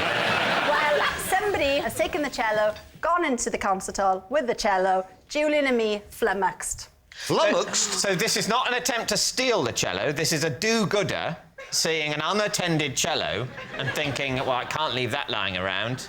Someone could steal it. I'd better steal it. It was a good citizen who thought, that's worth millions. It's on its own. I'll take it in. Why were you at this concert? What was your ostensible role? I was a runner researcher. So I was working on a television programme that they were making. That's new information. You didn't say that. I'm suddenly Yeah, coming round to I know. Julian's point of view. I know. So what do you think, David? What are you going to say? It's utter nonsense. You think it's nonsense? I'm going to say she's lying. You both I'm think gonna she's say lying? She's lying, yeah. He's lying in Well, I certainly... I think it's true. Do you? But not enough to overrule. I haven't... Oh, don't say that, because now you... Well, no, it's very rarely that I overrule.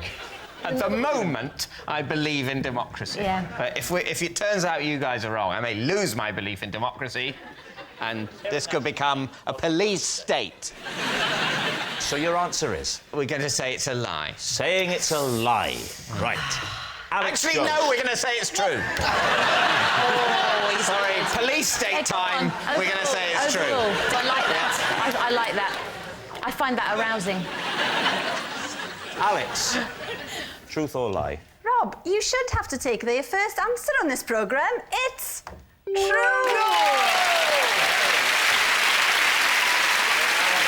Yes, it's true.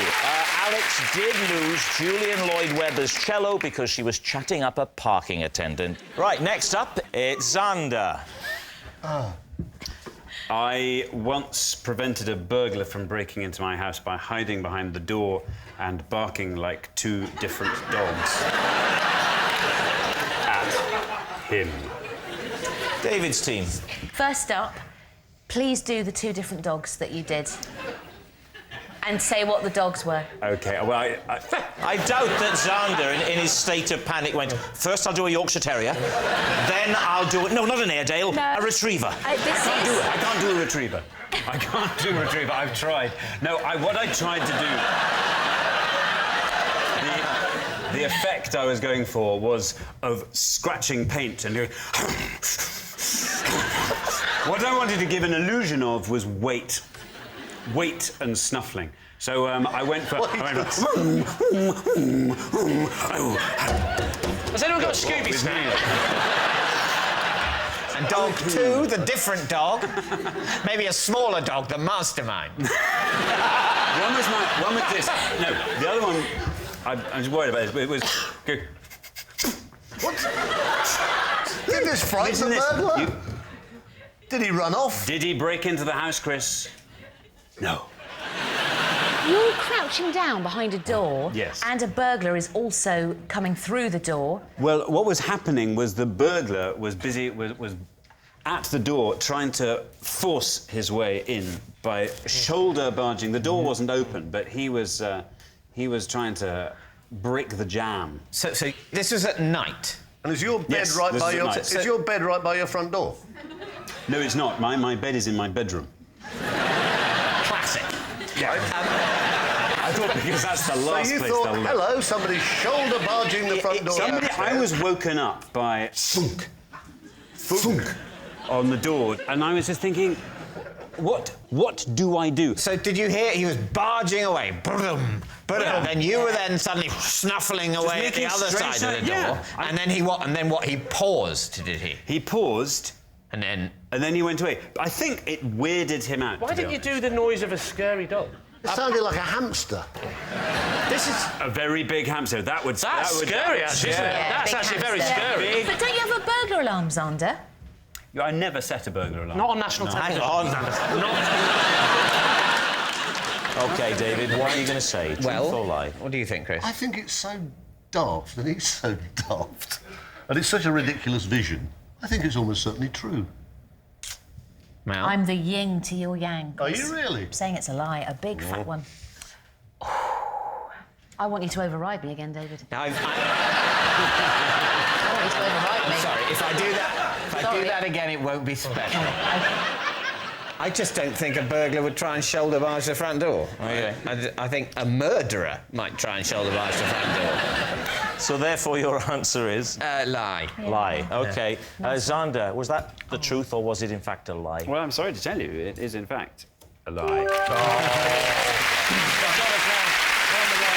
Yes, it's a lie. Xander didn't prevent a burglar from breaking into his house by barking like 2 different dogs. I mean, of course, it's a lie. When burglars break into Xander's property, they still have to walk up the path, swim the moat and slay the dragon before getting to the front drawbridge.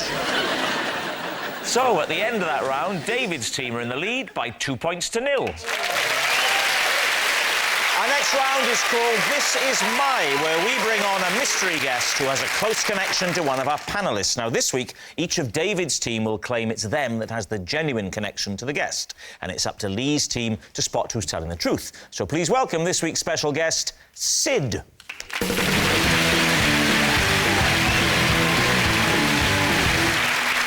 So, Chris Tarrant, what is Sid to you? This is my dentist, Sid, and I had to drive her to A&E after biting her finger during a checkup. Right, Mel, could you explain how you know Sid? This is Sid. We once posed as members of an orchestra to gain backstage access to meet our idol. Finally, David, what is your relationship with Sid? This is Sid. Last year... Sorry. There's something about you that I don't think you know any women or anyone called Sid. In which case you'll be saying that it's a lie. Correct. This is Sid. Lie. This is Sid. Last year, she rescued me when a seaside donkey went haywire with me on its back. Can I just say, I retract my earlier comment, true. So, there we have it. Chris's disgruntled dentist, Mel's orchestral imposter, or David's seaside saviour. Lee, where do you want to start? Where should we start? Let's start with Chris. What was she doing that made you bite down so hard?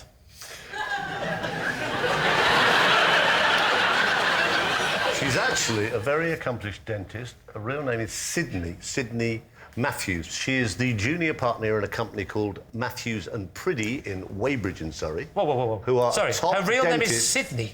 Sydney. Sydney, girl's name Sydney. I couldn't understand what he was saying, but now someone shouted it really loudly in Welsh. It's a lot clearer. so, sorry, Chris, say it again. I fixed up to go and have a temporary crown taken out and put the proper one in. Oh, yeah. Coronation, was it? You're getting above yourself, Tarrant. So she starts doing this little bit of drilling, and of course you've got so much drilling in now. I'm going, it really hurts, I want to unattack it. And she said, what? At which point I bit her finger, in fact 2 fingers, really quite badly. And she is pouring blood. And has Sid treated you since? No, but she's due to in about 3 months, so I'm trying to be quite nice to her.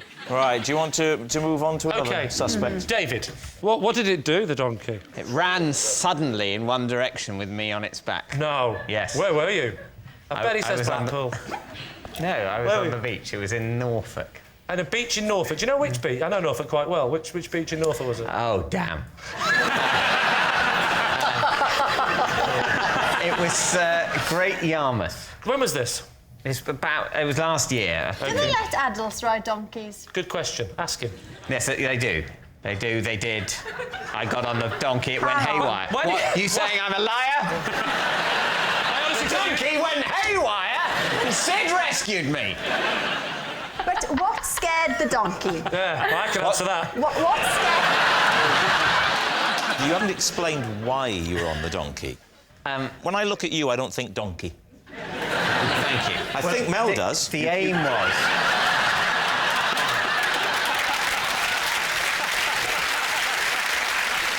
One child of some friends of mine wanted to have a donkey ride and then sort of was a bit nervous of the donkey ride.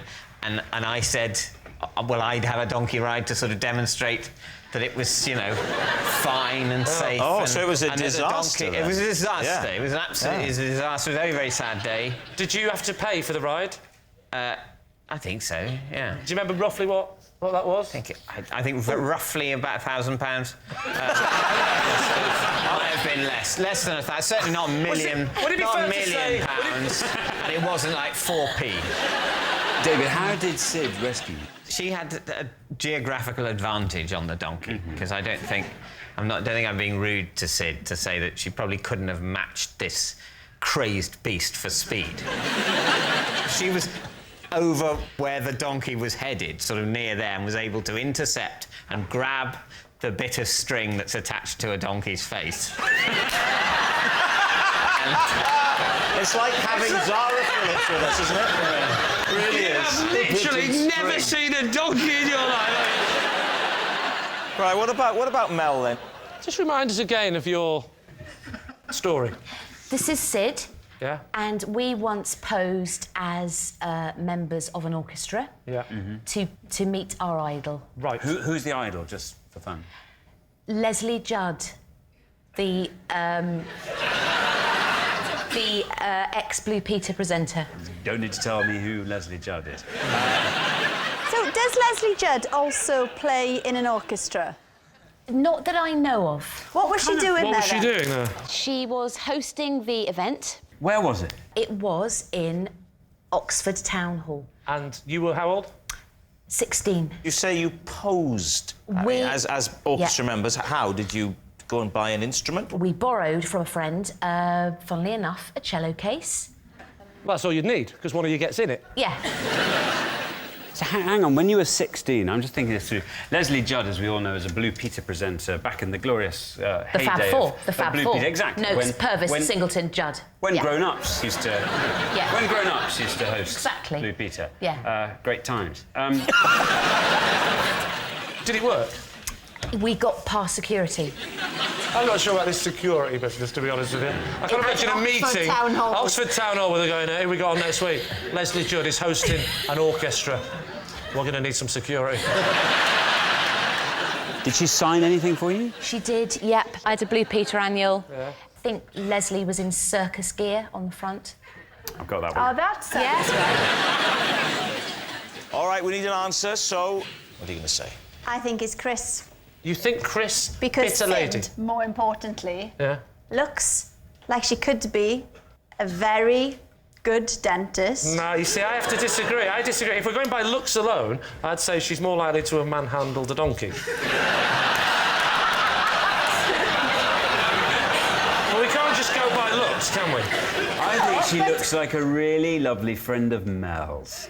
We need an answer, so... Alex thinks it's Chris. Are you sticking with that? I'm sticking 100%. And Lee, presumably, you think me?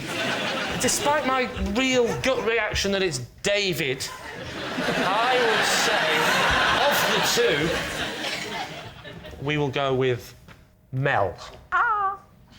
Or will we go with Chris? Split the difference. Me!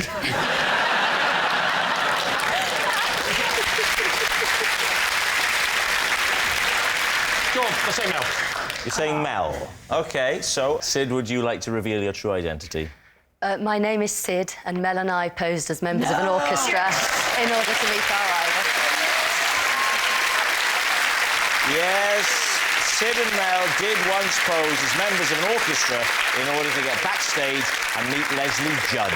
Thank you very much, Sid. Which brings us to our final round, Quickfire Lies, in which our panellists lie not only through their teeth, but against the clock. We will start with... It's Lee. I can always remember all my ex-girlfriends' names and the order in which I went out with them because their initials happen to make the acronym Bermuda. OK, off we go. Bermuda. B. What? B. B. Will you please give me the names of all your ex-girlfriends and make the acronym Bermuda as quickly as possible, please? OK, Brenda. Brenda. Superb. Brenda is still as popular a name as ever. E. Sorry? Ethel. I'm helping you. What's the next one? Ethel. E. Is it Ethel? No, it's not Ethel. Enid. No, it's not Enid. Have another guess. Erin. Sorry? Erin. Erin. OK. I just spelled Bermuda. Well, I know, I was joking, yes. Sorry, R. That was... R. That was actually Regine. Sorry? Regine. Regime, as in regime change? No. Next up after Regine. Regine was the lovely Molly. Molly. I could tell you a thing or two about Molly, but this isn't the time.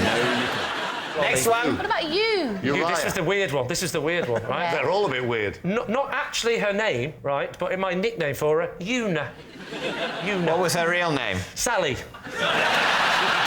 Why did you call Sally Una? Because Una Stubbs played Aunt Sally in Where's the Gummidge. Oh, that's very good. That's very good.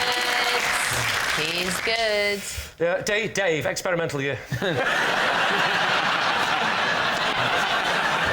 If you've forgotten it, I'll never forgive you.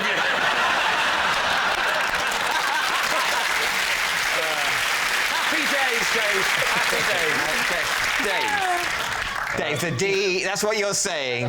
The D is Dave. Of course I'm not. OK. Delia. Not the Delia.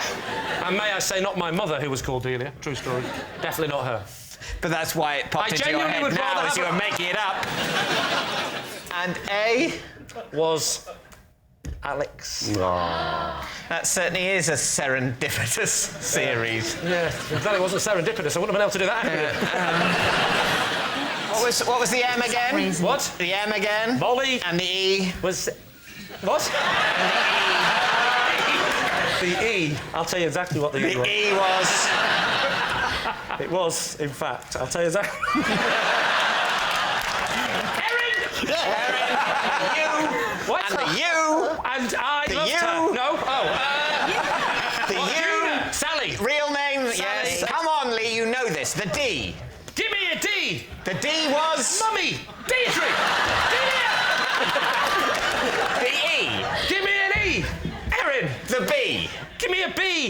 That was a long time ago, to be fair. Brenda. And the R. And the R was Regine. Regine? Little Regine. Yeah. Well, is that a name? Regine. It's a name, isn't it? Tell me it's a name. Regine's a name. Anything's a name, isn't it?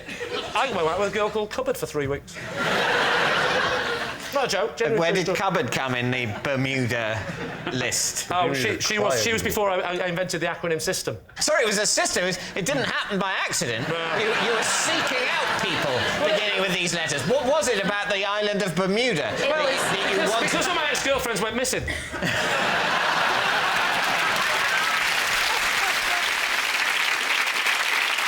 So what do you think, David? What does your team think? I think it's a lie. Would he go with somebody called Brenda? What do you mean, would I go? Yes, she was Miss World, right? She came and she said to me, I really like you. And I went, I like you. What's your name? Brenda. Forget it. So what's it going to be, David? I think it's preposterous because it's preposterous. I think it's a lie. I think it's a lie. You're saying it's a lie? Yeah. OK. Yeah. Lee, were you telling the truth or were you telling a lie? Of course I was telling a lie. Oh, yes, well done. Yes, it's a lie. Lee's ex-girlfriends do not form an acronym that spells Bermuda, although they have formed a support group. Next. It's Alex. Oh. I can tell if someone is a good dancer just by the way they smile. David's team. Alex, look at me. Turn your head a little bit. And now this way. Now do it while she's dancing. No. Yeah, well, it's true then. Why? But why? What is When it that's about, the- though? Yeah. Because people who are good at dancing... Will you stop doing that? I find it a bit disturbing, David. It's just a bit light entertainment for you, David. Really?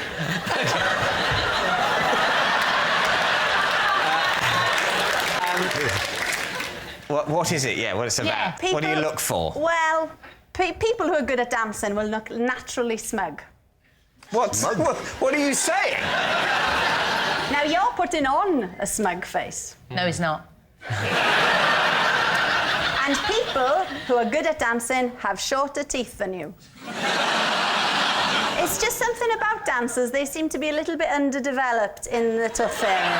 Are they making up for their short teeth by Could learning be. to dance? I don't know, but it seems to be a pattern. That's what I found doing extensive research. So I'll go round you all now. Open up.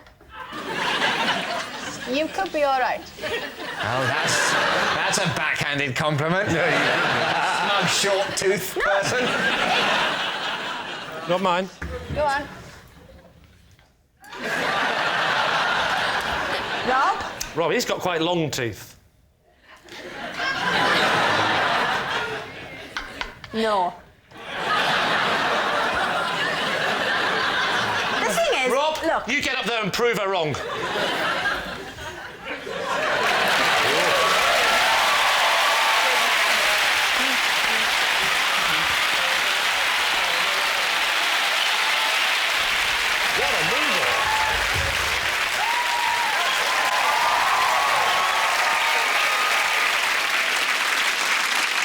I just want to say, Rob, I've got a lot of respect for your commitment to the show. I mean, I'm no Bruno or Len. I'm no Bruno or Len. Hasn't she got a Hang on, stupid you're voice? now taking them.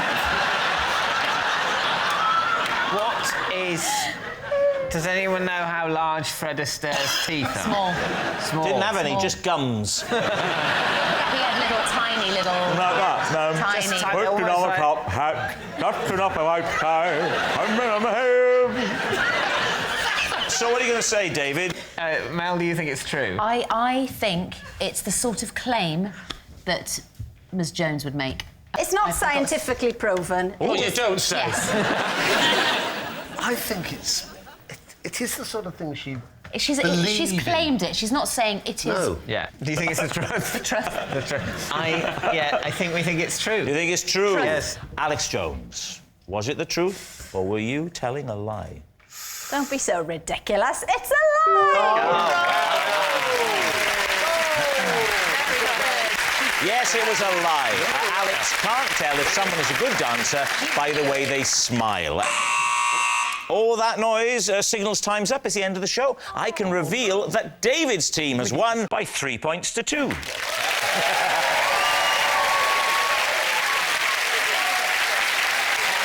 But it's not just a team game, and my individual liar of the week this week is Alex Jones.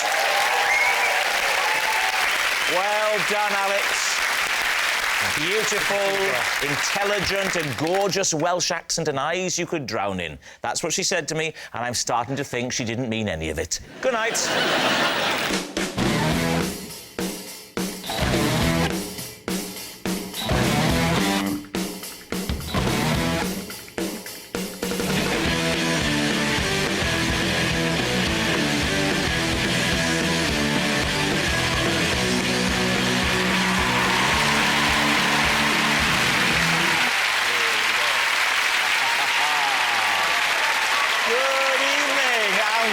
To Would I Lie to You, the show where fibs and fancies are the order of the day. And on Lee Mack's team tonight, the Springwatch TV presenter who, when she was younger, worked on a crocodile farm. It's where she first got her love of animals and shoes and handbags. Kate Humble.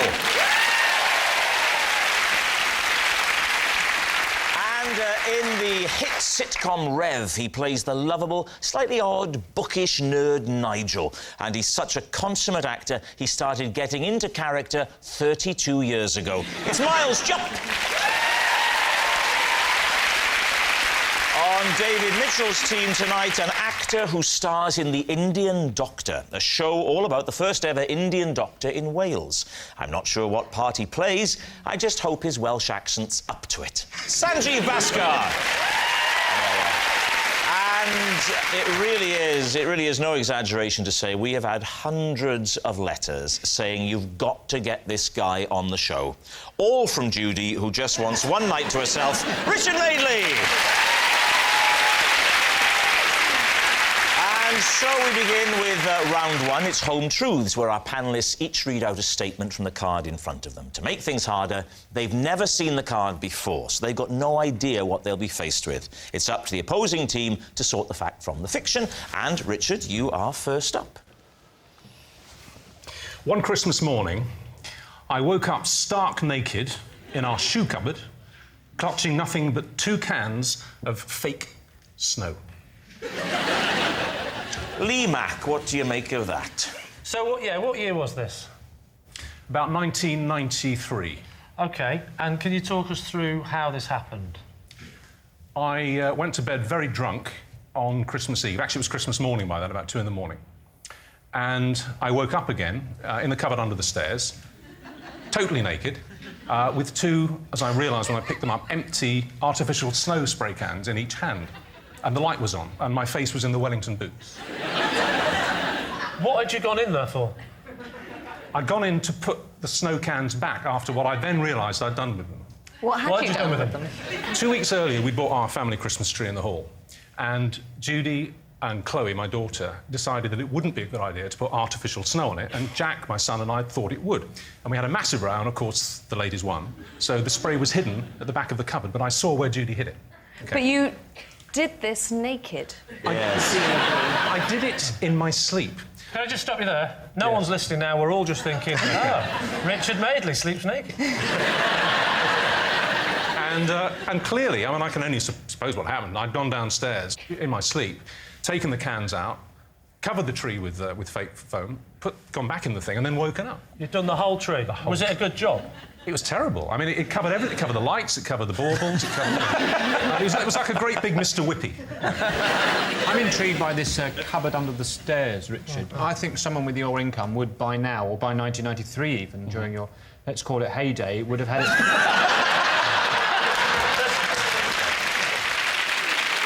I do think you would have had it converted into a downstairs facility. Is that your view of opulence? That any sort of space under stairs must be fitted for immediate any sort of ingestion. unused space anywhere. Any money at all. There's something about the combination of wealth, career success, and a little cubbyhole that just says poo. What did Judy and Chloe have to say about this in the morning? Christmas morning dawned, and I went down with Judy, and there it was, looking awful. And I just went, Jack, we told you not to do that. And you went and kept it up for about a minute and then confessed. So you woke up at 2 in the morning? I didn't wake up. I was sleep spraying. You were sleep spraying, but then you went into... That's a horrid connotation. Think of the children. We've all done it. You did the spraying. What was your first conscious memory? Waking up in the cupboard or waking up in the bed? No, waking up in the cupboard. Do you always sleep naked? Yes. Always? Yeah. How does Judy feel about that? Well, so does she. Blimey. Is it me or is it getting up to the... Sorry, hang on. No, give me a minute.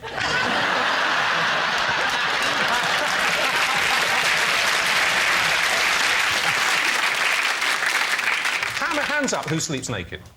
David, keep your hands down. It's got to be 40%. No, I mean, obviously I go to bed dressed as Scrooge. So what are you thinking, Lee? I definitely think it's plausible. What do you think, Kate? What concerns me is the gap between the waking up at 2 o'clock in the morning and going to bed and not sort of doing anything about the tree. Just leaving it. Just leaving it. Miles? I think it is true. You do. So what are you going to say? OK, split decision. We will go with... I will go with Miles and say that's true. You're saying it's true? Richard Madeley, were you telling the truth or were you telling a lie? I have to tell you guys, you've made a terrible start. For us, it's true. Well done. Yes, it's true. One Christmas morning, Richard did wake up stark naked in his shoe cupboard, clutching nothing but 2 cans of fake snow. Judy was quite pleased when she came across Richard sitting there stark naked, as it reminded her to put the turkey in the oven.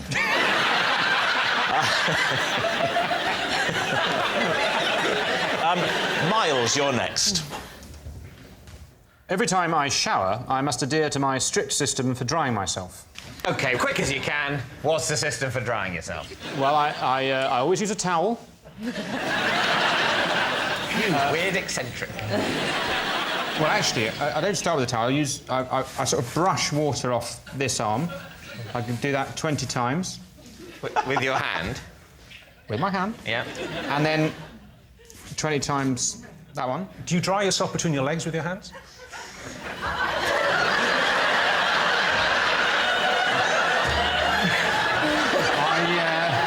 I don't, Richard. Is it like an OCD thing where it is 20, or is it roughly 20? Oh, it can be multiples of 20. You're not serious. Yeah, so like 20 of those. 1, 2, 3, 4, 5, 6, 7, 8, 9, 10, 11. We know what 20 is. Yeah. And then the same on that. And then 30 with the hair. 30 in the hair. And then I go. And then I think if I'm ready to move on to the towel phase. I think I've done the arm and head thing. It's towel time. And when did you start doing this? In the last 2 years. When you reach for the towel, are there any other oddities, or do you basically then proceed in what we would refer to as a conventional drying manner? Well, I get the towel and I do 50 on the top of the head. Right. And then this is quite a new development, actually. Probably within the last... The whole thing is quite a new development. No, but this... You clearly had some sort of breakdown a couple of years ago. So now it's 50 on top and 50 behind, whereas it used to just be 50 on top. What was it about your drying policy before this point, 2 or 3 years ago, that you considered inadequate? I was getting to a lot of towels. How much moisture do you hold? I am unbelievably absorbent. You, one could wring me out like a sponge. Have you tried that? Because that might be a more efficient way of... I don't see what it is about this system that is hard to believe or understand. I don't like it. No. Well, no, don't do it. If this turns out to be true, it's going to be a tense evening. Do you or have you ever washed your car by hand rather than going through the drive-thru or something? No, never. No, really? Never? Never? You are the most middle-class man I've ever met. You've never washed your own car? I've been through the you know, the rolling one. That's not the same, Miles. Getting the coin and putting it in the slot does not constitute manual labour. I've only had a car for 3 years. Maybe that's why this started. Yes, did the purchase of the car coincide with the new shower policy? Having seen the car go through the Rolly thing that for some reason you don't know the name of, even though the name pretty much creates itself. That's right. You sort of think, I want to create my own domestic version of this with my hands. I don't... Yeah.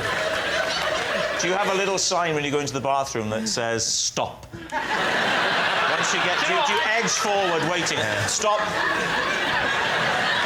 And you've got to do it quickly, because you know things are going to beep, beep, and you've got to get out again. So, David, it's time to take a guess. What do you think? It's truly horrible. But I want it to be true, and I'm an optimist in life, so I'll say it's true. I can't go with that. I mean, if it is true, then it's really disturbing and frightening and all those other things that you scare your kids with.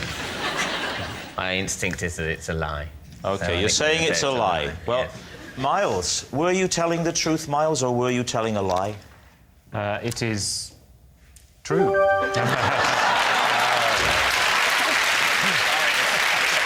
Yes. Almost unbelievably, it's true. Every time Miles showers, he must adhere to his strict system for drying himself. Kate, you're next. Every time I have a haircut, I ask to keep the hair, which I then take to London and scatter for the pigeons to make nests with. There we are. All right. David, what do you think?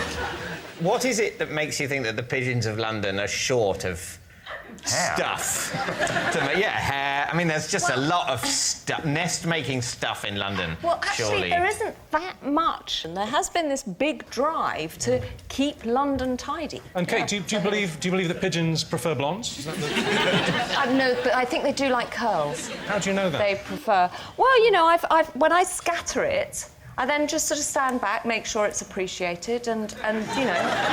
It immediately gets snapped up. It does. They go away. There's somebody else feeding them some bread, and they go... Yeah, curly they hair. do. Who wants a bit of old Hovis? You know, How when much you... of your hair do you get cut for the curl to be included? That suggests It's quite about an inch and a half I have cut. I don't have it cut very often. Where in London do you go to distribute your clippings? Can I ask you a question, David? Have you ever met a woman before? I really hope that's the kind of thing you say to random strangers. It's not a thing I've ever said before, but you can't say it isn't pertinent to the circumstances.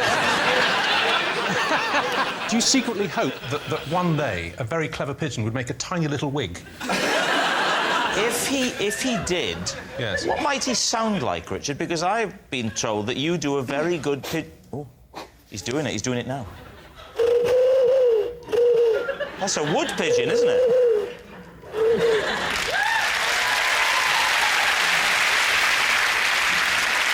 And for the aficionados of birdland amongst you, not to be confused with the ringed dove.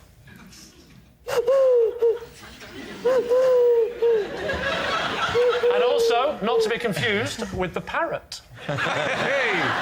Pretty Polly?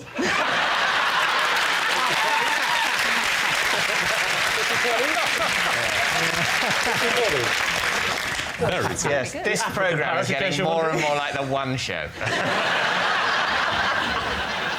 Well, actually, I did want to ask Miles a question, if you don't mind, Miles. If you were to do what she does, would you wash the cuttings and hand dry them before you... If I were to collect Kate Humble's hair and then get on a bus, I'd go to a hairdresser and say, have you cut Kate Humble's hair? Have you? With that voice? Well, put it in a bag for me. And then I'd catch a bus and I'd go straight to the top deck and tell everyone exactly what I had in my bag. Who watches Spring Watch? Got her hair in my bag. It's not for me, it's for the pigeons. What do you think, David? Can I say, I think more of Kate Humble than this. I have a higher I think opinion a lot on of her. this. I mean, it's... Yeah. Oh, sorry, in that sense. Yeah. I think she's telling us a lie. I think we all think it's a lie. You think it's a lie? Pretty unanimous. OK, Kate, fact or fiction? It's a lie.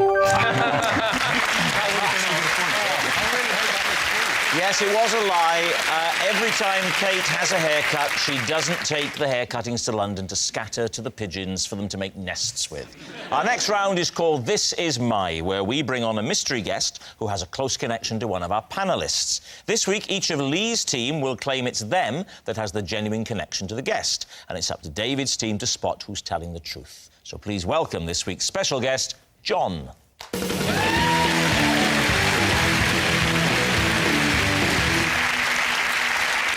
Right, Miles, first of all, what is John to you? John and I were paid to fight together in a supermarket, dressed as gladiators. Kate, how do you know John? This is John, and when I was in Africa, he and I dressed up in a pantomime giraffe costume in order to get close-up shots of giraffes in the wild. Lee, what is your relationship with John? This is John. Despite being total strangers, we were once forced to share a bed when we were double-booked into the same hotel room. David, where do you want to start? Well, maybe with Kate, because what I'm reluctant to believe is that the best way of lulling giraffes into a false sense of security is to try and disguise yourself as a giraffe, because I reckon a giraffe, it takes one to know one. He thought that if we dressed up as a giraffe, then he could put the camera on a kind of periscope thing up the neck of the giraffe and get that evening shot of the giraffes against the sunset. Yeah. Now, you said very astutely that it takes a giraffe to know a giraffe. Yeah. If we tried to do this in daylight, it would have failed completely, because giraffes have extremely good day vision, but their night vision isn't very good, and that's why we decided to try it. Why is it then necessary to disguise as a giraffe at all? Why not just take a stepladder? They are not completely blind. They're just not necessarily going to worry too much about whether you're made out of polyester or real fur. Do you just show us how you did this? How it works. Would you like me to do that with John? Lee would be the perfect partner for this. Lee, if you come... He has a look of the wild about him. Here. Kate's going to demonstrate the whole giraffe doppelganger with you, Lee. So you are in the front, OK? You need to stand about there. And actually, could you three stand up and all just be giraffes in the wild with the sun behind you? Yes. Okay. Do you ever get the feeling she's mocking us? OK, so you've got this big giraffe costume on, and it's got a kind of pole up the back as its spine. Right. You have got a camera on a pole poking out of the mouth of the giraffe, right towards them, OK? Right. I am behind you.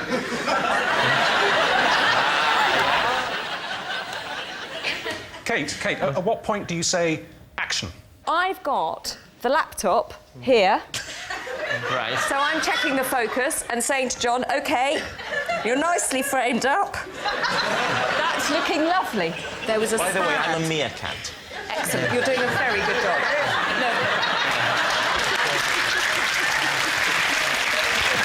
All right, well, I think that's made it a lot clearer. Let's say thank you to our giraffes. And most of all, a big round of applause for our meerkat. Right. Who would you like to question next? Yes, Miles. You had to dress up as a gladiator. A gladiator? Yeah. As in a Roman gladiator, or as in from the TV show Gladiators? A Roman gladiator. So the sort of sword and sandals? Yeah, breastplates. What sort of gladiator were you? We each had a sword and a shield, and we did battle. And this was in a supermarket? Yes. Were you employed, or was this just... We were in...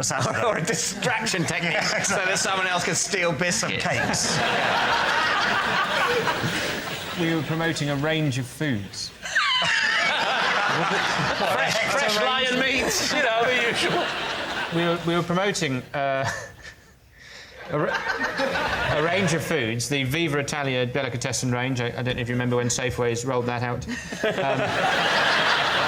And we would have this fight, and then one of us would die, or be beaten, be vanquished, and the other one would say, "Oh, how did you get the strength to beat me?" And you'd say, "From aisle 7, where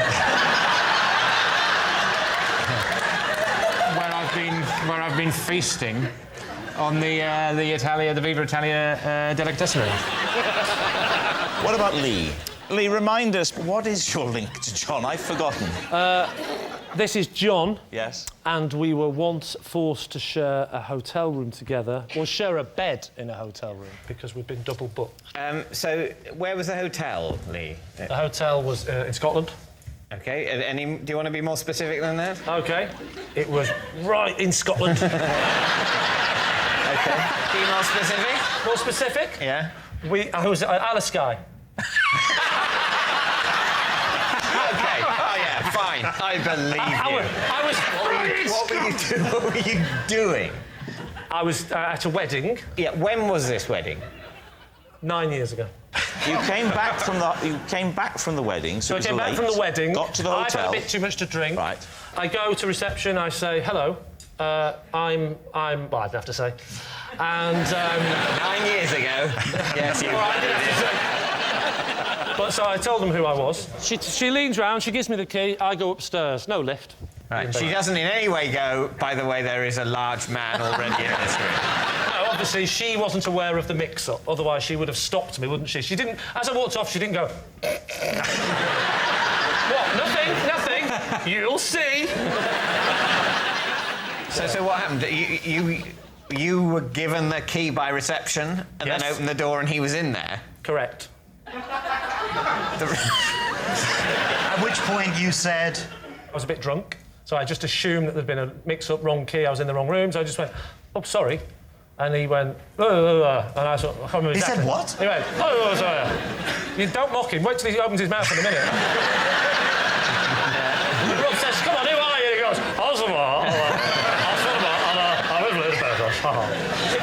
You go back down to reception to say...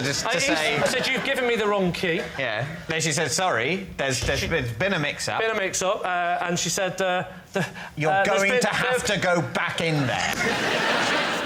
I was in the right room, he was in the wrong room, but he checked in earlier on, so it wasn't her mistake, it was a mistake earlier on by somebody else. Why didn't you investigate the possibility of sharing with the person in the other room? Oh, yeah. What I did was I went round all the rooms.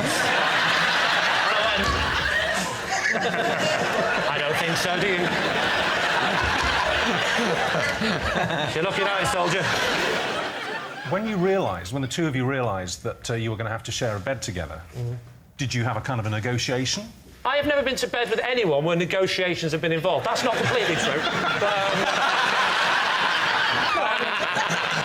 no, what I mean is, did you say, for example, I like to sleep on this side of the bed? I'm happiest on the right-hand side? Before we even got to that point, we both tried to not sleep in the same bed. I didn't just go, "What the hell are you doing? I'm going to sleep on the left and you can sleep on the right." Good night. Right, so we need an answer. What do you think? I really don't know. Whatever we say, if we get it wrong, we'll look like we've believed something ridiculous. I don't believe that the best way of photographing giraffes at sunset is to disguise yourself as a giraffe.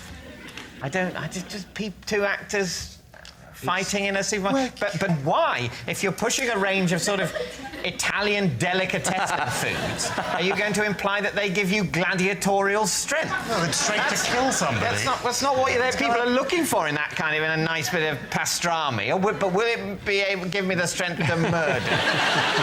And also, don't you think that John looks like the kind of bloke you would bump into at a Scottish wedding? See, I know it sounds weird. I kind of believe Kate's version more. Yeah. You think Lee? I think Lee, yeah. I think Lee. But what if it's Miles then? Then that's awful. It's Miles then. We're going to say Lee. You're going to say Lee, the wedding, the bed, the night together. Yes. So, John, would you please reveal your true identity? I'm John, and I was once paid to fight Miles in a supermarket.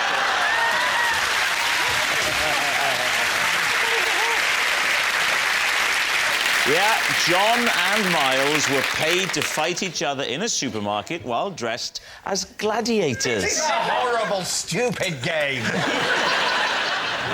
Thank you very much, John. Thank you.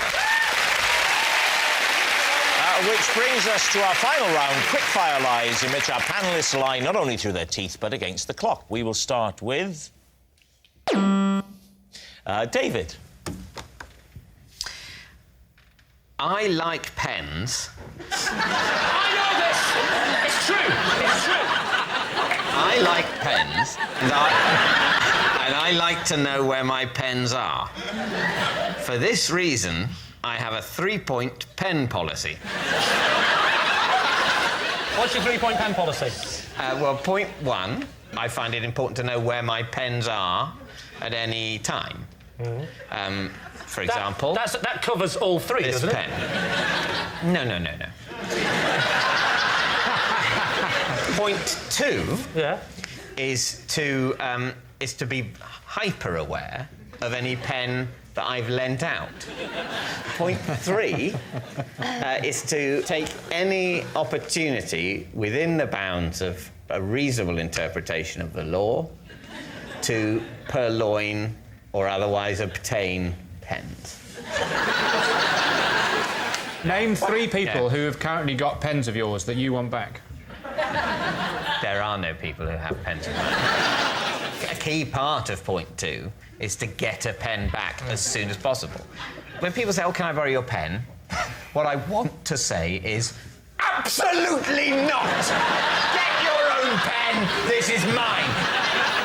However, as part of a scheme I'm working on to try and seem normal would be an exaggeration, but, you know, at least acceptable in broader society, I try not to say that. I try and seem casual about, "Oh, yeah, borrow my pen, that's fine." And then I'm thinking about it constantly until it is returned. The pen that you've got with you tonight, is that your own pen or is that a BBC pen? It is now my pen. Pass me the pen. I'd rather not. Well, you have to. You have to pass me that. I will give it you back. Yeah. I will promise to give you the pen back within 5 All right. minutes. OK, shall I... Let's meet halfway. All right. It'll be the first time we've made physical contact in 5 years. I'll see you. Right, put the pen on the floor and step away. Step away from the pen. You're going to destroy the pen. I'm not going to destroy the pen. You've got such a cynical mind. Back away from the pen. He's going to destroy it. I'm not going to destroy the pen. That would be infantile. So this is a pen you got from the BBC today. Yeah. If I take this pen and say, "I'm keeping this pen," what will you do to get the pen back off me? I will not fight you. So what are you thinking, Lee? It didn't seem much of a system, did it? That he's going to ask me to have the pen back, I'm going to say no, and he's going to leave it at that.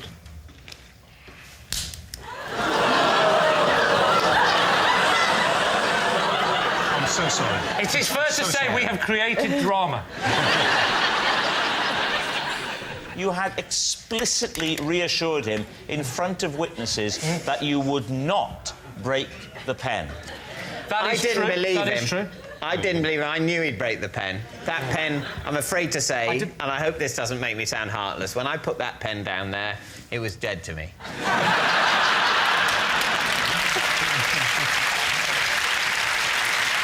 Right, Lee, which way are you going? Is he telling the truth or was he telling a lie? I bet you love pens. I bet you're pretty crazy about pens, but you do not have a 3-point system. I think he might. OK, Lee, take a guess. Truth or lie? We'll say it's a lie. You're saying it's a lie. David Mitchell, the truth or a lie? It is, in fact, true.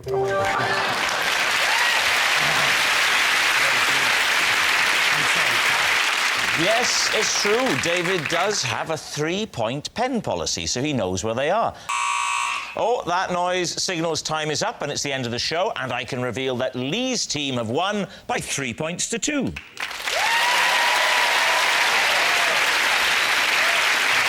But it's not just a team game, and my individual liar of the week this week is Miles Jupp.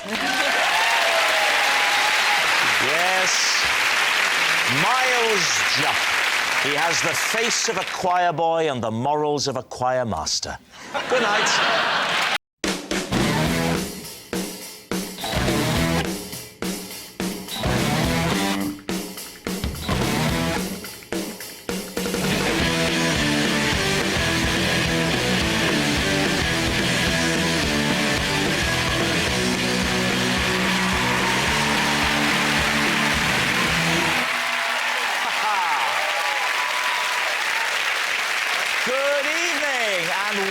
Welcome to Would I Lie to You, the show with tremendous truths and humongous lies. On David Mitchell's team tonight, a man whose TV show is called Richard Bacon's Beer and Pizza Club. Not only is it good fun, but if it comes on TV more than 5 minutes late, you get free garlic bread. It's Richard Bacon! And the man who gave us Touch the Truck, Pets Win Prizes and Hole in the Wall, yet still no BAFTA. It's Dale Winton! And on Lee Mack's team tonight, a TV presenter who's so immersed in the culture of horse racing, when she buys a new pair of shoes, it's all she can do to stop herself nailing them on. It's Claire Balding! And a comedian and star of the very realistic Call the Midwife. I didn't watch it myself. I just stayed the other side of the screen and offered encouragement. It's Miranda Hart! And so we begin with round one, Home Truths, where our panellists each read out a statement from the card in front of them. And to make things harder, they've never seen the card before, so they've got no idea what they'll be faced with. It's up to the opposing team to sort the fact from the fiction. Dale is first up tonight. OK. As a child, rather than sleeping with a comfort blanket or teddy bear, I slept with a potato. Lee Mack, what do you think? Was it the same potato, or did you have different potatoes over the years? Well, that was the problem, because you get attached to a potato. So, when you get attached to a potato, it's rotting a bit, but it's your comfort. It's like your teddy bear's, it smells of your old teddy bear, or whatever it happens to be. The potato is my favourite potato, and I used to draw on it. So it was one potato the whole time? The actual truth is, it was taken away from me, and I cried and I cried and I cried, but they threw it out. So it took me like another 3 or 4 weeks to get used to the new potato. Dale, did they have names, your potatoes? No. You slept with a potato that you didn't even know its name? Well... Yes, slag! Did you hug them? Did you have them close to your face? I used to put it on the pillow like that, and I used to bash it. Bash it? Why did you bash it? Is that how you show love, Dale? What's the bashing? Well, I used to like the dent it made in the pillow. Oh, so you'd bash it onto the pillow, and then you'd sleep... And then I would take it out, so that's where you're going to bed later. Be honest, Dale. Is the truth of this story that your parents would shout through the door, "What are you doing in there?" And you'd say, "Nothing, just bashing the potato"? You haven't asked me why I stopped, and this is why you'll realise... Dale, why did you stop? Because Mrs. Marks, who was our next-door neighbour, I heard her talking to my mother in the driveway, and I heard Mrs. Marks say to my mother, "Is he still sleeping with a potato?" I think that they've been talking about it, and she probably said to Mrs. Marks, "Did any of your children ever want to sleep with a potato?" So what are you thinking, Lee? Miranda. I sort of want it to be true, because he's so sweet. Yeah. I do think the two winning things are that that's where you're going to sleep, and Mrs. Marks. Well, do you know what? Is he still That's the sleeping thing. with... I think Mrs. Marks exists. Yeah. And I like Mrs. Marks. I like what she represents. She represents the sanity of the street. And the beauty Whereas is... the Wintons, they're all over the shop. So what are you going to say, Lee? What's it going to be? What do you think? I think Do you think it's true? I do think it's true. I think it's true. All right, I'll go with my team and say that it's true. You're saying it's true? OK. Dale Winton, the potato in the bed. Was it the truth or was it a lie? I have slept with many things over the years, because I'm a very old man, but I have never slept with a potato. It's a lie! Yes, it was a very convincing lie. As a child, Dale didn't sleep with a potato. Richard, you're next. OK. When I worked in McDonald's, my long-term girlfriend joined the queue to my till, and when she got to the counter, she dumped me. Lee. So how old were you? I was 18. I think I was 18. OK, so you're 18 years old. How long did you consider a long-term girlfriend to be when you were 18? Well, she was actually my first girlfriend. Her name was, presumably is, Kate. Not in touch, she could have died. I mean, I don't know. You know, but... Yeah, look on the bright side. Kay dumped you. Was she special? She was. She was. It's a special Kay joke. I'm not explaining them all. Oh, Am I allowed to mention special K, Rob, or do I have to mention crunching on cornflakes? Well, I think when it comes to breakfast cereals, there is one that stands head and shoulders above all the rest. So how long was long term? 2 years. But when you're 18, that's a long-term Can relationship. you remember what she said to you? I can't actually, Miranda, no. But what made it doubly heartbreaking was I loved that job, and... What? Well, you didn't get a sack, did you? Well, no, but I loved the job, and then she came in and broke my heart at this place that meant so much to me, and that added to the emotional impact of what she said. What was it about the job that you loved so much? Let me tell you a fact about this place. This is amazing, right? The regular meat, which is the meat that goes in their signature burger, it goes from frozen to fully cooked in 44 seconds. I found this amazing. Fascinating. I wonder why she dumped you. I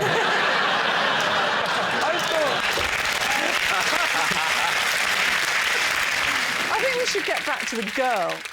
Well, she got to the front of the queue. She dumped me there and then. And I left my station, didn't serve the other customers, and then I went to the storeroom and I sat on a box of gherkins. And I cried my eyes out. Oh, that's gherkins for you, though. Kay put in her order. She puts in her order and says, I would like burger. Oh, Kate. Kate. Oh, that changes everything. What's her name? Kate. Hang on, Richard, what's her name? Special K joke doesn't work. I didn't want to say anything. No. Oh, it's Kate. Kate. Yeah. I thought it deserved a bigger laugh. I wondered why the hell you said it. You're always trying to work it round to crunchy nut. Leave him alone. Why don't... Richard, you be young Richard, OK, at the counter of this fast food outlet. OK. David, you are a normal customer. Okay. Dale is Kate. Oh. Could I please have a fillet o fish, but with no cheese? Hold the cheese, hold the cheese, and put the cheese on the chips, please. But not with cheese and bread. Excuse me, where are the toilets? They're actually just next to my till, actually. The door's just about there. I'll, see you later, Kate.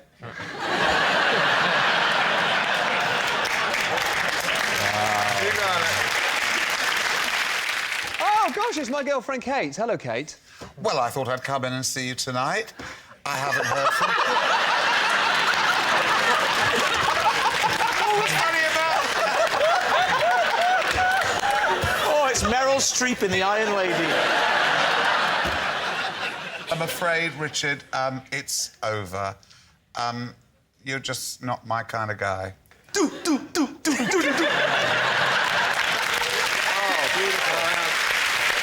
beautiful. So what are you thinking, Lee? Does this sound credible to you? I'm suddenly going truth, and I think he was dumped in a queue at said burger joint. I find it staggering that he remembers all the facts that he remembers about how long it takes meat to defrost, and yet he cannot remember what she actually said when she got to the front of the queue. But is he... The answer to that is he's a man.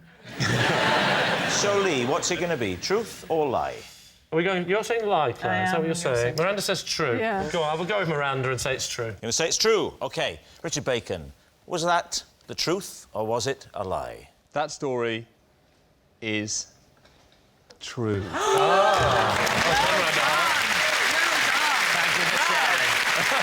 Yes, it's true.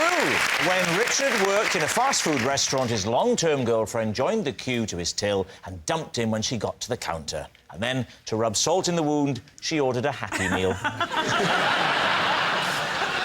Our next round is called This Is My, where we bring on a mystery guest who has a close connection to one of our panellists. Now, this week, each of Lee's team will claim it's them that has the genuine connection to the guest. And it's up to David's team to spot who's telling the truth. So please welcome this week's special guests, Robert and Will.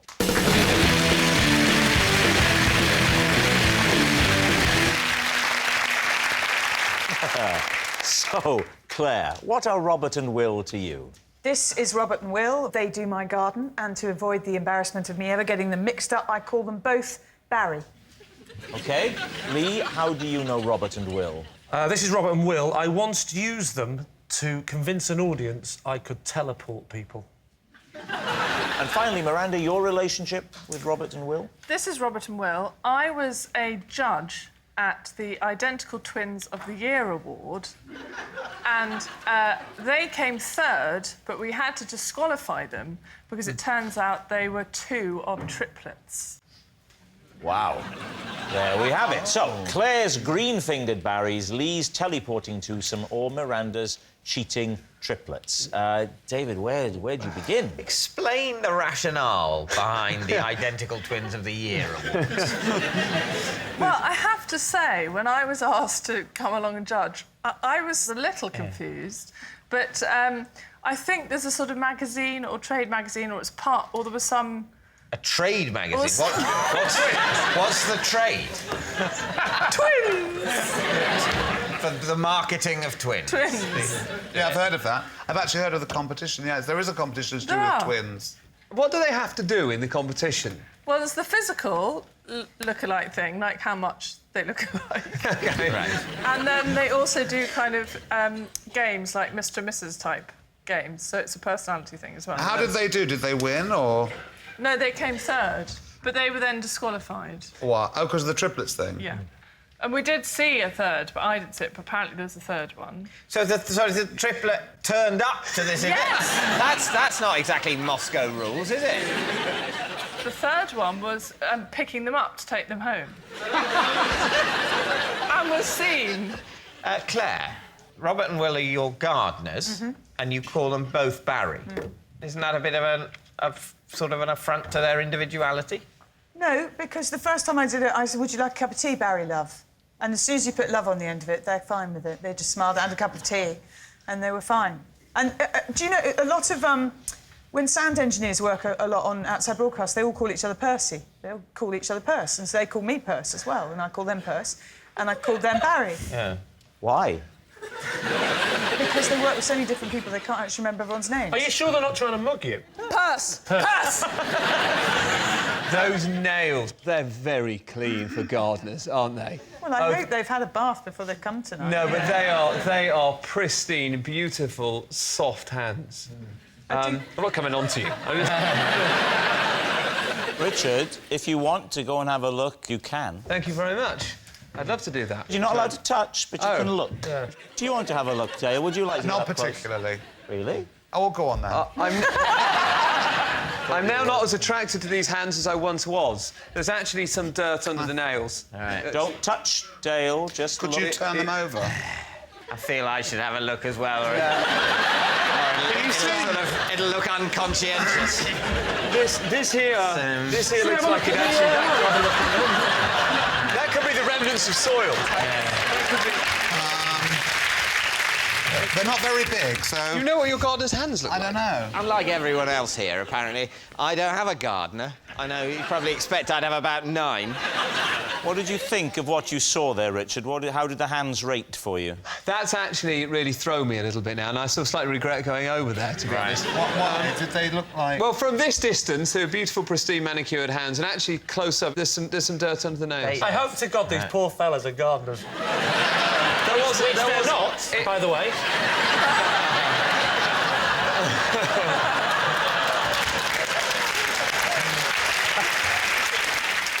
Lee. Yeah. Now... You're going to bother going through this one, aren't you? What was this particular show? You were trying to pretend to the audience that you were able to teleport people. Correct. Was it a stage show or TV show? Was it a stage show or a TV show? Oh, that's funny. Are you an interpreter of Dale? I thought you'd said it. I'd missed it, so I was asking my team captain. So what's your friend saying, David? What was it, a stage show or a TV show? OK, it was a stage show. And where was it on? It was on at the Hackney Empire. And when was it on? It was on in the mid-90s. And what was it called? It was a new act competition for new people, and I thought I'll do a magic trick because it'll impress everyone. Yeah, make up for the comedy. What you said at the end? I'm sorry, everyone, but I can't teleport. Talk me through the act. What did you do? Good. Magic circle, love. Magic circle. Right. Can't tell you anything. Okay, tell us. So, what's the illusion we're supposed to be seeing? So I'm not going to tell you how much it's a magic circle. You're not going to say how you made it You're very wise. We'll never I'm not giving away my secrets on television.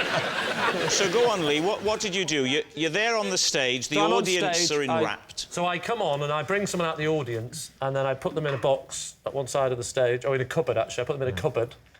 And then I do a bit of the showbiz magic. Yeah. Said a few words, not remember now. Might have been Alakazam. And then the other side, and then I open up a box, and out comes the first person who's gone in. Out the other. Well, it looks like that. Yeah. But clearly he's already in the box. And he sits down, and the audience give me a big round of applause. So that's actually quite good. And he goes and sits down in the seat. So you've done the teleport thing. Then what do? Straight into the levitation. I'm not an idiot. Actually, as a technique for a magic trick and trying to make it look as though someone's magicked across the room, it's actually quite clever using identical twins. Do you still do it in the act, Don't tell me, tell the judges that night. Well, how did you do? Awful. Came third. Turns out I was a triplet. Right, we need an answer. So, David's team. Are Robert and Will Claire's green-fingered Barrys, Lee's teleporting twosome, or Miranda's cheating triplets? What do you think, Dave? I think it's Lee. I think he's telling the truth. OK, Richard, what about you? I don't believe Lee, and they had a bit of soil on their hands. I think they're godless. David, what about you? I don't think Lee did a random magic trick at the beginning of his tryout spot at the Hackney Empire in 1995. Maybe he did, but I don't believe it. So I think I agree with Richard. I think it's Claire. You think it's Claire? Yeah. OK, here we go. Robert and Will, would you please reveal your true identity? I'm Robert. I'm Will, and Lee tried to convince an audience that he could teleport.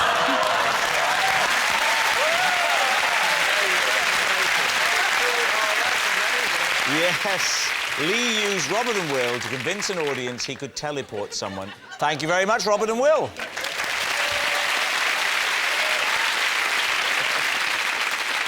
Which brings us to our final round, quick-fire lies. And we start with... Lee. Possession. Right, there's a box under the desk, Lee. Now, I'd like you to take the item out of the box and hold the object, then read the card out, please. This is my dibber. I donated it to the British Lawnmower Museum, where it is now a permanent exhibit. Right. David. What is a dibber? What's a dibber? A dibber? That's a good question, David. And would you believe me if I was to say I don't know? But it's a Yes, I would. I'll write it for you. That's... Yeah. Could be any of these. Okay, It's to do with gardening. So what does your dibber do? Pardon? What does your dibber do? Are you Fred Flintstone? Answer the question. What does your dibber do? Not 100% sure, but at a guess, I would say that a dibber is for pushing holes in the ground. Yeah. And then maybe popping something in there, like a seed. I see. How did your dibber come to be in the British Lawnmower Museum? I'll tell you, Inspector Morse. Have you ever been to Southport, my hometown? I have, yes. Oh, great. Can I start again? Yes. Right. I have never been to the British Lawnmower. I was online. But it is in Southport. It is in Southport, that's true. And I did see it online. What did you put into Google that came up? Well, you don't want to know that. But I noticed that on the website there was a bit that said the tools of the rich and famous. Famous tools, that's what I typed in.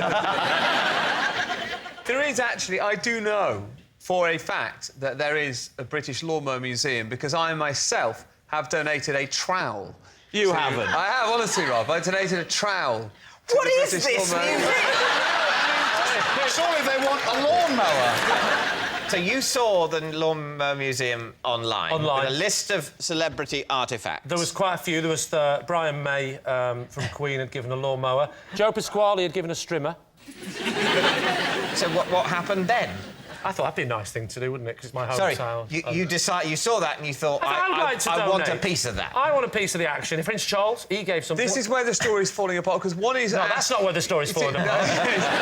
But one is asked to donate to... You don't... I wanted to donate something. I thought it'd be quite nice to have something of mine, because it's my hometown. So you picked up the phone? I picked up the phone. You're still doubting my abilities, are you, Dave? It is not... It is not your ability to make a phone call. I'm manning the phone! Are you seriously saying that the fact that you could have physically made this phone call means I should believe that you did?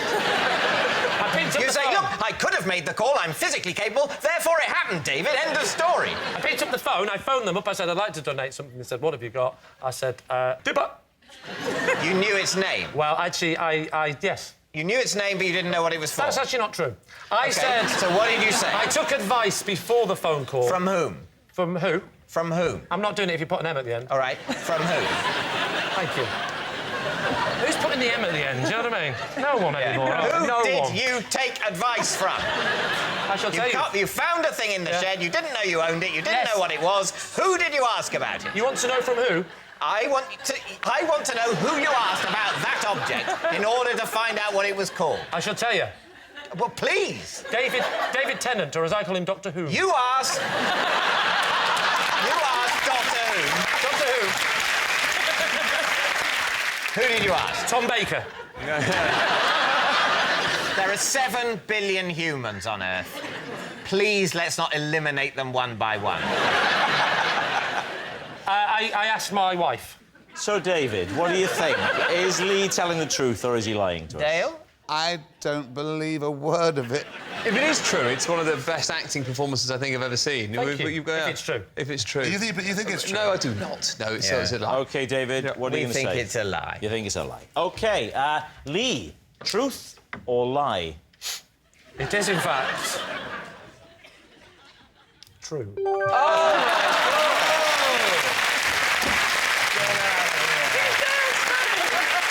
Not only is it true, but how exciting is this? We've got a picture. There it is, in situ, at the British Lawnmower Museum. Yeah, it's incredible, isn't it, eh? Just a simple tool who donated his dibber to the British Lawnmower Museum. Next. It's Miranda. I once embarrassed myself in front of the local vicar at Christmas. Is that it? Vague, isn't it? Is that all we're getting? Well, no, we can get more. What happened? Well, it was Christmas, and the vicar had to come round to my aunt and uncle's, where I was having Christmas. The sort of drinks, I think. I went to sit next to him and sat on the edge of a sofa. And as I sort of sat back like that, I broke enormous wind. And did he say anything? He sort of... It's here! No, I don't think he did, which is what made it so funny for me. Why did you go over to sit next to the vicar to start with? Because I think my sister was there, and I thought, oh no, she's been lumbered with the vicar. And I thought, oh, she might need some conversational help. Brilliant. Yeah. Which I sort of provided. What direction was the vicar at this point? I don't know if he was down or upwind, but he was involved. Miranda. I mean, he You saw his hair move. I think actually what I did was... That is a great image. I think I burst out laughing, did one of those laugh spits. Laugh spits? So having farted at the man, you then spat on him? You know when you go... I did. So it was like... So what do you think, David? What are you going to say? Miranda, The way you told the story at the beginning, I couldn't work out. You had a lot of pauses in there. Was that for effect, or were you thinking it up as you went along? And I think probably worth it, making it up as you went along. So I think it's probably a lie. Dale, what do you think? Miranda is like one of those fabulous people in the world who's uninhibited with no... Am I right? You're kind of like, oh, what the heck, I don't care. My face is a mask. So you think it's true, you think it's a lie? Yeah. I'll say I think it's true. You think it's true? OK, Miranda. True? It is actually true. Yes, it's true. Miranda did embarrass herself in front of the local vicar. Next. Oh, it's me. When I'm in a play, as part of my nightly vocal warm-up, I perform sets of scales in the voice of a chimpanzee. OK, will you give us a quick rendition? Of course.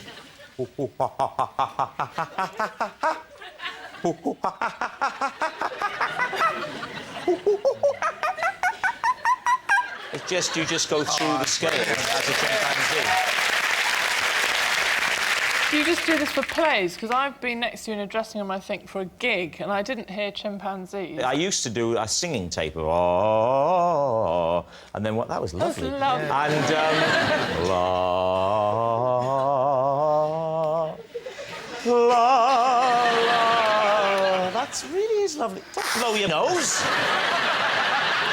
Rob, where did you get this from? Who was it? Another celebrity that gave you the idea? No, it was one night I was doing it, and the other actor said when I started going ooh, ooh, ooh, ooh, ooh, ooh, to just relax. Ooh, ooh, ooh. He said, "You sound like a chimpanzee." So then I went ooh, ooh, ooh, ooh, ooh, ooh, and I found it really opened up the diaphragm, and it actually worked. Can you go the other way? Can you go from the high note down? That's what Dale was asking me earlier. Is he angry, Lee? Is he angry? Well, it's hard to tell what colour his face is, but can you go? Can you go from the high note down?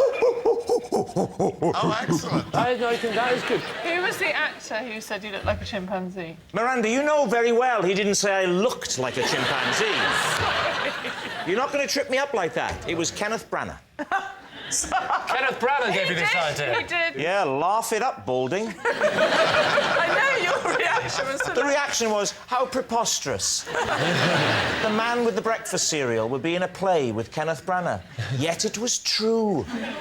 So what are you thinking? Mitchell, Winton, Bacon. I think it's true. You think it's true? Yeah. Do you think it's true? Oh, Dan? absolutely. He does it so well. I think it would sort of help. Yeah. What about you? Balding, Mack, Heart. That sounds a series of illnesses, that the way you say that.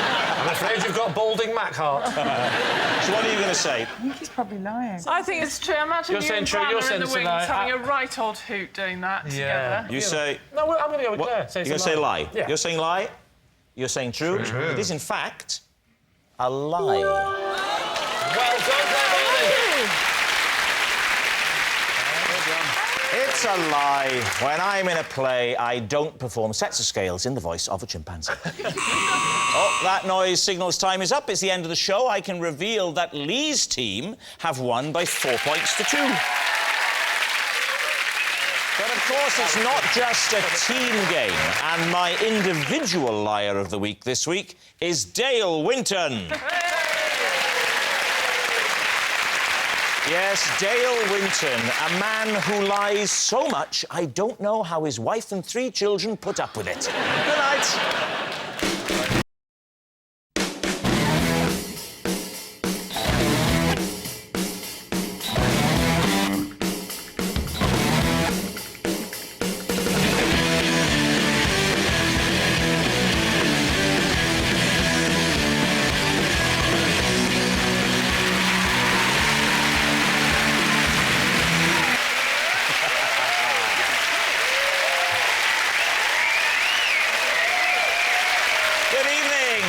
Welcome to Would I Lie to You, the show teeming with tall tales and tantalising truths. On David Mitchell's team tonight, a comedian who once starred in a programme to find the world's most dangerous road.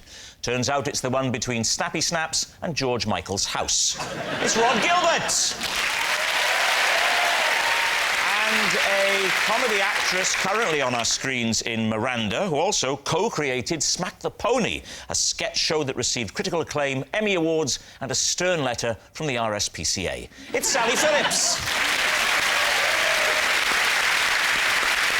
And on Lee Mack's team tonight, a showbiz legend whose TV show once drew an audience of 15 million people. Admittedly, there were only 2 channels and no remote control. Des O'Connor!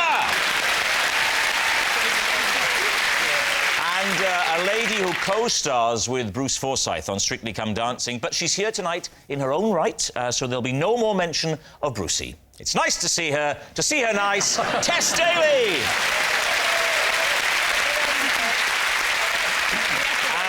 So to round 1, Home Truths, where our panellists each read out a statement from the card in front of them to make things harder. They've never seen the card before, so they've no idea what they'll be faced with, and it's up to the opposing team to sort the fact from the fiction. Des, you're first up tonight. For 3 days running, I accidentally ate cat food for dinner. David's team. Right. So, how did this happen? It was an accident. Yes. But it happened for 3 days, so we're looking at 9 meals. I didn't eat every meal, but I ate on one of the meals, one at lunchtime, one a snack, and one at dinner, but not necessarily in that order. And I'm assuming you thought the cat food was something else? Why would you assume that? Well, because otherwise, Des, it's not an accident. Was it wet or dry cat food?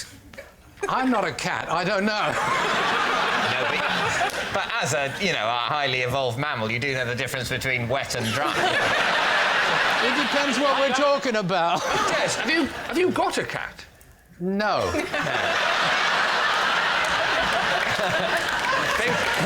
There's a chink in this, isn't it? There's a little chink in this. I would point out that this didn't happen at home, obviously. I see. Right. Where did it happen? Abroad. Oh.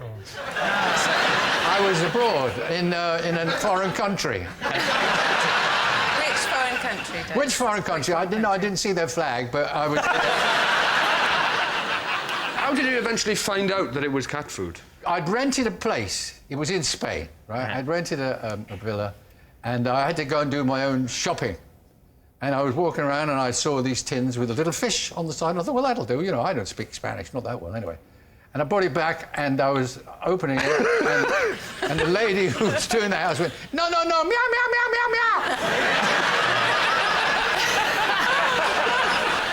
What did you think it was, Des? I thought it was a kind of fish.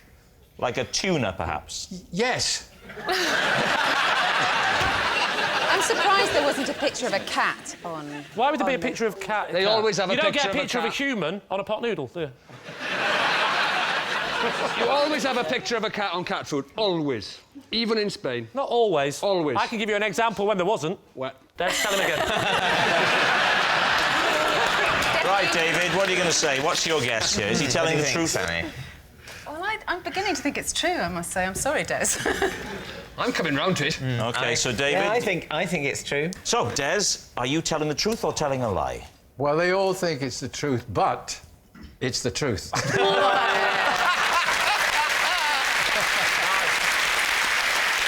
Yes, it's true. Des did accidentally eat cat food for dinner for 3 days running. It was his cleaner who first noticed something was wrong, namely that Des was licking himself clean in front of the fire and going to the toilet in a tray. Rod Gilbert, you're next. I cannot go on airport travelators. The one and only time I did, I got so freaked out by how superhumanly fast I was walking, I had to be taken to the sick bay to calm down. Lee, what do you think? Right, I mean, just how fast would you say you were going? Superhuman was the word I used. OK, how fast would you define superhuman? Because I've got my own definition.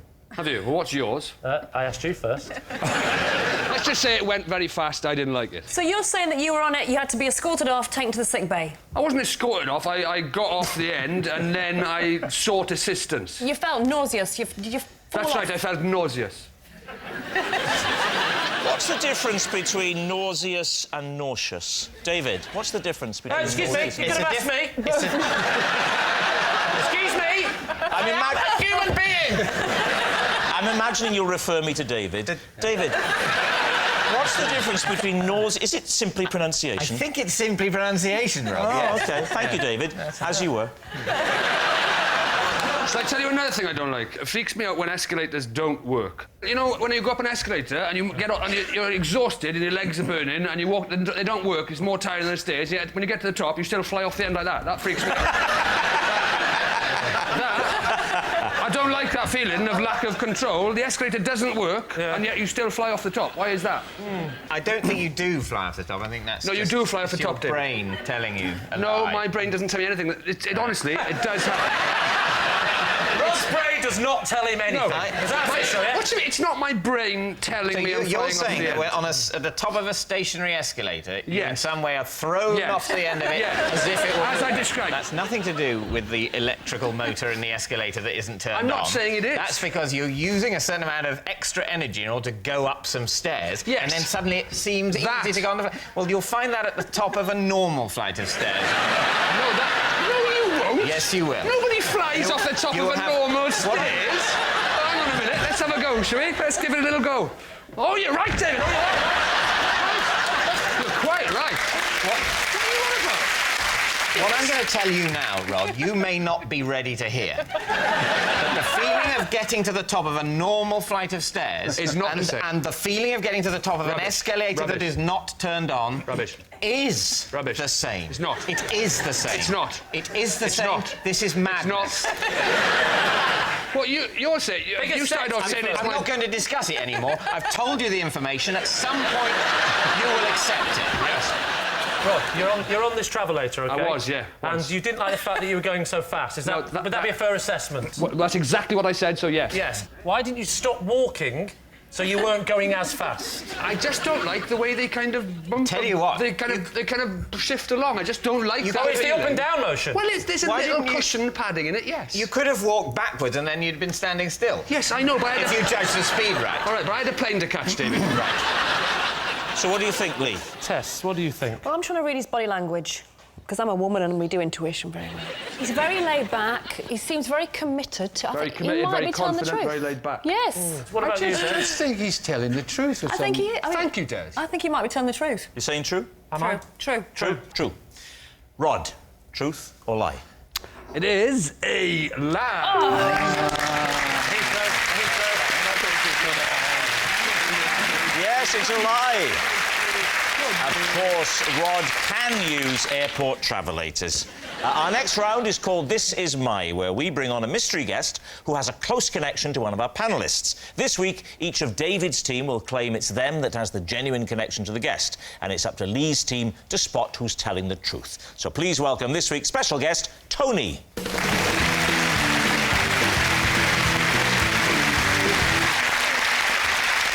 Welcome, Tony. Rod, what is Tony to you? This is Tony, and for 5 years he was my badminton doubles partner. Sally, what is your relationship with Tony? This is my uncle Tony, and last year I asked to have a go on his mobility scooter and I drove it into a pond and wrote it off. Right. Finally, David, how do you know Tony? This is Tony, and when I was little, he used to help me get to sleep by telling me bedtime stories about the war. Isn't that lovely? There we are. So, Rod's badminton buddy, Sally's scooterless uncle, or David's bedtime storyteller. Lee, before you start asking, I'm going to bring a chair on for you, and you can have a lovely sit down there. There we are. You relax there. Lee. Sally, does he use the mobility scooter a lot? Quite a lot. He's had 2 hip replacements.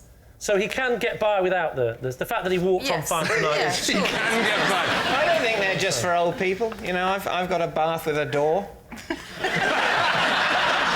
think it's nice. That was more a DIY mishap, though, wasn't it?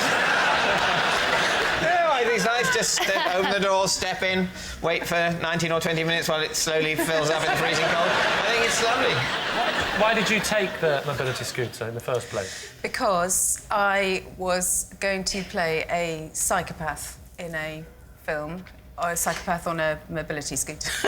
And I said, can I have a go? Because I can't drive a car. Sally, how far did you drive before you went into the pond? What was the distance? I didn't know I had it in reverse. So you were very close to the pond? So I wasn't far from the pond, but it was facing that way. Right. And I took it out of park the wrong way and went backwards. Oh, Was into your the uncle pond. with you at the time? Yes. How much instruction did Tony give you before you got on the mobility scooter? Well, that he thought, as he said afterwards over tea, many, many times, that it was quite self-evident how one drove this thing. He said all it had was it's got a little, gear tiller, and he thought that even a nincompoop... Backwards or forwards, that's about Did you it. say gear tiller? Yes, well... That's a nautical expression. Yes, but you obviously felt, on some subconscious level, more comfortable at sea. Did you buy your Uncle Tony another mobility I did. scooter? How much was that mobility scooter? Yes, how much was that mobility scooter? It was £1,500. For a brand new mobility For a scooter? brand new one? Yes, because it... Hang on, is that right, Des?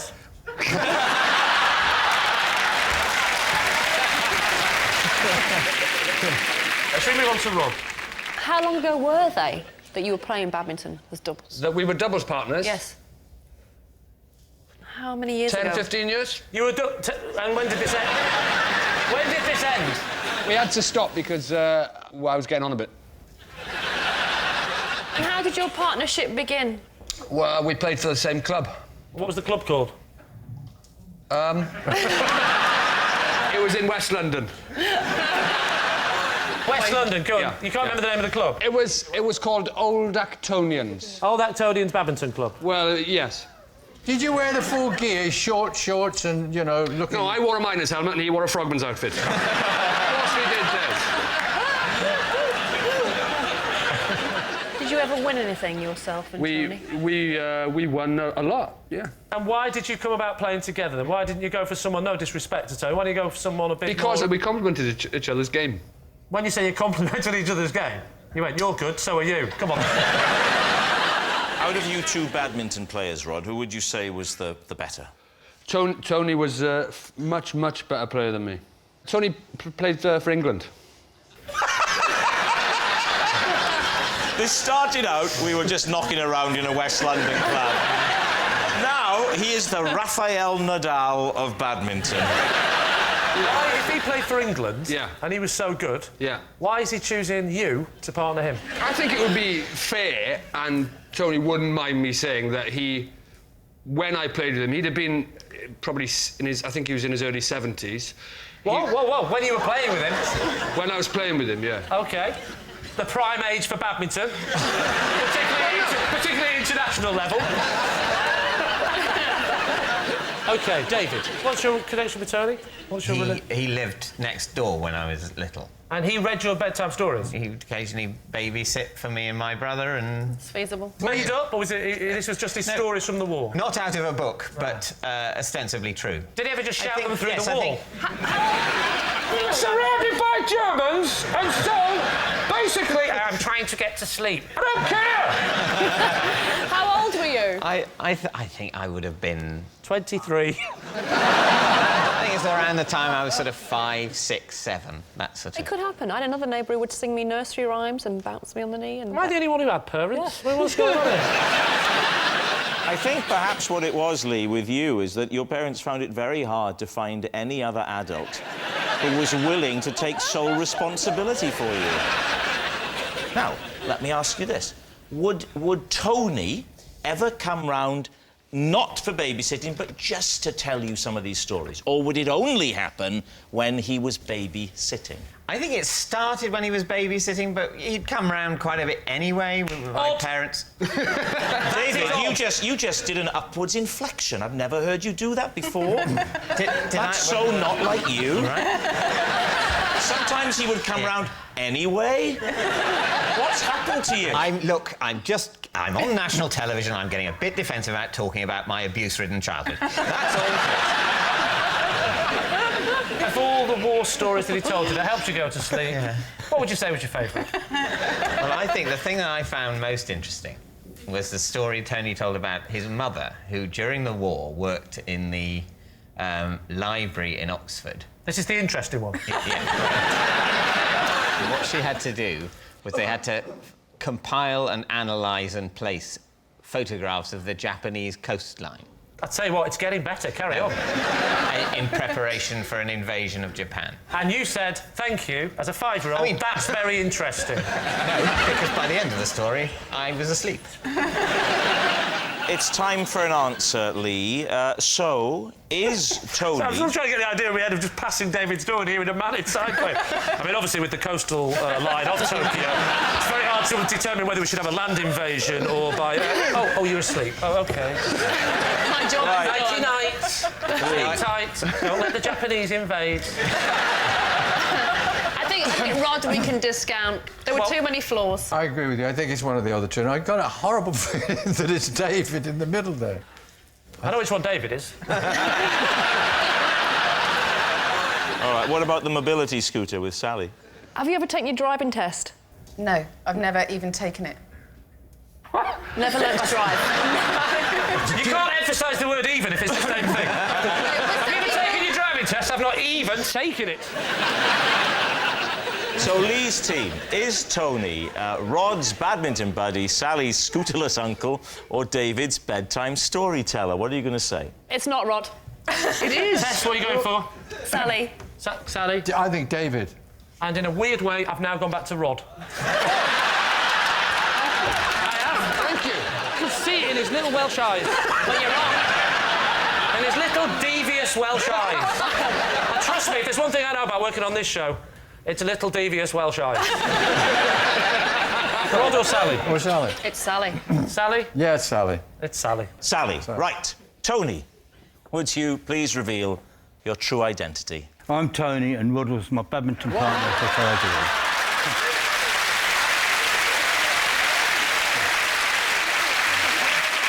Yes, Tony was Rod's badminton doubles partner.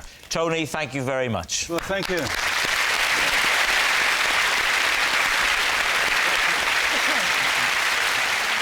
Which brings us to our final round, Quickfire Lies, in which our panellists lie not only through their teeth, but also against the clock. And we start with... It's Lee. Oh. Possession. Right, well, in that case, step this way and take the card, read the card to us, and then when you've done that, you can reveal your possession.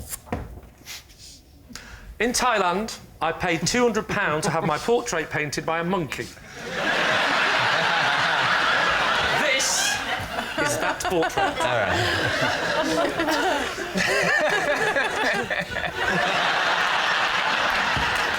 Can I give you that? David, what do you think? There you go. Treasure it. What colour shirt were you wearing? You probably want to ask less what colour shirt I was wearing, what colours were available to the monkey at the time.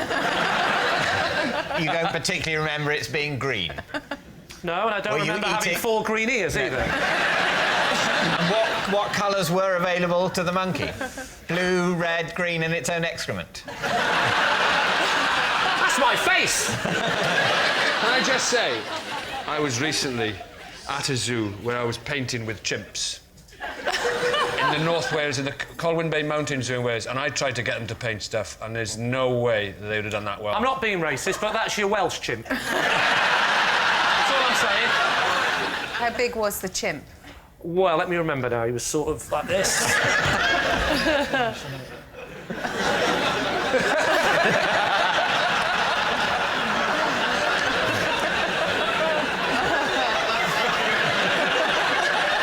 Yeah, I'd say he was about that big sat down. Yeah. So that plus a couple of chimp's legs.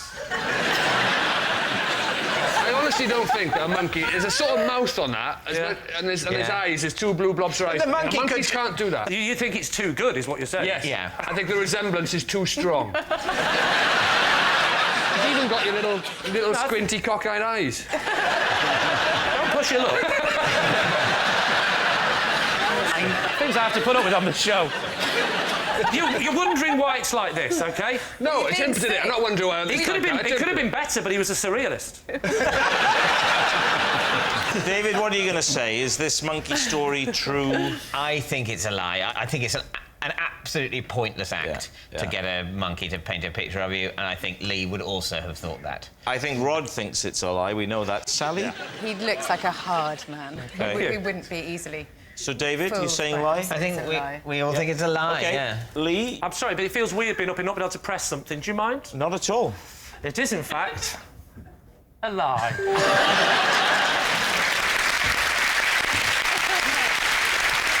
Yes, what a surprise. It was a lie. Lee didn't... It's a lie. How am I supposed to sell that as a truth?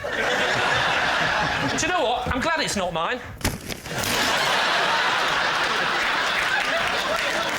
How am I supposed to have a chance? My 4-year-old son is watching. Thanks for doing it, and I'll fix it, and I'll bring it home. Tell him I want me 200 quid back on that monkey suit. Yes, it was, of course, a lie. Lee didn't pay £200 to have his portrait painted by a monkey in Thailand. I mean, why would a dumb, hairy beast who spends all day throwing his feces at the wall and scratching his bottom want a portrait from a monkey? And next, it's Sally. Out loud, Sally.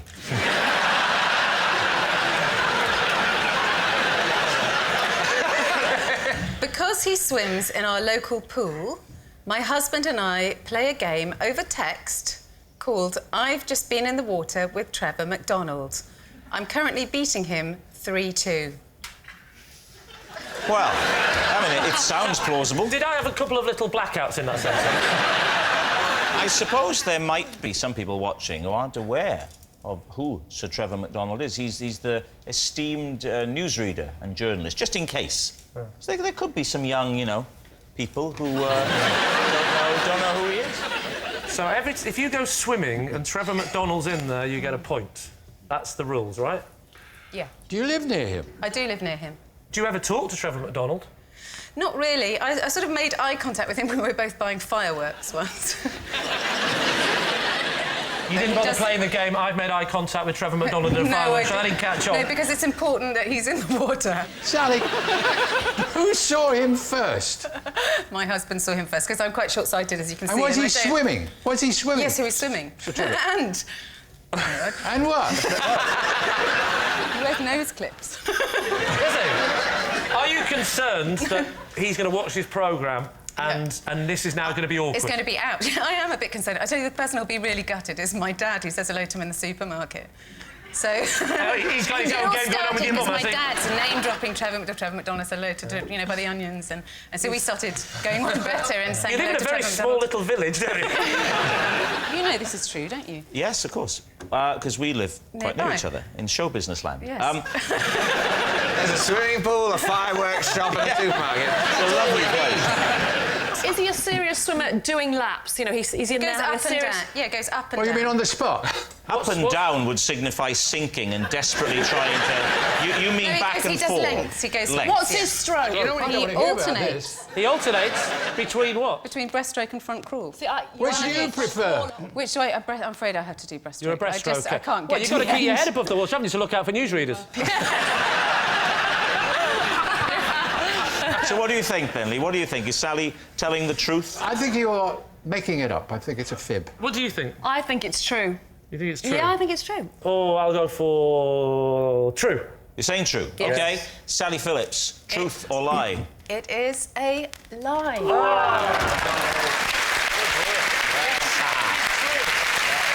Yes, it's a lie. Sally and her husband don't play a game over the text called I've Just Been in the Water with Trevor McDonald. Next, it's David. On a wall in my flat, there is a mysterious red switch. I have no idea what it does because I have never pressed it and refuse to do so. Right, mysterious red switches. Lee. Where's the switch? It's on the wall. sort of not directly, but slightly behind the television. Have you just had to be tempted to touch it? See what it does? It's not that distracting. It's, you know, it's bright red. I'd say it's about maybe 3/4 of an inch or an inch wide. It sounds like one of those cooker switches, doesn't it? It's a bit like that sort of switch. It's sort of cocked up in a sort of inviting way that you might want to give a tweak so it's in an upward position. You'd have to flick it down. Exactly. Oh, that's always more scary, isn't it? Yeah. Is your house... If it were down, I'd assume that whatever it does was happening. Right, and I'd be afraid to turn it off. That would be because awful. I might need it. You know, it might turn the oxygen off.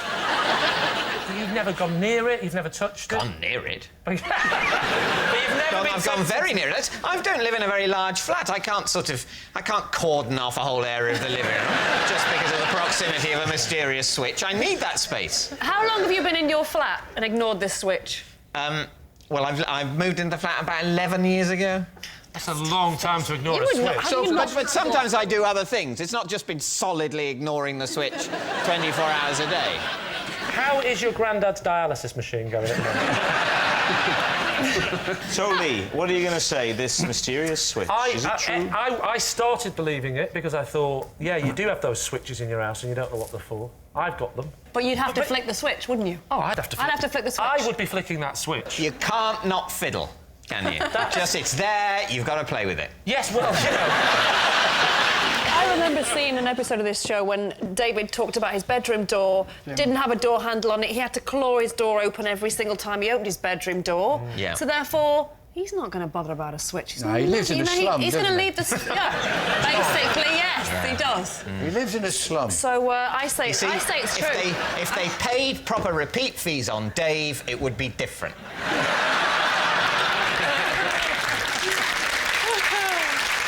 So, Lee, what are you going to say? Truth or lie? Des. He's telling a lie. You think he's telling a lie? Yes. Why? Well, I don't think he can ignore that. Look at that intelligent face. Look at that beard now. He does look like a professor. He hasn't got a bedroom door handle, Des. How do you know? How do you Because know? I've watched... So, truth or lie? I think I will go with Tess and say that it's true. You're saying it's true. David, truth or lie? It is true. Yes! Yes, it's true. David does have a mysterious red switch on the wall of his flat which he's never pressed. Oh, and that sound signals time is up, and it's the end of the show, and I can reveal that David's team have won by 5 points to 1. But it's not just a team game, and my individual liar of the week this week is Sally Phillips. Yes, Sally Phillips, who's given us more barefaced cheek than a leapfrog competition at a nudist colony. Good night.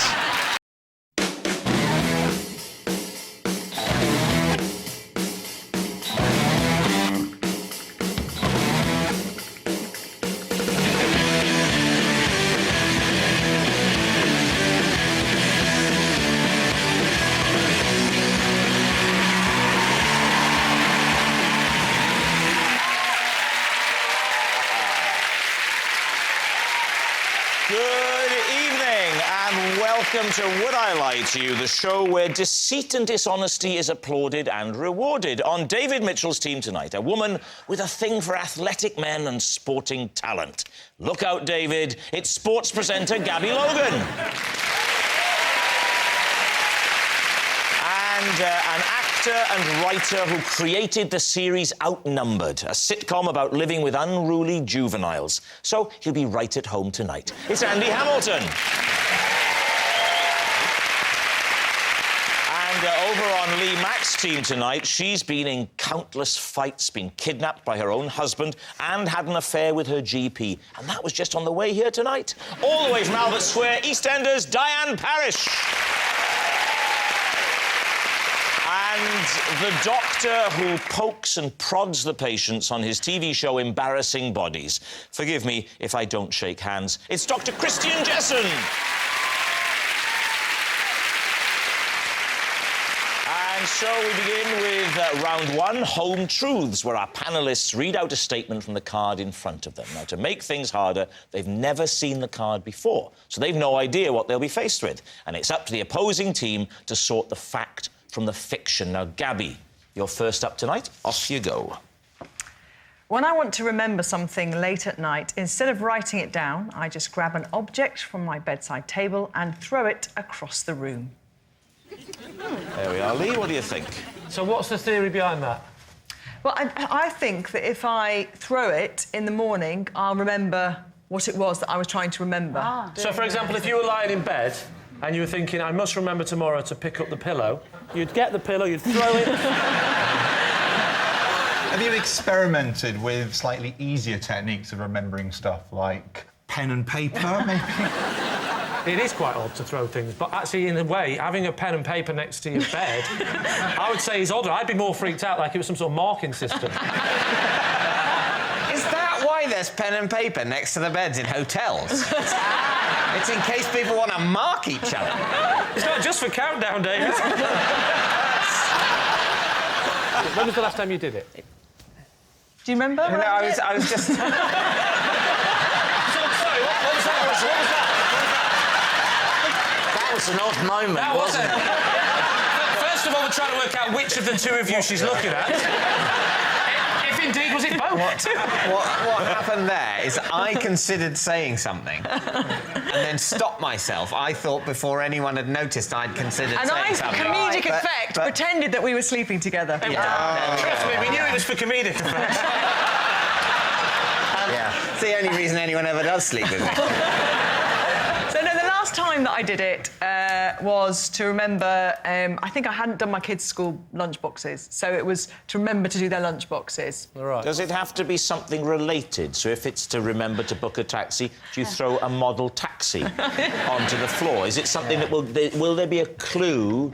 Will the clue be there as we go through? The clue is when I'm doing David Frost. Somehow, when I trip over them in the morning, it just immediately triggers. So, Lee, what's it going to be? I think it's a 50-50 one, this. Well. Oh, no. Sorry. What would your percentage balance be? I think 100% it's a lie. That's a big call. Which way are you leaning, Christian? Oh, for heaven's sake, please, must this be a festival of smut? I suspect it's probably true. I think I'm going to lean more towards Christian and say that is true. You're saying true. OK, Gabby, were you telling the truth or were you telling a lie? I was telling the truth.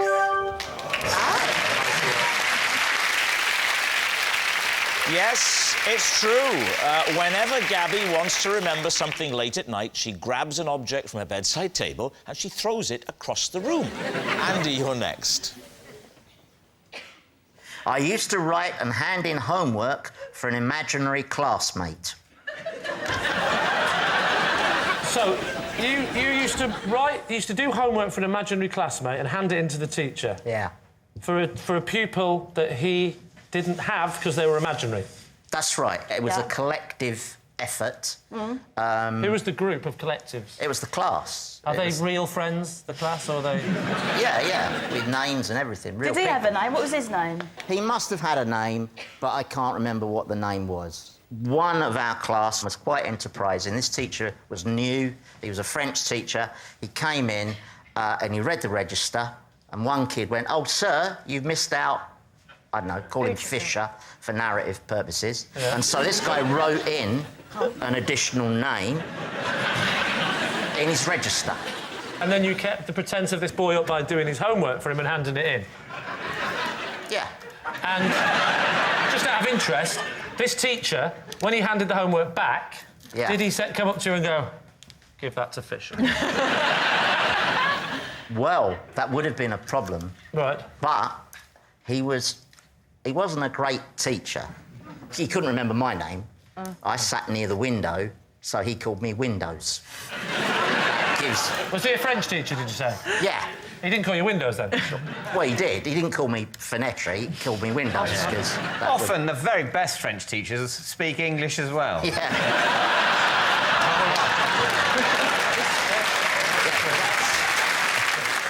Who sit his exams for him, though? You couldn't sit his exam papers. He was off sick quite a lot. Oh, right. So at which point did you own up and say, "Look, sir, Fisher. We've killed Fisher. He was doing too well. We were so envious. He never found out, and the school decided to let him go. And then the deputy headmaster, as I recall, came in and ticked us off and said that he wasn't prepared to tolerate fictional children at his school. I think that's what he said. So, Lee, Mack, what are you thinking? I can't believe it, because I just don't think kids would create that much work for themselves. There's a lot of factors that have to be true here. There has to be. They all get together and agree to do it. We have to believe the teacher never looks up during the register. And that Well, no one Fisher was off a lot. Fisher wasn't there every morning. Fisher was never there, Andy.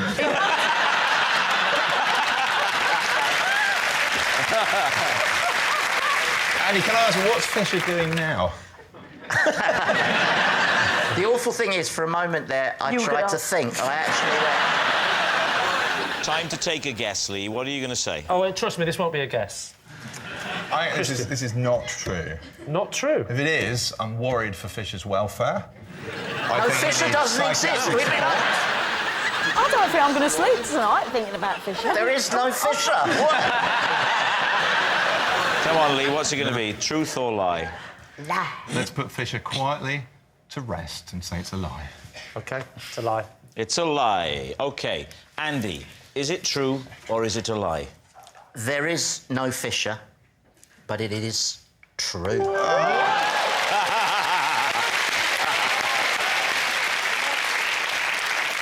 So what happened to Fisher, then? Yes, it's true.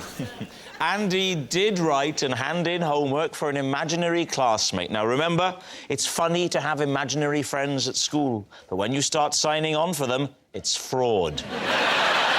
Diane, you're next. When I travel by tube, I like to see how many strangers I can make yawn by yawning myself. My record is 9 in one carriage. David's team. Well, let's see how good you are at faking a yawn. Oh, that's good. Although I have been speaking, so it's not a test. Gabby's gone. Gabby's gone. I will. Yeah. I'm feeling a bit. I yawned earlier when you were talking about it earlier. That's good, yawn, David. Brilliant. This would be great for the trail. Coming up on BBC One. Your record was, what was it? 9. 9, and how long a tube journey was that? I think I started at Cockfosters, and I think I'd ended up at Piccadilly Circus. I remember where I was going, actually. You started at Cockfosters? That's the end of the line, isn't it? Yeah, that's right, the end of the line. Do you live at Cockfosters? I live thereabouts. The reason I'm inquiring about Cockfosters is that obviously it's a well-known station name. Yes. Because all of the Piccadilly line trains going in one direction are going to Cockfosters. And I think going from Cockfosters is or going from. Obviously, I'm aware that you have to. The same number of trains have to come from there as go to there. Otherwise, they'll end up stockpiling. I'm not denying that many trains emanate from Cockfosters. What I'm thinking, though, is that you were thinking, oh, what tube journey could this have been? And the name Cockfosters came into your head because you've seen it so many times on the display in the station. And that's making me think that you're lying. When I say to people about that end of the line, people just, it's like it's Brigadoon. It's not, it's there. Yeah. People live there, there are lovely houses. No. Cockfosters is a fictional place. That's where Fisher lives. When you yawn, Diane, do you, in order to draw attention to the fact that you're yawning and spread your yawn, more effectively, do you make any noise? Do you just do a... Yawning isn't the noisiest of... Oh, you can do it noisy. I do it. I do it to...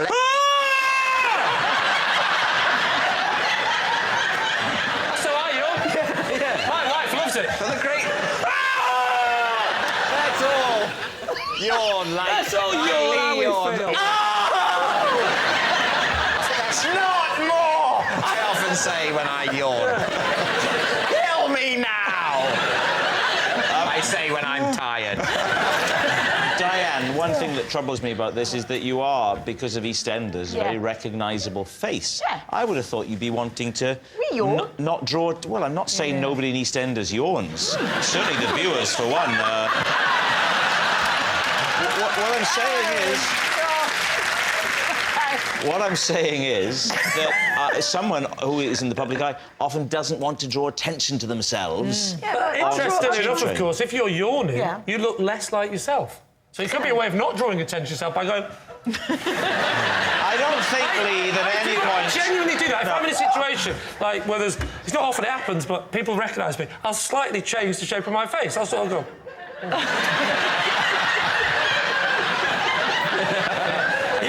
I'll go. My name's Fisher. I live in Cockfosters.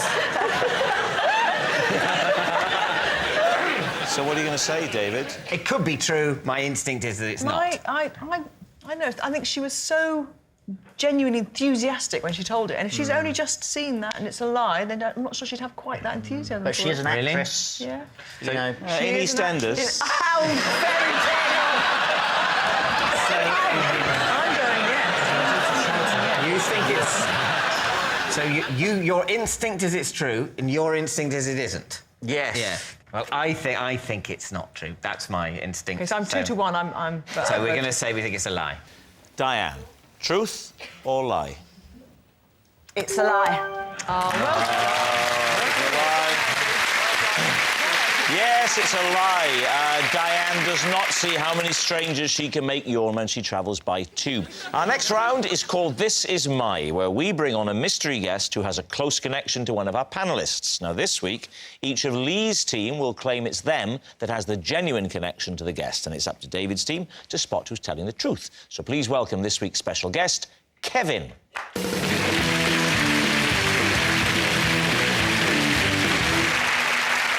So, first of all, Christian, what is Kevin to you? Well, this is Kevin, and he's the surgeon who performed the operation after I swallowed one of the pieces from the board game Operation. Diane, could you explain how you know Kevin? This was Kevin, but he is such a big EastEnders fan that last year he changed his name by deed poll to Albert Square. So, finally, Lee, your relationship with Kevin. This is Kevin. He has worked as my bum double. There we are. So, Christian's toy surgeon, Diane's real-life Albert Square, or Lee's cheeky friend. David's team, where do you want to start? Well, yeah, what a barrage of plausibility. Christian, what piece from Operation was inside you? It was the wishbone. How old were you when you swallowed the wishbone? About 23.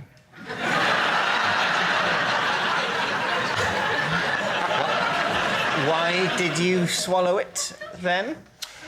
Well, we were at medical school.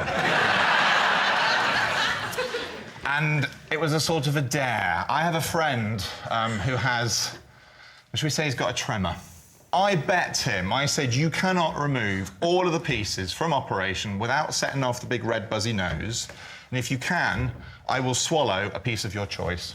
We've got a picture here just to show you. You had little metal pincers, and you had to get the little plastic pieces. There was the Adam's apple, the broken heart. What's the scale of this? It's about yay big. So the wishbone thing, that's the thing... Oh, it's small. Small. Where did it get stuck? It got stuck in my lower esophagus. And the next day, I had a sharp pain, and I coughed, and a little bit of blood sort of puked up a little bit. And I thought there might be something wrong. Now. OK, a bit of blood. Nothing. It's not going to get worse, is it, than blood? Well, yeah, it would if I'd left it. So this blood was coming from your stomach? It had just stuck in the side of the esophagus. Yeah, but it must have... You don't just... It must have cut something, doesn't it? You don't just bring blood up with things being stuck, do you? Oh, Phil will. Well, you have a sphincter at the lower end of your esophagus that stops food coming up into it. Yeah? And that sphincter had closed onto this spiky little bit of plastic, and that's exactly what happened. So it's all right. So it's just like a shoe getting caught in a door. And what sort of procedure was it to have it removed? Do they have to hack So they have to hack you open, pull the flesh back off, take a big hand, a big claw, fresh blood is coming out like that, spurting over the face of the surgeon. There's blood everywhere. They're reaching in, pulling out organs and intestines, and then a little creature comes looks right, and then they get the little piece. Or was it keyhole? Was it just a small camera with a little grabber on the end that went down there and grabbed it and pulled it out? OK, so do you want to move on to another suspect? Yes. Diane.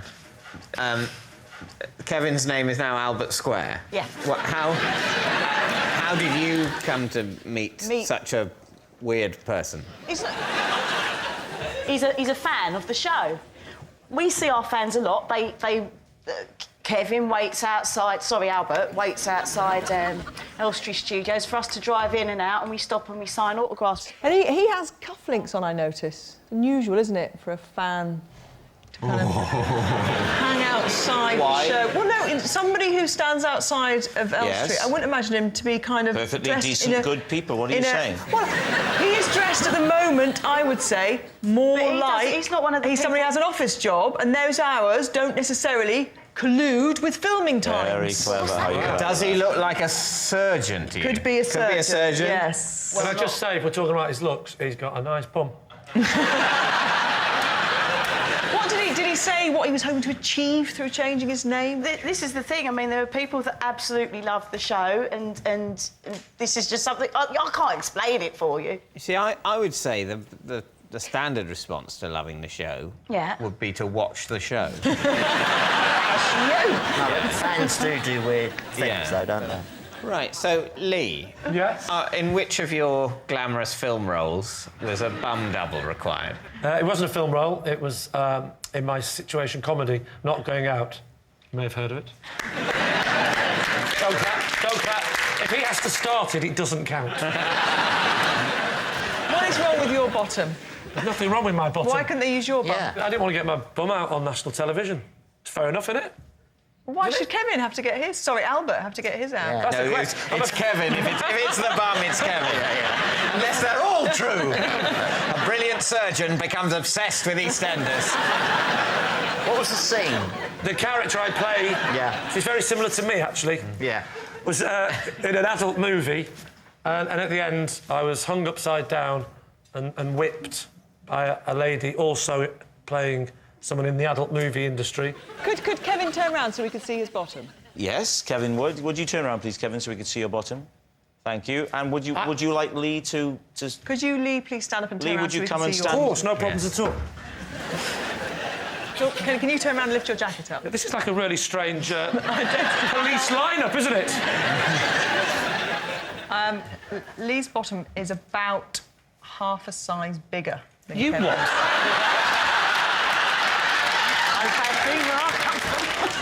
Has this episode gone out, Lee?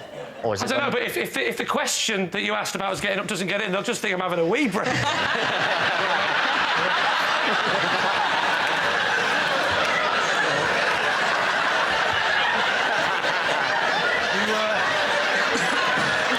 hear a lot of your mates, all right, isn't it?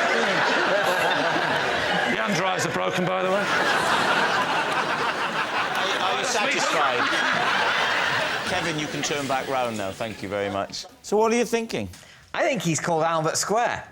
Do you? You think it's Christian, don't you? I did think it was Christian. I'm between Christian and Lee. But the bet is odd. I'll swallow one of these bits of plastic. I'm not sure I believe that. Well, the thing is, there's no massive logical problem with any of those. They're all stories that sort of hold water, but also are unusual. How entertaining for the nation. It could be any of them. Could be any of them. I think when you don't know, you should pick the middle one. Lee. So you're saying it's Lee? Yeah. OK. So, Kevin, would you please reveal your true identity? I'm Kevin, and I did indeed play Lee's bottom double in Not Going Out.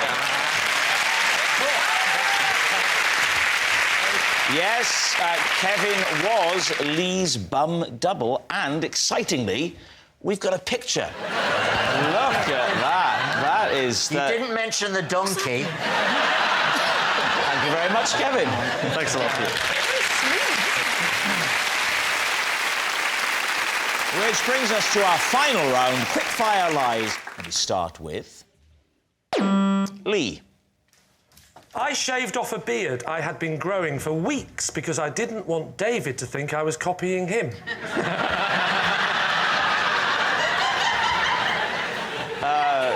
David. On the team with 2 beards. Yeah. How long ago was this? About 2 months ago. What was it that alerted you to the fact that I had grown a beard? Well, I looked at you and you had a beard. Are you all right? Are you having a breakdown? Were you ever together in the same room with beards? We did a radio show together, and you had a beard, and then he doesn't remember the radio show. Look at his eyes, glazed over. Who the hell is this man? I thought he was my driver. Do you recognise me now? Hello, Mr. Davies, sir. Nice beard. And then a couple of months later, I don't know if you remember this or not, but I invited you round to my house for dinner. Yes, I remember. Thank God for that. And you came. I was there as well. Yeah. Rob was there too. What a cosy picture we're painting. Yes. We were all there, all together, and we sat in this position. I sat on my table. Rob there. David was sat in the other room. And at that point, had you shaved your beard off? I have a beard quite a lot when I'm at home, when I'm not doing a telly show. And then I'll get rid of it if I'm doing a telly show. And I said something to my wife like, actually, David's got a beard. He might think I've grown a beard to copy him. And I just said that as a joke, but it festered. So many of your jokes do.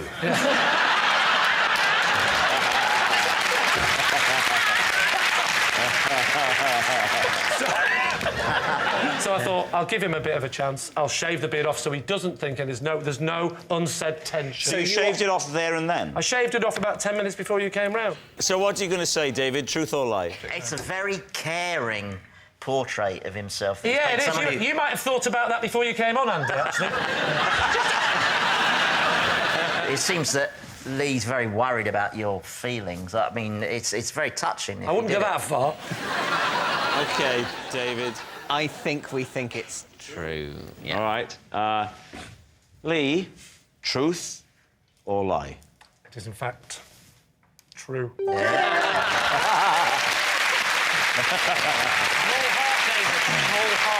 Yes, it's true. Lee did shave off his beard because he didn't want David to think he was copying him. Next. It's Christian. Possession. OK, now look at that thing next to you with a drape over it. First of all, pop that up onto the desk, keeping it hidden under the drape. And then before you unveil the object, would you read the card out, please?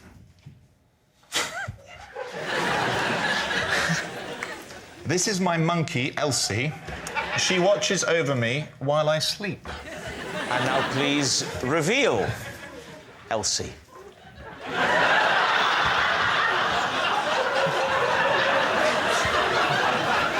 Oh, I'm so sorry, David. She could have shaved. This is a dead monkey, isn't it? Oh, my. Yeah, you should know. Oh, no, love.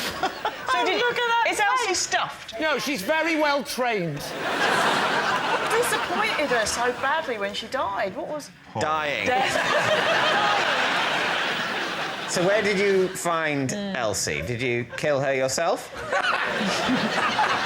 I was flicking through a magazine of interiors, and in the magazine was an advert for a shop that sells fireplaces. And monkeys. And on the fireplace was an arrangement of objets, including the monkey.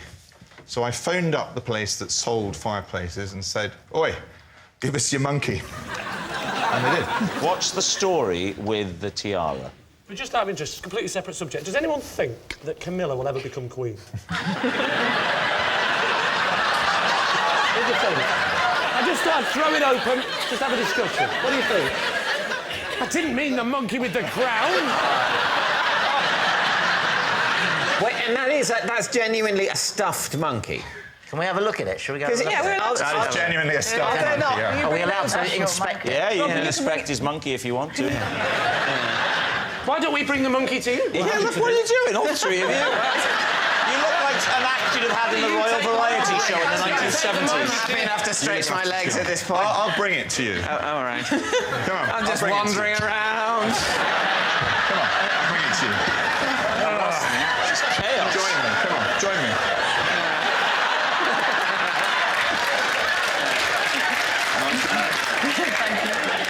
Can we have a look at the tiara? I've left the tiara. Yes, let's have a look at the tiara. Where's the tiara? Oh, my God, it's terrifying.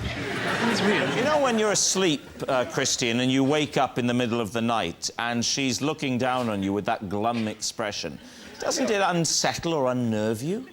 No, I find her very sort of soothing. Monkey!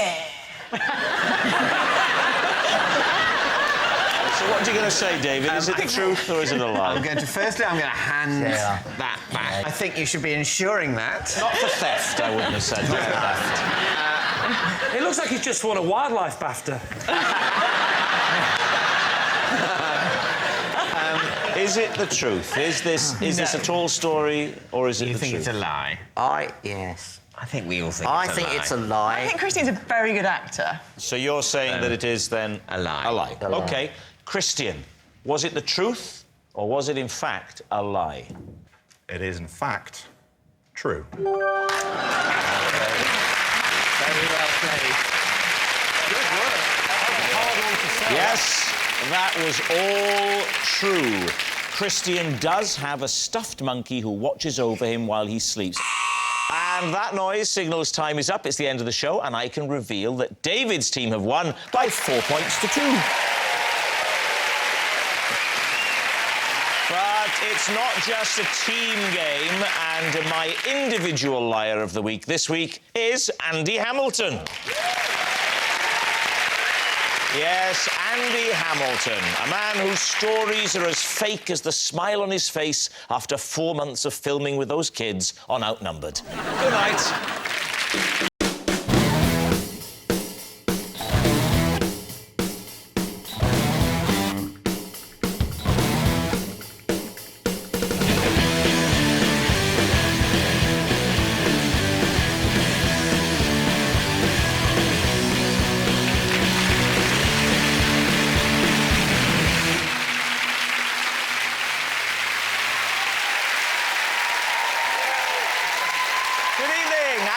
To Would I Lie to You, the show where being a fraud gets a reward. On David Mitchell's team tonight, a man named Richard who's an adjudicator on a BBC One quiz show. So when I call him Clever Dick, I'm being factual, not rude. From Pointless, Richard Osman. And a comedian and actor whose distinctive looks can only be described as when Goliath ate Rick Mayall. It's Greg Davies. And on Lee Mack's team tonight, a comedian who once told me he was as sane and normal as the next man, although at the time he was standing next to Vic Reeves. It's Bob Mortimer! And in Holby City, she murdered people, had affairs with doctors, got pregnant and was attacked by patients. It really was quite an episode. It's Patsy Kensit! And we start with round one. It's Home Truths, where our panellists each read out a statement from the card in front of them. To make things harder, they've never seen the card before, so they've no idea what they'll be faced with. It's up to the opposing team to sort the fact from the fiction. Greg is first up. Greg, would you reveal all? At school, I invented a game called Snorkel Parker Music Practice Room. There we are. Lee's team, what do you think? What's the game called again? It was called Snorkel Parker Music Practice Room. Right, and can you describe the game to us? Myself and several friends, we all had Snorkel Parkers. What is a Snorkel Parker for some of the younger viewers? It's a large hooded coat with a fur-lined collar. The one that comes out at the front. Yeah, and it's fur. And you can zip it up so that it comes right up, and so that only your eyes are visible. Can you describe the rules? Imagine we've never met, I've got my Snorkel Parker. What would happen next? Well, then you and I, Lee, will go to the music practice room when... I'm not falling for this again.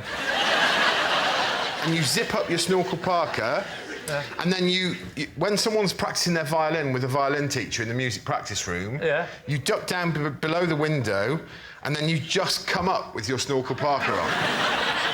So just imagine you're a historical reenactment society. You've got your members there. I suppose. How would you? I'd have to fully demonstrate it by using my making an ad hoc. Feel free to snorkel ask parka. Richard and David to help you out on this. Will you help me out with this? Well, I mean, you see, this is one of the moments where I don't like having to. All right. Want to do it? Yeah, all right.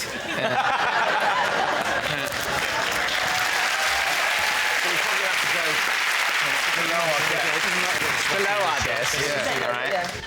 So if you imagine that this was the music practice room and there was someone in there having a lunchtime violin lesson, you would wait until they were in mid-tutorial. And Right, then, I'm picturing it, yeah. And then together, after 3. Okay.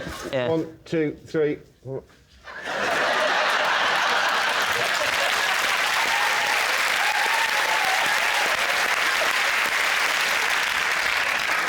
Oh. That's it, really. Was the secret to getting the fact that they never knew who you were? Because you were They wouldn't know you were because there's only your eyes showing. And he'd tell you to go away, so you would all duck down away, and then you'd leave it for a minute. And then come back and then you'd just come back up again, What age were you? Maybe... Tell me you weren't one of the teachers. No, maybe 13, 14. Right the way through to when you left? Right through till sixth form, yeah. You never got told to stop this, or you got... Yeah, well, they would bang on the window and be really furious with us. For 5 years, they were duck banging down. on the window. They never once thought to come out They did. and say, lads, it's getting really boring. But you see... And we know you are, Greg, because you're 8'6". But just out of interest, by show of hands, who would like to play Snorkel Parker music practice room? I'm quite keen on the game. I've already played it. I didn't really enjoy it. It sounds ridiculous. I mean, the last It time does sound utterly ridiculous, Greg. It's almost as if you're lying. Do you think he is lying, Lee? What are you going to say on this one? Well, I actually believe him. I could just see you doing that for kicks and giggles. Bob, which way are you leaning with this? Well, it's got the anticipation, it's got the jeopardy, it's got the lot. What a game! Greg, something tells me you're going to get a phone call from Waddington's. If this gets picked up, this is...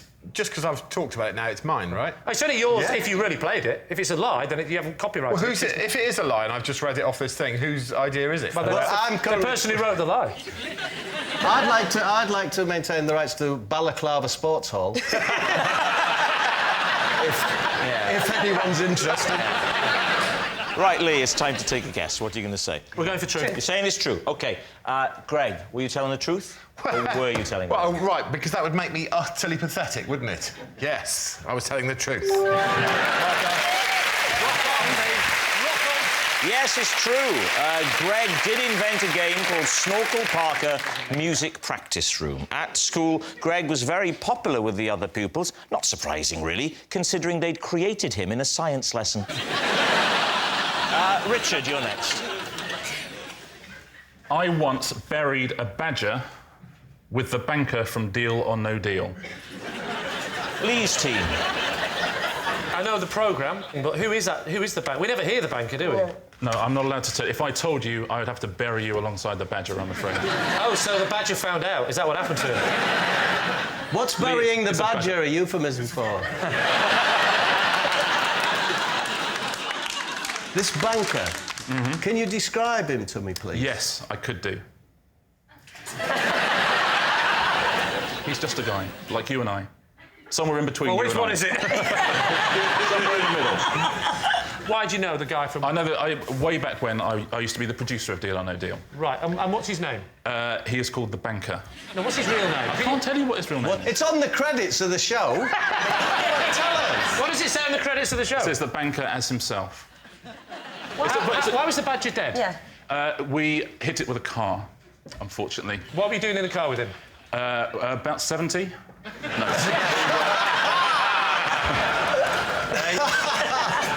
We were on holiday together. Where were you on holiday? Badger Country, Cornwall. Was Edmonds there? Sorry, I'm not part of this, am I? Sorry.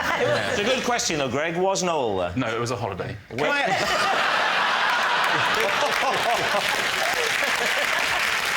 badger. Before you buried the badger, did he put him in a box and then there was loads of other empty boxes? And then you stood there and you had to choose which box it was. Dead squirrel, wrong box. I think it's very sad that the badger died and everything. But Yes. why so much trouble to dig the grave? Because the banker's wife was with us. Oh, can you tell us her name, or does she work for? I can Does she tell you work her for the name. Iranian government? What is the name of the banker? Was this during the day or of the evening? It was late at night. Were you drunk? Had you had a few? I had had a few, yeah. So you went and got Were you driving then? No, I wasn't driving. He wouldn't say, if he's not going to say the name of the banker, of Deal or Dealer, he's not going to on national television go, I was driving, I was mullet. I say badger, I mean none.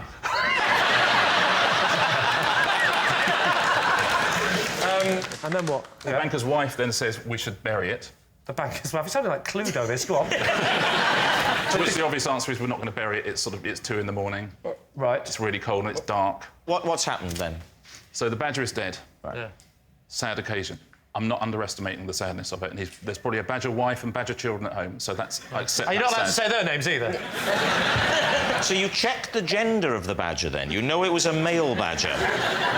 Or a female badger in a same-sex relationship who've adopted a small badger, perhaps an orphaned badger without a home in need I think of you're rest? wildly overestimating the sophistication of the badger community. But what happened next? We went back, got spades. Yeah. Went back to where the badger lay prone, buried it, said a few words. What did you say? Just said, Lord, protect this badger. Or words to that effect. If only you'd have said it an hour earlier.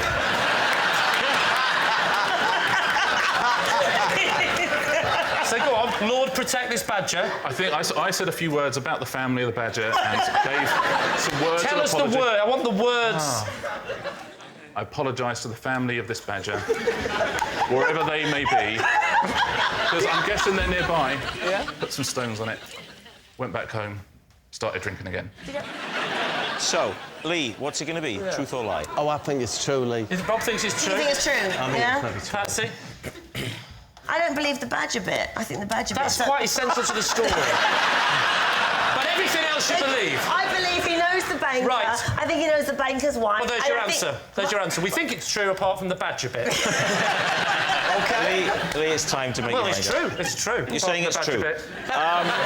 Richard, were you telling the truth or were you telling a lie? I was telling the truth.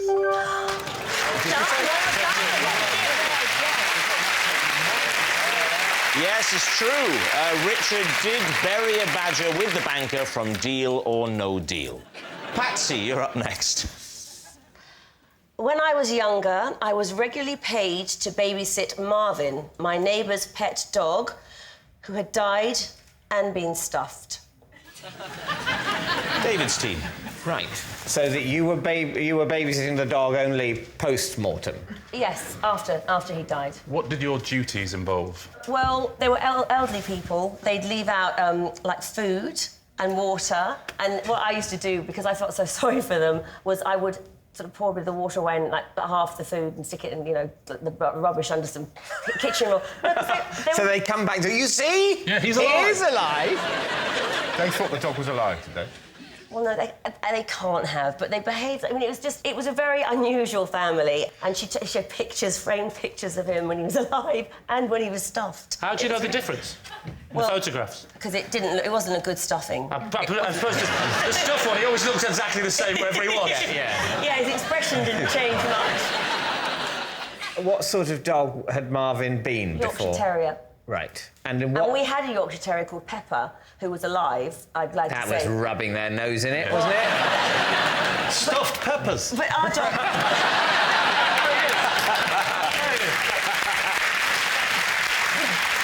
But our dog was, like, totally untrained. I mean, adorable, but... Whereas Marvin was so well behaved.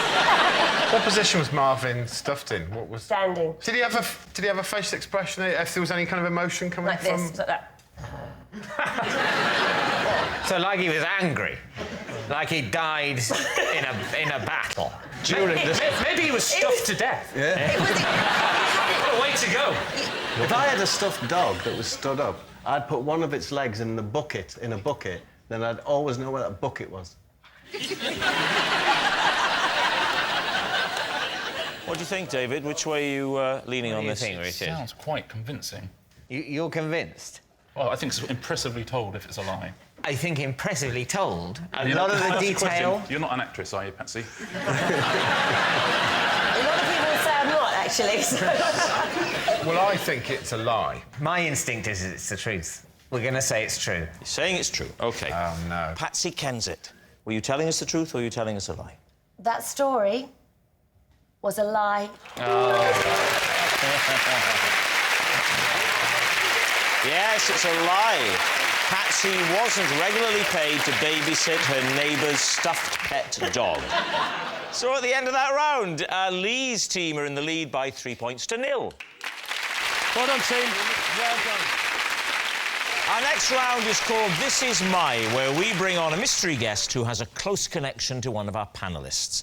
This week, each of David's team will claim it's them that has the genuine connection to the guest, and it's up to Lee's team to spot who's telling the truth. So, please welcome this week's special guest, Pauline.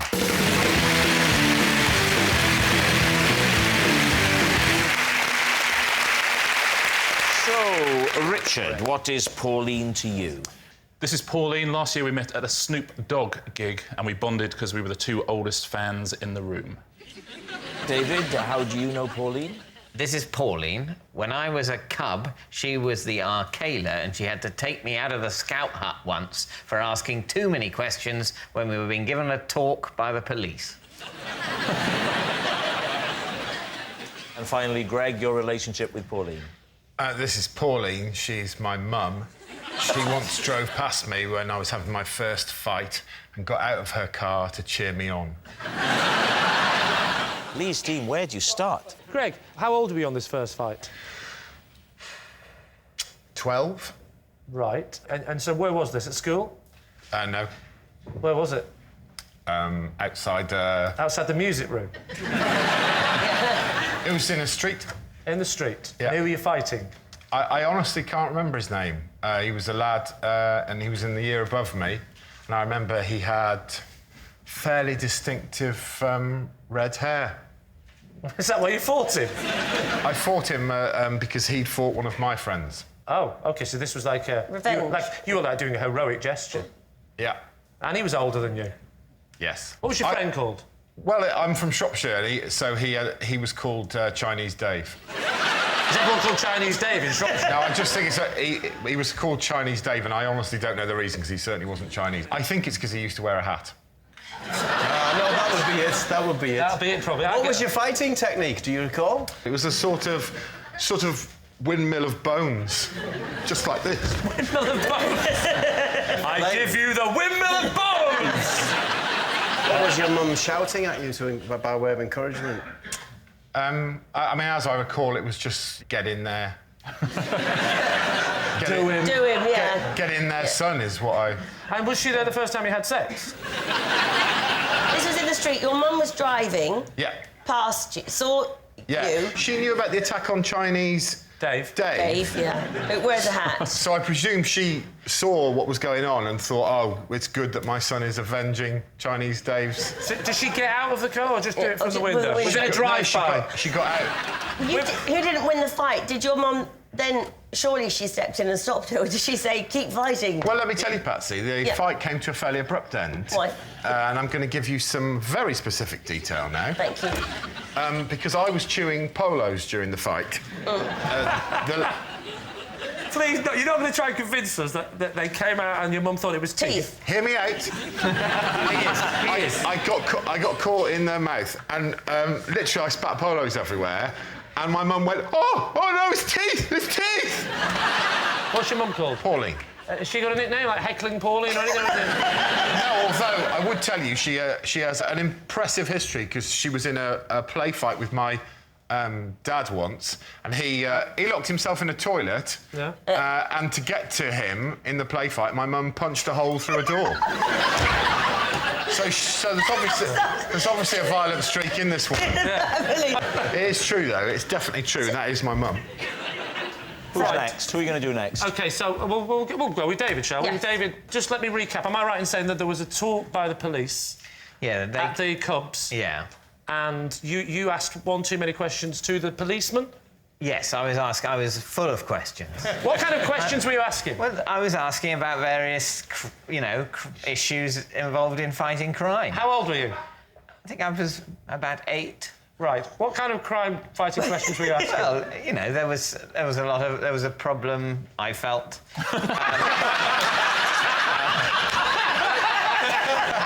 There was a problem with vandalism and graffiti in the area. At that age, you're supposed to be taking part rather than complaining about it. That's OK. Different upbringings. That's fine. What are the questions? I asked a lot about the locks in Cagney and Lacey.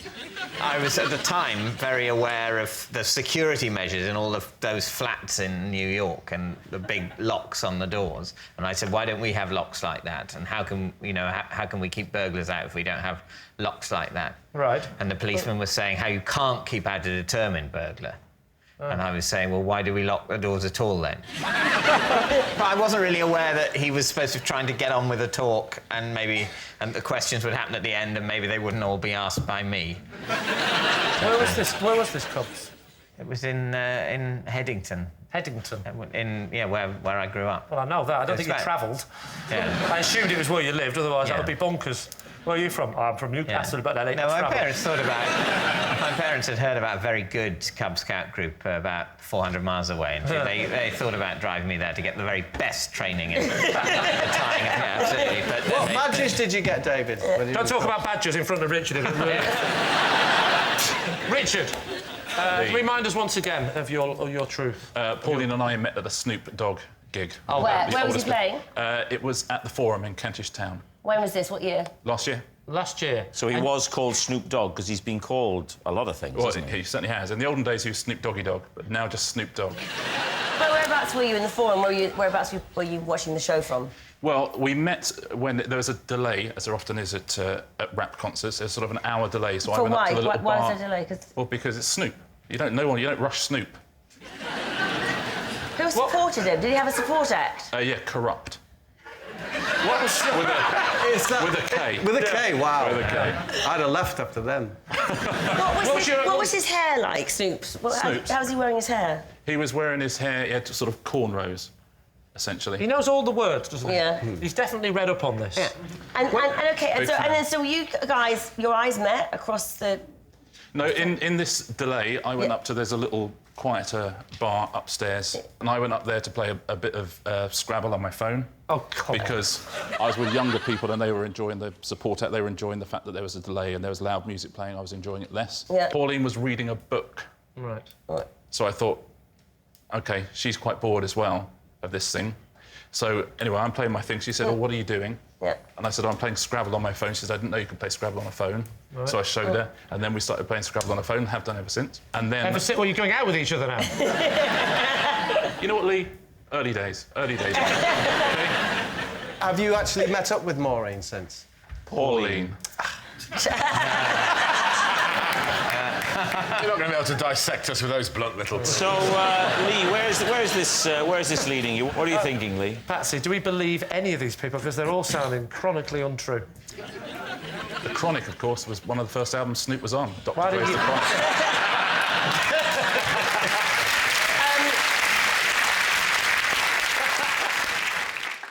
I could see David in his Cub shorts and being worried about the graffiti. He's not the sort of person that it would have upset him. And I'm intrigued by this slight physical resemblance between Greg and the lady. I know what you mean, yeah. Do you mind standing up, Greg, again? Would you stand next to this lady you claim to be your mother? Next to my mum? Well, let's call her a woman for now. Right. Now... I'm guessing for this mean average to work out, your dad is the Jolly Green Giant. No, but you see, Lee, it's a fact that a son has to be taller than their mum.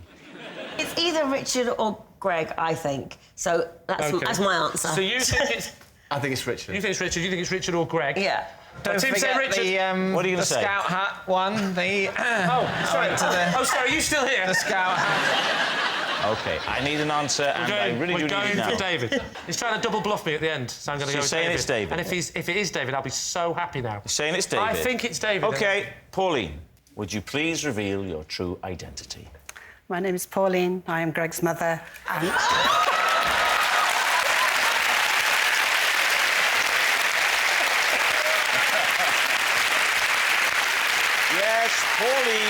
Greg's mum, and she did cheer him on when he had his first ever fight. It must have been awful to see him fighting. Wonderful. Wonderful. Thank you very much, Pauline. You're welcome. So at the end of that round, Lee's team are in the lead by 3 points to 1. Which brings us to our final round, quick-fire live. And we start with... Bob. I can break an apple in half with my bare hands. David's team. What is your technique? I take it in the hands. Yes. Are your hands bare at this point? Of course they're bare. Yes. Friction's very much part of this, this equation. You must pull it, I'm going to say east to west. A lot of people think you need to twist. You don't need to twist. You don't need to twist. Really? You just don't need to pull twist. apart. Pull it apart. How do you get the Pull the grip? apple apart? Won't your hands just slide away from it? I'd have thought you'd need to twist. If you twist, you fail. Twisting equals tears. So you just grip the apple in your hands and then fling them apart, and you have 2 half apples. No, I rip it apart. Yeah.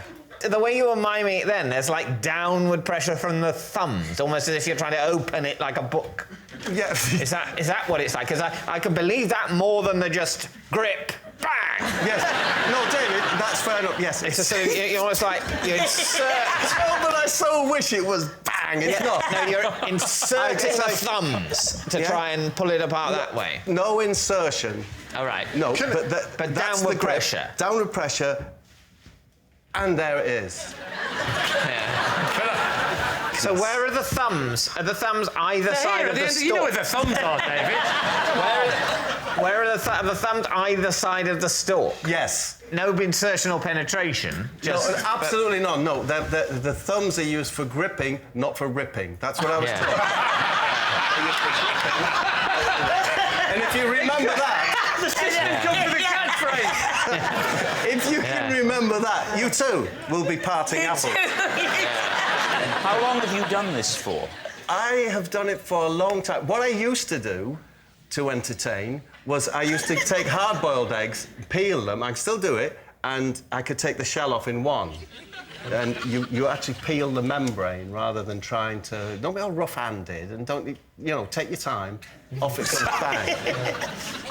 And when did you... That's the correct way to present. With an apple, it's this. When did you first discover that you could do the apple? How did it come about? How did it come to be? I can't remember the first time I did it. I can remember the feeling. But I can't remember the first time I did it. What was the feeling? The feeling was magnificent. Right, David, is that the truth? I don't think so, but it could be. Can we leave it at that? Yeah, that's fine. OK, on to the next round. No, we can't. I agree with that. I'd love to see him... I hope it's true, because then they'll make him do it. Yeah. And I'd love to see it. Yeah. If it's not true, Make will him they do make it him anyway. try? So what's it going to be? Oh, I really want it to be true, but it isn't true, I don't think. You can't pull an apple apart, can you? You can't just rip it in half. I so want you to be able to. If you and I can't, sure. And I can't. I've never tried. Have you ever tried? If I had an apple here, and I can have a few but I think goes. if those two can't do it, David, with the greatest respect, it's highly unlikely you're going to pull it off. Tremendously, frighteningly strong hands, as I found out to my own cost.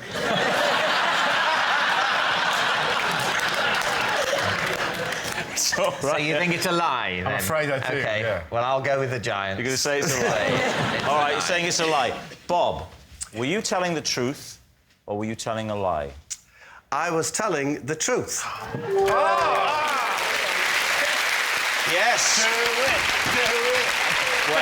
Well, guess what I've got under the desk? My trusty box of apples. It's a proper apple. Ready, Yes. Bob? It's a big one. Thank you.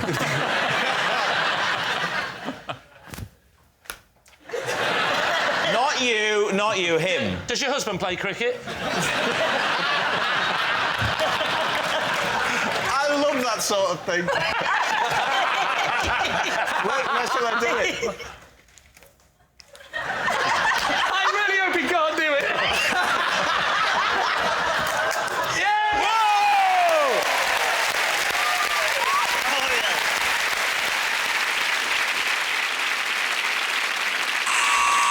And that noise signals time is up. It's the end of the show, and I can reveal that Lee's team have won by 4 points to 1. But it's not just a team game, and my individual liar of the week this week is Richard Osman. Yes, Richard Osman. He's nothing but a liar, which means that the thousands of people who lost on Pointless, thanks to his adjudication skills, can now seek compensation. Good night.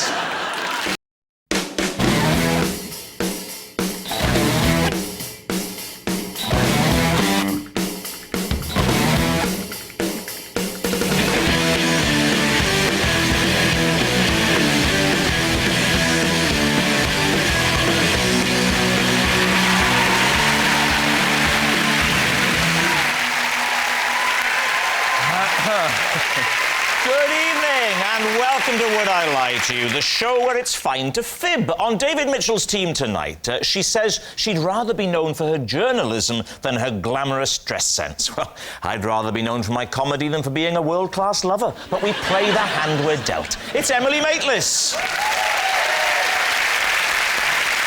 And I'm not saying he went to a posh school, but the kids who had a packed lunch brought it in a hamper. From fresh meat and hit the road, Jack Whitehall. And on Lee Mack's team tonight, he's Carson the butler in Downton Abbey, a show that's meticulous in its attention to historical accuracy, even down to the colour of Lord Grantham's iPad. It's Jim Carter. He's won so many BAFTAs, he's the first man in Britain ever to finish a tin of Brasso. It's the satirist and broadcaster Armando Iannucci. And so we begin with round one, Home Truths, where our panellists each read out a statement from the card in front of them. Now, to make things harder, they've never seen the card before, so they've no idea what they'll be faced with. And it's up to the opposing team to sort the fact from the fiction. Jim, you're first up, so would you please reveal all? Right.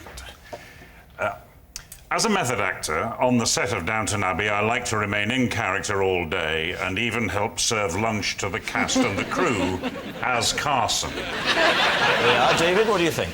Right. Well, my immediate question is that I think on a big set like Downton Abbey with a lot of high-profile stars like Maggie Smith, there'd be an insurance issue with unqualified caterers serving lunch.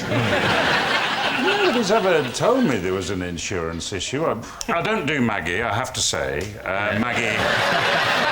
Do you bring her food, then?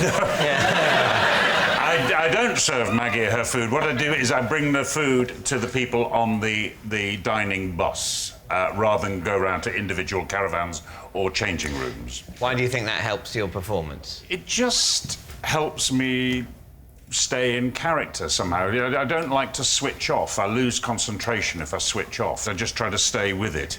It's tricky when you're serving things out of polystyrene plates, but it just helps me. Well, I was going to say, because if you want to inhabit the mind of the Edwardian or First World War butler, and you say, I am that person, and suddenly there's a camera, an HD camera and a boom in front of you, aren't you going to sort of scream, witchcraft, witchcraft?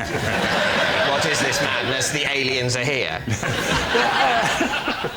No, I would never dream of doing that, because I'm in the bubble, you know, so I don't notice those things. Do you do it with every role that you play? So if you were doing a film about, say, like a man that liked wearing women's underwear, you would be committed to wearing women's underwear for the whole shoot? You're the only person who's seen that film, Jack. But you're a dresser, obviously, so you would dress all the male members of the cast. I'm a butler, madam. Well. A dresser? I mean, there are scenes in which you help Lord Grantham on with his buttons. pants. Yeah, that's when the other valets have disappeared or are in jail or have been accused of murder and things like that. Yeah, which is most It's only in extremis that I do the cufflinks. A butler will sometimes do that, I can vouch for that. I think the problem with you, Jim, is you've got such a lovely voice. Everybody's happy, just... You're just sat there. You're sat there like this. Yeah, you flounder in such an authoritative way. Viewers will be pleased to know that Jim's answer is now available as an audiobook. That method acting thing, though, is true. I met someone recently that was in Hollyoaks, and they were really stupid in real life as well. They do it all the time. I knew someone in Hollyoaks, and his granny used to watch every episode, and he said, Granny, you please don't... So what he did was, if it was his last scene of the episode, he'd go like that, and that was Granny could switch off then, because she knew he wasn't in anymore. So what do you think, David? I don't think it's true. I think it's the sort of thing people make up about actors, and I think in this instance it would be very impractical. I think in a long, busy filming day... You'd spill things, wouldn't you, the whole time? You'd spill things on your suit. The last thing Jim would want to do is serve other people food. Well, I think it's very feasible that an actor would do that sort of method thing, but I think Jim, having heard him and met him, he's such a cool cat. I imagine he's the kind of guy rocks up on set, gets handed the script, quick skim read, and then, in the words of Snoop Dogg, just drops it like it's hot. I think he means it's a lie. Do you know, thanks to you, we're reaching a whole different demographic. So, they think it's a lie. Jim, truth or lie? I do drop it like it's hot, because it is a lie. Yes, it was a big fat lie. Jim doesn't remain in character all day at Downton Abbey. Jack, you're next. I once hid a girl in my bed whilst my entire family came into the bedroom to have a conversation with me. Right, Lee. Now, how old were you? I was 18. And a bit of a nervy question. How 15. old was she? No, she was... she wasn't. She was of age. Of age? Yeah. 44. 65. No, she was just of a normal age. She's been a normal age. She's a normal age. It's a bit ageist, isn't For it? an 18-year-old Are you saying that Rob's abnormal? Well, yeah, if Rob was in my bed, it would be a bit weird, but... Actually, a lot easier to hide him.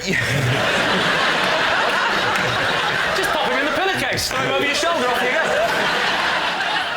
So, you'd had a lovely tender time with this young lady. The next morning arrived, the start of a whole new dawn, and she was secreted, hidden, under the duvet. My dad comes in, knock. I say, get under there. Under there. What did your dad say? No chance.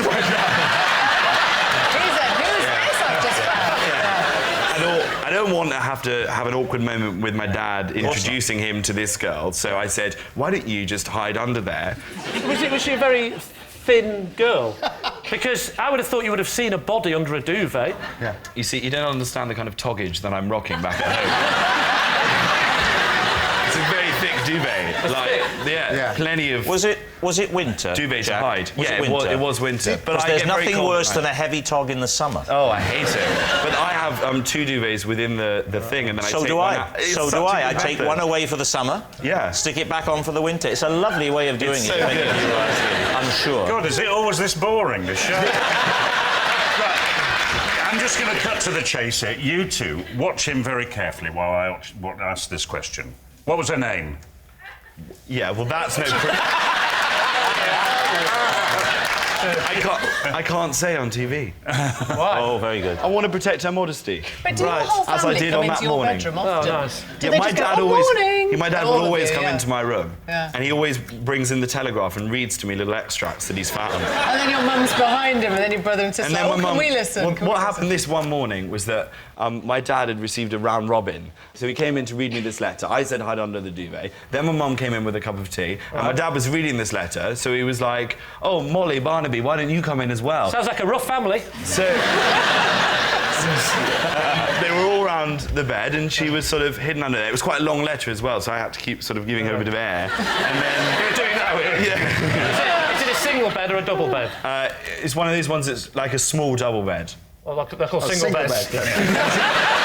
It was, yeah, it wasn't. Is this the first time that had happened? Had you never been in that situation before? Or? I'd brought a girl back before, but I'd been very careful to sort of sneak her out in the morning.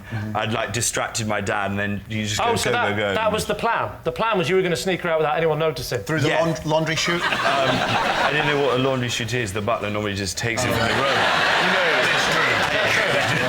Sorry. No, but I was planning on sort of sneaking out and not having to deal with this situation. And at the end, she was under there for too long. I had to let her out. Not let her out. That sounded like she wanted to be there initially. The only way you can conceal someone lying under a duvet is to lie on top of them in exactly the same body shape that they are. Yeah. Really. Well, I was sort of, sort of over her. What the hell are you doing? No, I just so I could, I had a bit of my body on her. I don't like humans touching me. Just a bit of.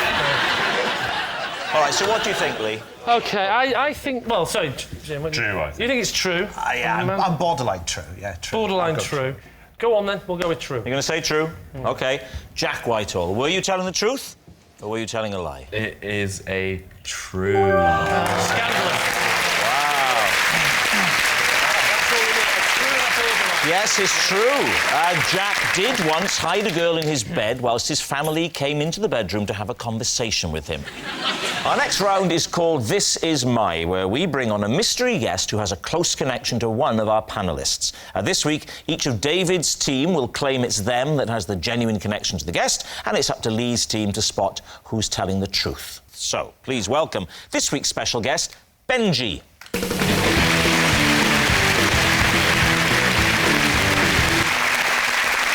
So, Emily, what is Benji to you? This is Benji. He's helping me to fulfil my recurring dream, which is to do the splits. Jack, how do you know Benji? This is Benji, and last year he hypnotised me and a friend so that we could watch the Harry Potter films as though we'd never seen them before. And finally, David, your relationship with Benji? This is my ice cream man, Benji. Oh, it's not, is it, David? It really isn't. This, as I say, this is my ice cream man, Benji, and he calls me Two Flakes. Go on. Because he always gives me 2 flakes in my 99. There we are. Lee, where do you want to start? Well, I want to start with Emily, because I want to establish exactly what we're talking about. Are we talking about a reoccurring dream you have and you want to get rid of the dream, so he's helping you somehow with that dream, or it's a lifelong dream to do the splits? It's a recurring dream, and he's helping me to get flexible in it. You need to be... Don't need to Right. do No, splits. it's not to do with your mind, it's to do with your body. It's trying to help you achieve your goal of actually doing the splits. Yes, That's right. What angle have you got to so far? What, right leg or left leg? To produce an angle, you need both legs. Trust me, that's my chapter line.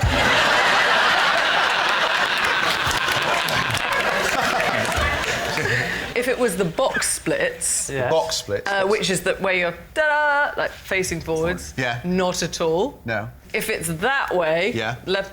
Not bad. Right. OK. That way could do better. So your best one is what? Your right leg forward and your left leg back? Left leg, I Great, think. well, let's make it easy for you. Do that one.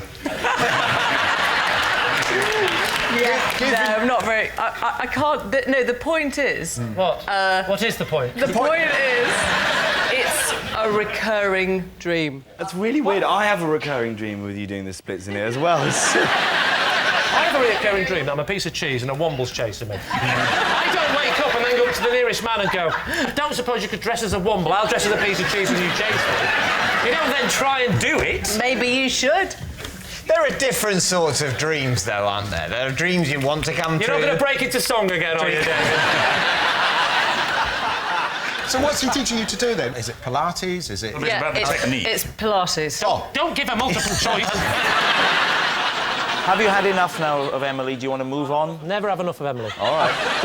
David, can I ask you a very mundane question? How much does Benji charge you for a double flake 99? He charges me £1.50. How much to the regular customer is a double flake ice cream? A double flake ice cream is not available to the regular customer.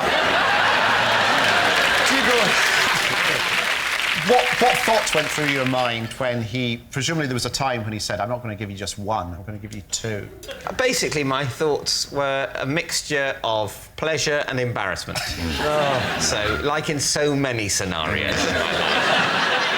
How often is Benji in your area? I mean, how many times a week does he service your street? Benji's ice cream van is often parked at a certain place. Yeah. Where is this place? Passing by Queen's Park in northwest London. And why are you regularly passing Queen's Park in northwest London? Because I often walk that way from my flat to the BBC. Who affected the introduction, David? I mean, who proffered the name Benji? I mean... Well, Benji proffered his own name. Did he? In what circumstances? Benji recognised me in my capacity as someone who has been on television.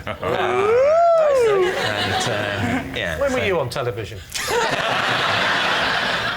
Is it sad when summer's over? Do you know when it's the last time you and Benji will be together for another year? I think, thankfully, it's never quite clear which time will be the last time. I think, in a weird way, we're both better off for not knowing. Yeah. So, just so to be clear, Benji offered you 2 flakes once because he's a big fan of your estimable body of work. And that sentence wouldn't work without "of work" at the end, would it? And then gave you the name. You didn't say, "Oh, look at me, I'm David Two Flakes." You didn't do that. He gave you the name. No one knows, Rob, better than you how desperately keen I am to develop some sort of catchphrase. But in this scenario, it wasn't me, no. So and I think actually it wasn't the first time. I wasn't given the name Two Flakes by Benji the first time. Well, of course not. That would be madness. It sort of developed probably the second or third Fourth time. or fifth, surely. You'd need a pattern to have developed. Some sort of pattern had developed. Has he ever offered to put anything else on your cone? No. OK, let's move on to Jack. Jack, remind us again of your connection. Benji hypnotised me and a friend so that we could watch the Harry Potter films like we'd never seen them before. So you've obviously seen what? You've seen them all? Yeah. I'm a massive pothead. Right. And you were so desperate to watch them again that you got... Well, I mean, what is obviously a professional hypnotist or a friend who can do it? Well, basically, last year when Deathly Hallows Part 2 came out and it was the end, it was really sad. And I was going through quite a bad time. And I was also trying to give up smoking. And Benji was actually helping me doing that. And we were talking about that. And I said, what else have you done? You know, hypnotised other people to do other things? He said, yeah, well, he'd done it to someone that had watched Star Wars and then enjoy that experience. I was like, that sounds amazing. Could you do that for me and some friends to watch? I think after this show, people are going to want to use his services. When he's hypnotising you, what happens? Well, he puts you into a sort of transient state. Is he dressed as a wizard? How does he get you into a transient state? What does he do? Well, he talks to you, he relaxes you. What does he say? Well, I can't remember. I was in a transient He's good, state. isn't he? What's it going to be, Lee? Who do you think I don't know. Listen, it's either 2 flakes or 2 legs. Not Harry Potter, then? I don't know. Draco Dorman Nunquam Titilandus. Yeah, a couple of potheads in. That is, of course, the Hogwarts school motto. Right. Never tickle a sleeping dragon. Right. I tell you what, that's a good memory, considering you've technically only seen it once. Right, we need an answer.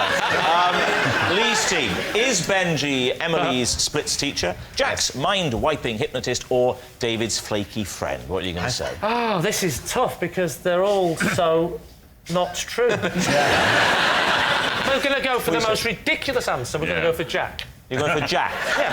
You're saying it's Jack? You're saying it's Jack, it's the hypnotist, it's the Harry Potter... Oh, OK. So, Benji... Emily.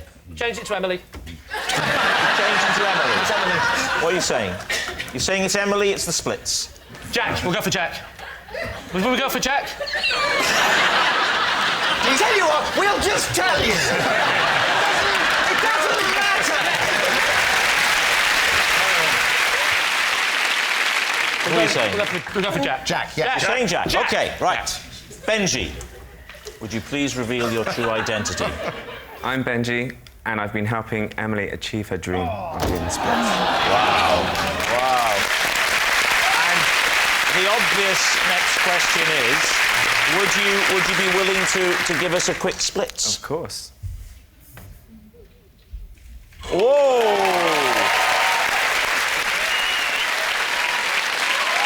Thank you very much, Benji. Thank you.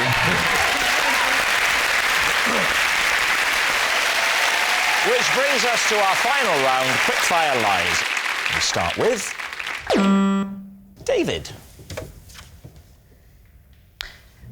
Last year, I was forced to abandon the purchase of a new armchair mid-transaction because the shop assistant used the terms well gel and amazeballs.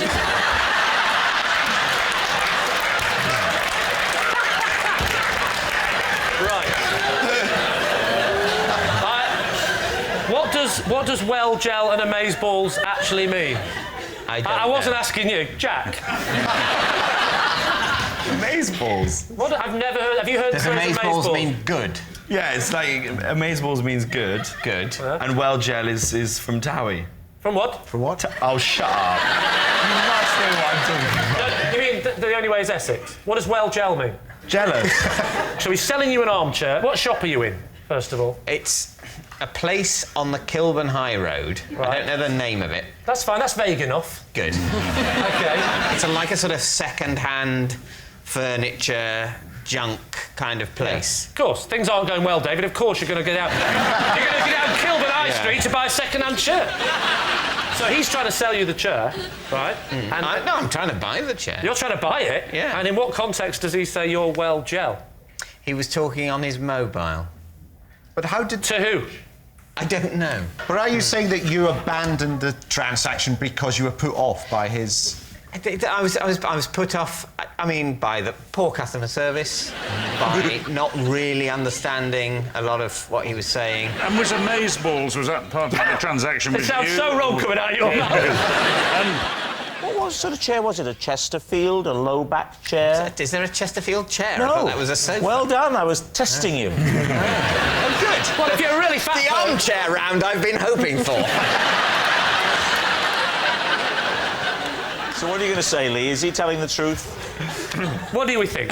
I think this has got the ring of truth about it. He wouldn't be able to cope with the conversation with OMG and amazeballs and well gel in it. No. I think it would physically upset Physically him. upset him. Yeah. But did you leave specifically because he said amazeballs? Was that the point where you just thought, I've had enough? It was the fact that he was talking on the phone, the fact that he was saying things I didn't understand, the fact that I was just in general stressed at talking to someone I hadn't been formally introduced to. So what's it going to be? You're saying a lie, say it's you're a lie. saying true. I'm going to say... lie. You're saying it's a lie. David, is it the truth or is it a lie? It is a lie. Yes, it's a lie. Last year, David didn't abandon the purchase of a new armchair because the shop assistant used the terms well gel and amazeballs. Next.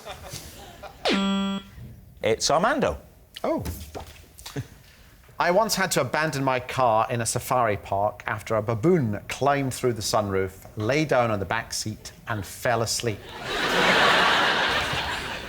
OK, so where in the safari park is the car? In the lion enclosure.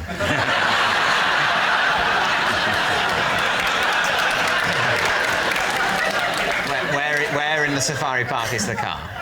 It's... Where do you think it is? In the baboon area. Are you answering for that, Tina? It could have been in the car park. Question. It could have been in the skate What would the baboon be doing in the car park? The baboon? Yes. May have escaped.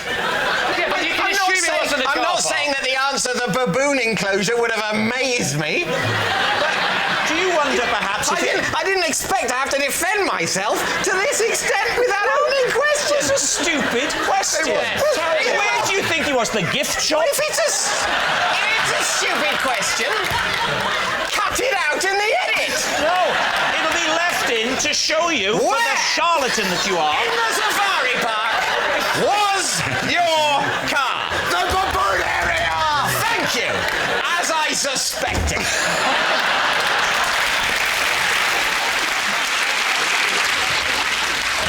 Anyway, back to where we were now. Where were we? In the baboon area! OK. So, why was the sunroof open? It wasn't. Let me mime it for you. Why was the sunroof open? Is that how you think sunroofs work nowadays? When was the last time you had a car? Why don't we all open our sunroof? Let's get the audience opening their sunroof as well. Come on, let's all open our sunroof together. Emily, open your sunroof, girl. I'm sorry, it's still a bit hot in here. Shall we open the windows?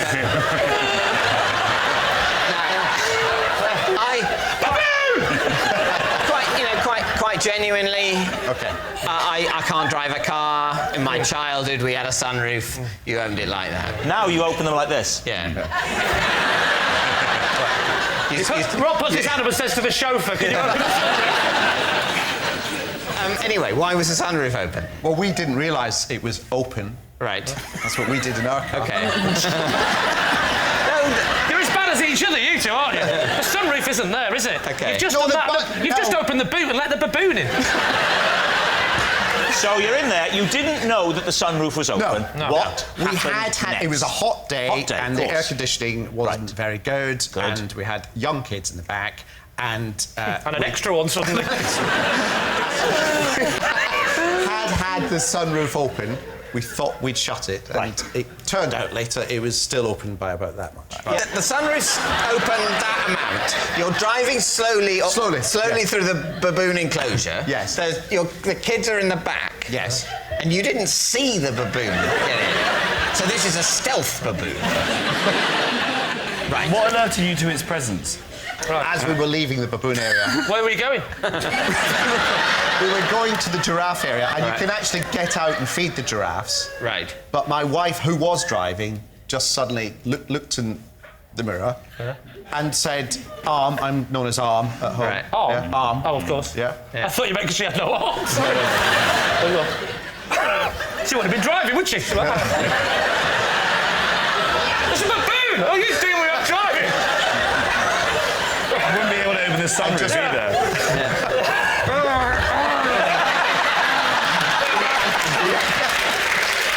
You deal with it, Arm! Bloody Arm! Oh, what's that? And I turned around and saw a sleeping baboon. And your kids are in the back as well. Why did they not How many notice? children? It was a seven-seater. They always want to go right at the back. Ah, so there was a whole middle tier for baboons. For baboons. But your kids didn't notice a baboon crawling in? Of course they noticed. But they didn't say it. They were loving it. They're saying, don't tell them. They'll hate the baboon for some reason. If you're all against wild animals in the car. If you're 4 and 2 and an animal gets in your car and sits and sleeps in front of you. Yeah. They're getting the big purple backside. This for them. Because they're in the back, they're going, this 3D film's brilliant. And how did this all resolve itself? Well, fortunately, the next enclosure was the giraffe enclosure, and you can get out, and there were people there. And the giraffes ate Giraffes the and baboon. zebras, yeah. One of the warders... Yes. Jim's giving us a lovely giraffe. Sorry. So one of the warders came and what did they shoo it out? Both doors open. They slid open, and it just scarpered out. What are you thinking? We need a decision. We need truth or lie. What are you going to say? What do you think, Emily? I think it's true. Do you have a clue, Jack? I think it might be true. It's pretty detailed. I think we're going to say true. You're going to say true? Yeah. You're going to say true. Armando, truth or lie? It was all a big lie.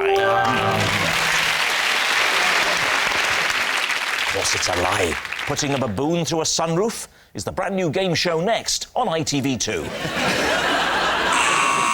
And that noise signals time is up. It's the end of the show, and I can reveal that Lee's team have won by 3 points to 2.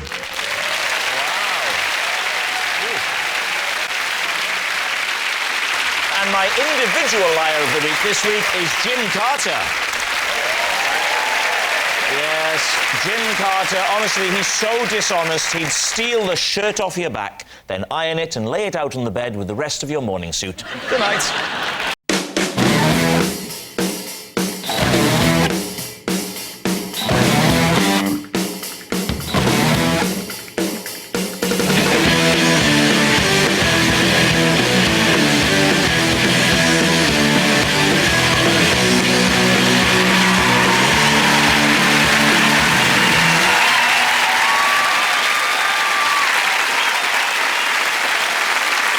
Good evening and welcome to a very special edition of previously unseen clips from this series of Would I Lie to You? Joining Lee Mack tonight, Alex Jones, Jim Carter, Bob Mortimer, Miranda Hart, Alexander Armstrong, Kate Humble, Miles Jupp, Diane Parrish, Dr. Christian Jessen, Armando Iannucci and Claire Balding.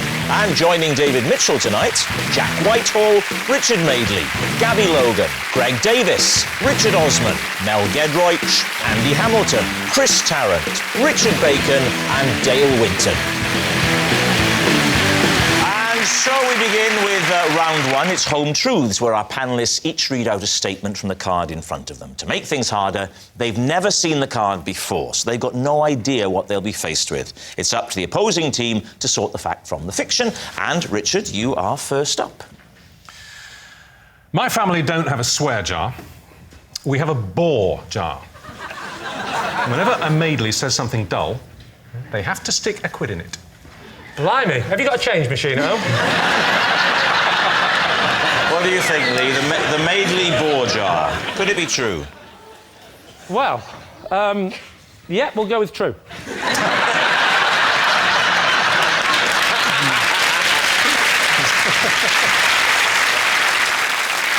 OK, are all the family members included in this? It's a compulsory family scheme, yeah. OK, and who would you say... We know the answer, but we'll ask it anyway.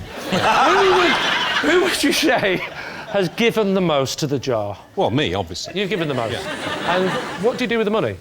Well, I keep it. You keep it? Yes, but it's my system and it's my jar. And it's your money. It's mostly my money, so I tend to keep it. So basically, it's a jar full of money that you've put in, that you take all the money out and keep.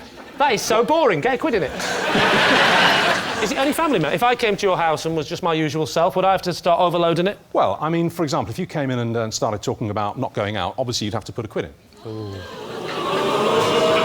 Trust me, if I was in your house, I wouldn't be talking about not going out. Do you remember the last time you put up... not poor Jack or Chloe or long-suffering Judy. The last time that you put £1 in that jar, what was it for? I was reading something about fiscal policy out of the Financial Times, and Judy said after about 3 seconds, jar. Maybe she was agreeing with you in German. What do you think, Lee Mack? Miles? I think this is true. Do you? Yeah, but I find Richard intrinsically believable. So you think Richard's telling the truth, Kate? I think it's complete rubbish. You think it's a lie? Yeah. I'm going to say not true. You're going to say it's a lie. Richard, were you telling the truth or were you telling a lie? Well, I'm afraid the answer is deeply boring. I lied. Bob, you're next. I have a didgeridoo suspended from a tree in my back garden so that when the wind blows in a particular direction, it pops soothing sounds of the outback into my bedroom window. David's team, what do you think? Pops soothing sounds of the outback. Yes. What a poetic way of putting it. Thank you. Do you genuinely believe that that particular instrument makes a pop? How would you describe it, Greg? And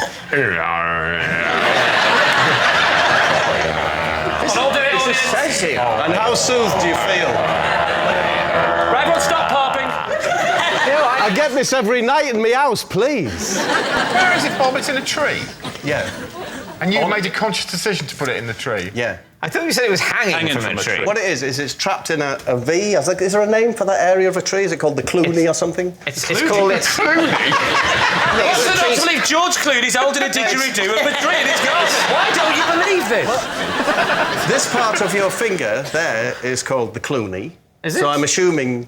I never knew That's why I said Clooney. I know it's the Clooney. Where it... And it's wedged there. It's wedged in the tree's V. Yes, it's wedged horizontally in the tree's V, facing southeast, which is the prevailing wind where I live. Where do you live? Not Britain. Britain. No, the prevailing wind in Britain is southwesterly. It doesn't happen every night.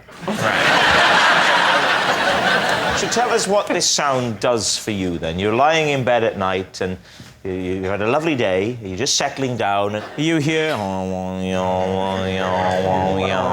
then what happens to you? I'm soothed. And the mind is soothed. Do you know you get things that will do the same thing to, say, your throat? Yes. That does it to the mind. What if your brain's fine? You don't want to hear that every time it's windy. You're always soothing your brain. That's what sleep is. Hence the success of the pillow. Yeah. Can I just say, though, Bob, I've been led to believe by out-of-work hippies over the years that the didgeridoo is an incredibly difficult instrument to play, and yet it would appear that all one has to do is to pass air through it. No, well, you have to position it correctly, just as you would have to over your mouth. I've done that by utilising the Clooney of a tree. You're using the Clooney of a tree as human lips. You can get any kind of noise out of a didgeridoo. The Clooney, which doesn't exist, on Bob's tree, would have to be fleshlight, because an Aboriginal doesn't just go through it, because it's not just wind, they use their lips. Very good point. Very good point. Just coming up this time of year, I admit it's a lot better. In fact, I have a wisteria that grows through the didgeridoo.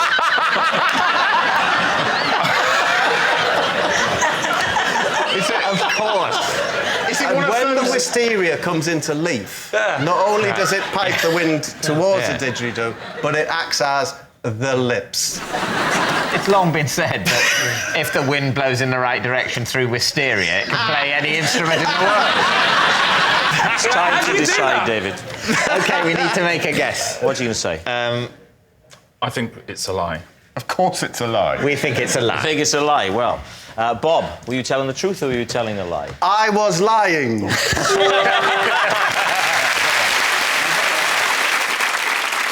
Christian, you're next. For a prank, I once set a friend's legs in plaster casts while he slept. David Mitchell's team. Do you get to take those kinds of materials home with you then when you're at medical school or when you're... We're not supposed to. Right. Were you at medical school But we at the do. time? This would have been... Did you say, was he at medical school? At the time. Oh, right. No, I am not. I thought you were accusing him. Christian, why did you play this prank on your friend? Because he'd got blind drunk, as only medical students can do. And he was drunk as you were putting the plaster cast on him? He'd actually passed out by that stage. Right. And was sleeping. Can you get struck off for this? No. Oh, right. Anyway? Presumably, you had to have a plan, didn't you? You didn't just happen to chance upon the plaster casting equipment. We decided we were going to plaster him from his ankles all the way up to his hips, with his legs apart like that. He never woke up the whole time you're touching him, and presumably right the way up to the top of his groin. Have you ever drunk 19 pints of cider? Yes. All right. Did you first take his trousers down? We did, yeah. Oh, the humiliation. Did you take his underpants off as well? No, we left the undies on. And you said we. Who were the accomplices here? I had mates that were involved. Right, Name them. Matthew, Mark. Luke and John. Is that the gospel now, or are you making this up? And of course... Gospel. And of course... Andy, did you miss that? I said, is that the gospel? Yeah, I know, yeah. Though I didn't miss it, Rob. And when he woke up, what was his reaction? He thought he'd had a stroke. Because he couldn't move his legs. That's very bad self-diagnosis. David, what are you thinking? Andy? I think the medical student thing, knowing how their minds work, I think it might be true. And you're edging towards... I did think it was a lie, and now I think it might be true. OK, we'll say it's true. Say it's true. All right. Dr. Christian, were you telling the truth or were you telling a lie? It is true. Xander, you're next. Last year, I was amused to discover that in one weekend, I'd had a curry with Andy Murray, been bowling with J.K. Rowling, and attended an odd party with Todd Carty.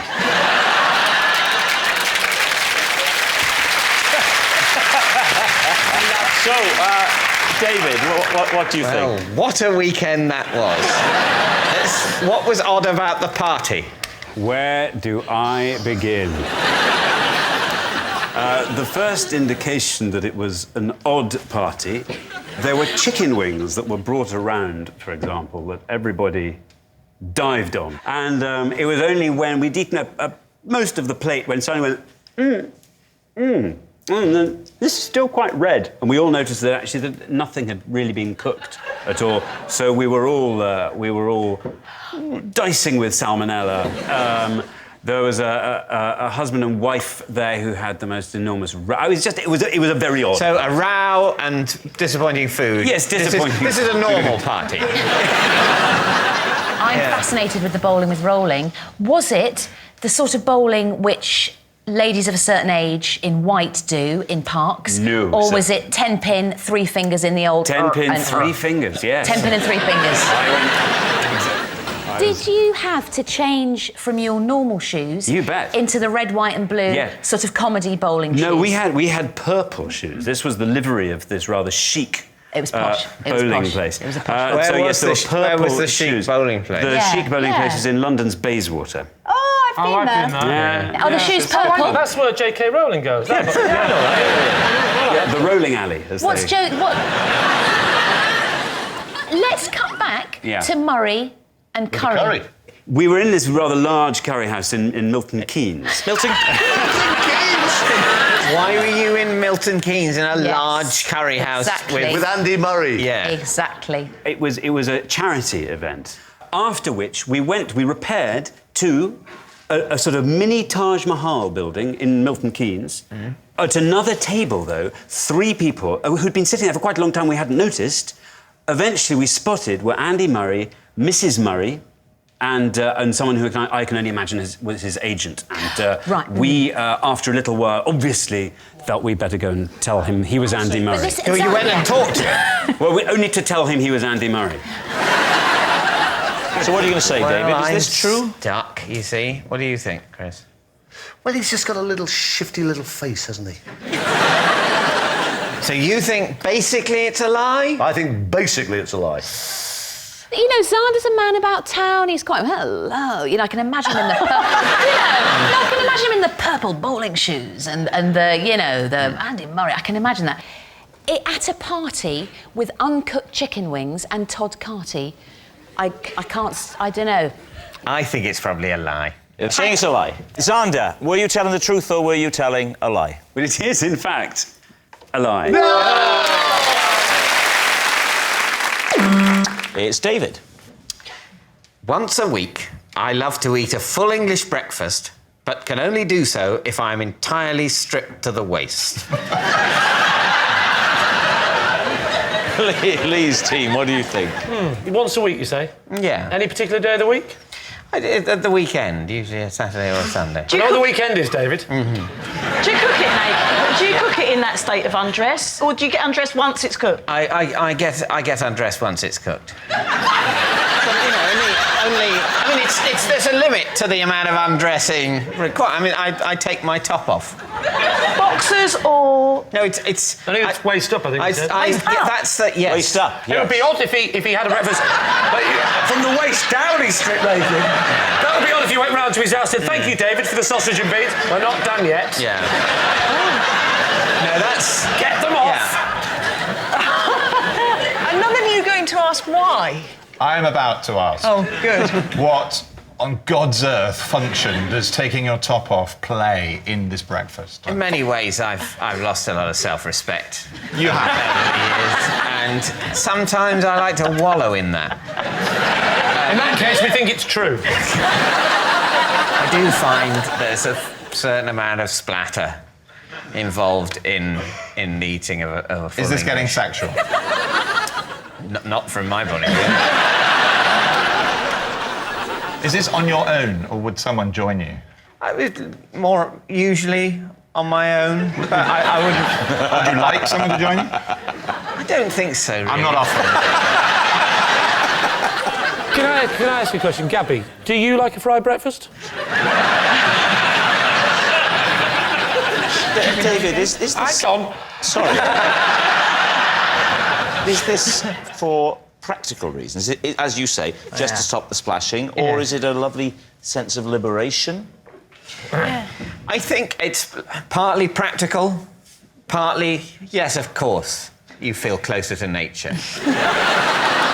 So what are you thinking, Lee? What are you going to say? Is he telling the truth here? Christian, what do you think? Do you eat with your clothes on? I do. You don't strip off for any reason to do with eating? No, not really. Do you think he does? Having got to know David during the course of this evening, I rather suspect he does. Diane, do you... No, I do not. No. No, I was going to say, do you believe... I was going to say, do you believe it? I wasn't taking the opportunity to go, do you have frights? Do you want to come round my house? Will you take the top off? I wasn't going to say that. No, I was thinking it. I was absolutely thinking it. I've never said it out loud, but now you've brought it up. Do you want to come round on Sunday? I've got burnt-out potato waffles. Do you think David is telling the truth, or do you... I think he's telling the truth. I think David's a well-brought-up, educated chap. Yes, He'd never do he would anything never. quite so stupid. But So it's the not bow true. tie. It's not true. I'm on lie now. Yeah. OK, we have to go with lie, then. You're going to say lie. David, truth or lie? Please don't be true. It is a lie. Thank God. Next, it's Jim. After being knocked unconscious by a frisbee, for 3 days I could only speak in a thick Scottish accent. David's team. Oh, bit harsh, that. Just because you're Scottish doesn't mean you're thick, does it? So what was the occasion of being hit by the frisbee? Yeah, I was playing with my daughter and her friends and sort of playing frisbee, you know, with a bunch of people, and this young lad just let it go, and it just caught me right on the side of the head. Did he pass out first? Well, I don't know really. I went sort of strange and I had to sit down, but I don't think I physically... So you sat down, feeling a bit dizzy, you sat down, and at some point someone asked how you're feeling, and you found yourself answering... I think I said, I'll tack the high road and you tack the low road, and that was... Was it just the voice, or for the next 3 days did you not eat lettuce and loathe the English as well? No. Some of us do eat lettuce. Yeah. No, I mean, in fact, I went up to the accident and emergency, and somebody there, when they met me and was convinced by my wife who took me there that I wasn't Scottish, she tried to calm me down and said, it will go away. Your wife needs to be there to persuade, just to say, sorry, he's not really Scottish. Because they get a lot of people who aren't just Scottish but want to be cured. Frisbees are dangerous things. I took my son out, my older son, when he was about 5 or 6, to a field area, and I said, stand there, we are going to enjoy the frisbee. So he stood over there. I wish you were my dad. And what I hadn't told him was that he was meant to catch the frisbee. So he stood there full of the trust of a trusting son like that, and I did a great throw.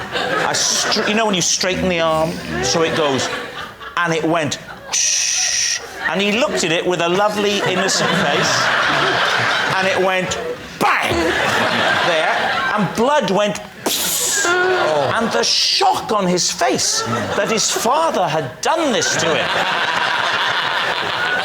He said, what the hell have you done, you idiot?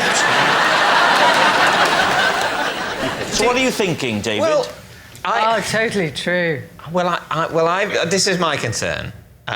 Jim has very reasonably been reticent about doing a Scottish accent in this bit of the game. Yeah. I suspect, and maybe I'm wrong, and Jim can prove me wrong, or otherwise, but I don't think that he necessarily does a very convincing Scottish accent. Jim Carter can't do a Scottish accent? Well, because lots of people can't do various accents. Lots of very good actors can't do certain accents. And I think it would be unlikely that the accent you'd get, if concussed, would be one that you couldn't previously do. Disagree with that entirely. Do you?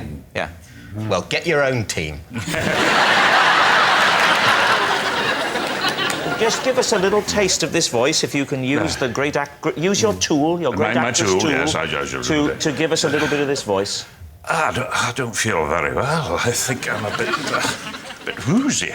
That's lovely, isn't it? It's Radio 4, it's Saturday afternoon, it's a play. All right, so David, truth or lie, what are you going to say? What do you think? I think it's true. You think it's true? I'll take the I hit. think it might be true. Well, OK, I think we're going to say it's true then. Jim Carter, were you telling the truth or were you lying? I was telling a lie.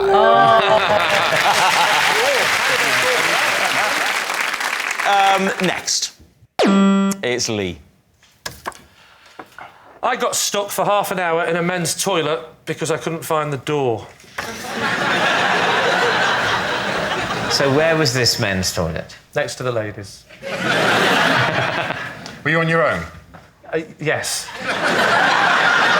And where was Apart from somebody singing some Wham song, I don't know who he was. And where was this ladies' toilet that it was next to? It was in the place I worked at, which was Bingo Hall. And so presumably you managed to find the door on the way in? No. Without being facetious. Right. Oh, I didn't do that. You found the door. I stood up. You found the door on the way in.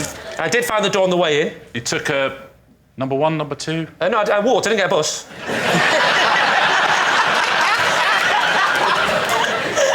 You've popped into the toilet. Yes. It doesn't really matter what you'd gone to do. Well, I think what does matter is whether or not he'd gone into a cubicle or was just approaching a urinal. Yes, that's a good question. And how long it took you. Right. Given you just walked through the door that then you couldn't find. Walked in the door. I went to the urinal. Yeah. The door closed.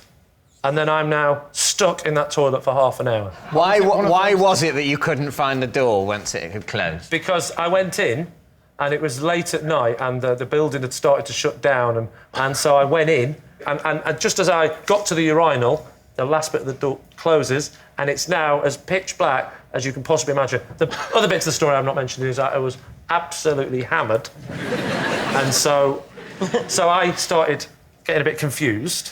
I went back to what I thought was the middle of the room. I'm drunk, but now I've lost all bearings. And so I felt I really wish this was on infrared somewhere. There was a guy with a video camera, the Wham guy. Eventually, a door opened, because someone came looking for me, and as the door opened, I realised I'd lost my bearings so much that every time I'd gone round, I'd missed the door. I think that this is true. You think it's true? Yeah. I'm not sure. I think it's where he worked, and I think there's going to be some light bleeding around the door, isn't it? You don't think it's true? No, but if you both do. It's definitely unlikely, but all the things are unlikely. You think it's unlikely? Unlikely. I don't know. I just think it's true, and I think it's well told if it isn't. All right, so it's true. Yeah. OK. Lee, truth or lie? It is, in fact, true. Claire Balding. To win a bet, I presented a 3-minute piece to camera live from Royal Ascot in a full-length evening gown with Willie Carson concealed beneath my skirts. For people that aren't sure, here's a picture. There we are. Whose idea was the bet? The director. We've come off air. I put on the long ball gown. Willie waits. He stands on a box when he's presenting with me normally. Obviously, to fit under my skirts, he didn't. In fact, he knelt. And he was quiet as a mouse. He was very good. No one said it yet. I wanted to say it. What? Sorry, what did she say? I don't know what you said. I wanted to say there was a Willie under her skirt. Now it's out there. I'd like to request someone more mature on my team. I mean, I know Willie Carson is not a burly man. No, he's very small. But I would still think that must be quite a substantial dress. It was a very, as you sometimes get in costume dramas, it didn't have the hoops, but it had a very full skirt. But how did he get in, though? Were you stood there? Did you I go, stood. Come on, Willie? He crawled along on the ground and then knelt under there. And it's a 3-minute piece, so the first 2 minutes was absolutely fine, and on I went and rattled on about normal racing stuff. And then he started to giggle, and that's what gave it away. But because we got 2 of the 3 minutes, the bet was won. Recreate the piece to camera. OK, so I stand there and I say hello and welcome to Royal Ascot. We've had a stunning first day here with a win for Frankie Dettori. We saw his flying dismount, and then there's first squeak then from Willie. He goes, because he's got a very high laugh, and I'd smacked him, and so just...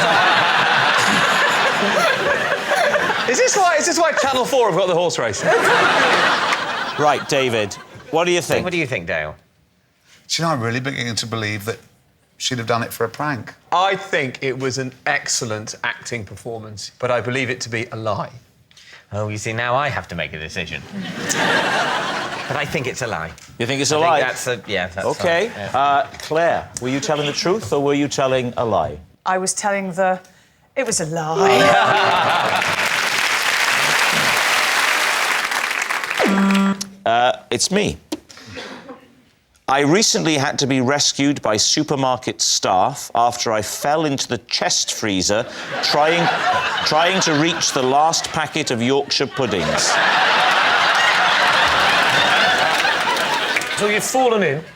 Yes. Talk us through the next bit. But imagine, right? Imagine that this is the freezer, OK? Yeah. So I am here, and I'm looking around. There's nobody, so I just. Yes. Oh, OK. I'm going like that, and I'm going like that, and I'm going, and I'm going,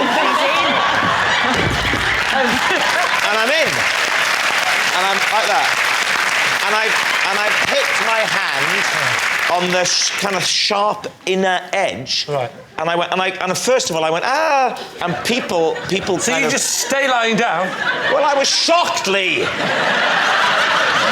And as I looked, my little head peeped up over the top, and some Welsh people, because it was Cardiff, came over and said, "Are you all right?" So, and they kind of, I could have got out, but they sort of helped me up, and I think they were worried I was going to make a claim. Were you tempted to stay in there until someone came to get something? So you go, So what do you think? The bit of the story I don't think is true is the bit when he started talking. Up until the point when he just stopped talking then.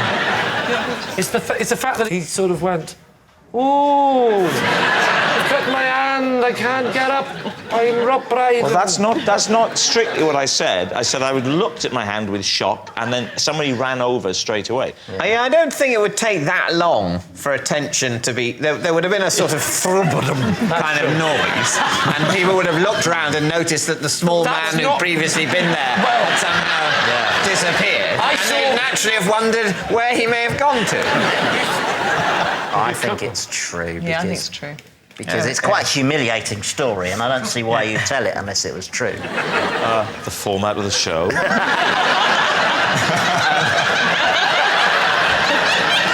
I don't see why you'd tell it if it wasn't true. Andy, I really think you've been missing something this evening. So, David, what are you saying, given what Poirot has said? Yeah. I think we think it's true. You think it's true? Yeah. You think it's a lie? Well, I can tell you it is a lie. Well, that's all we got time for on this special edition of Would I Lie to You. Thank you for watching. Good night.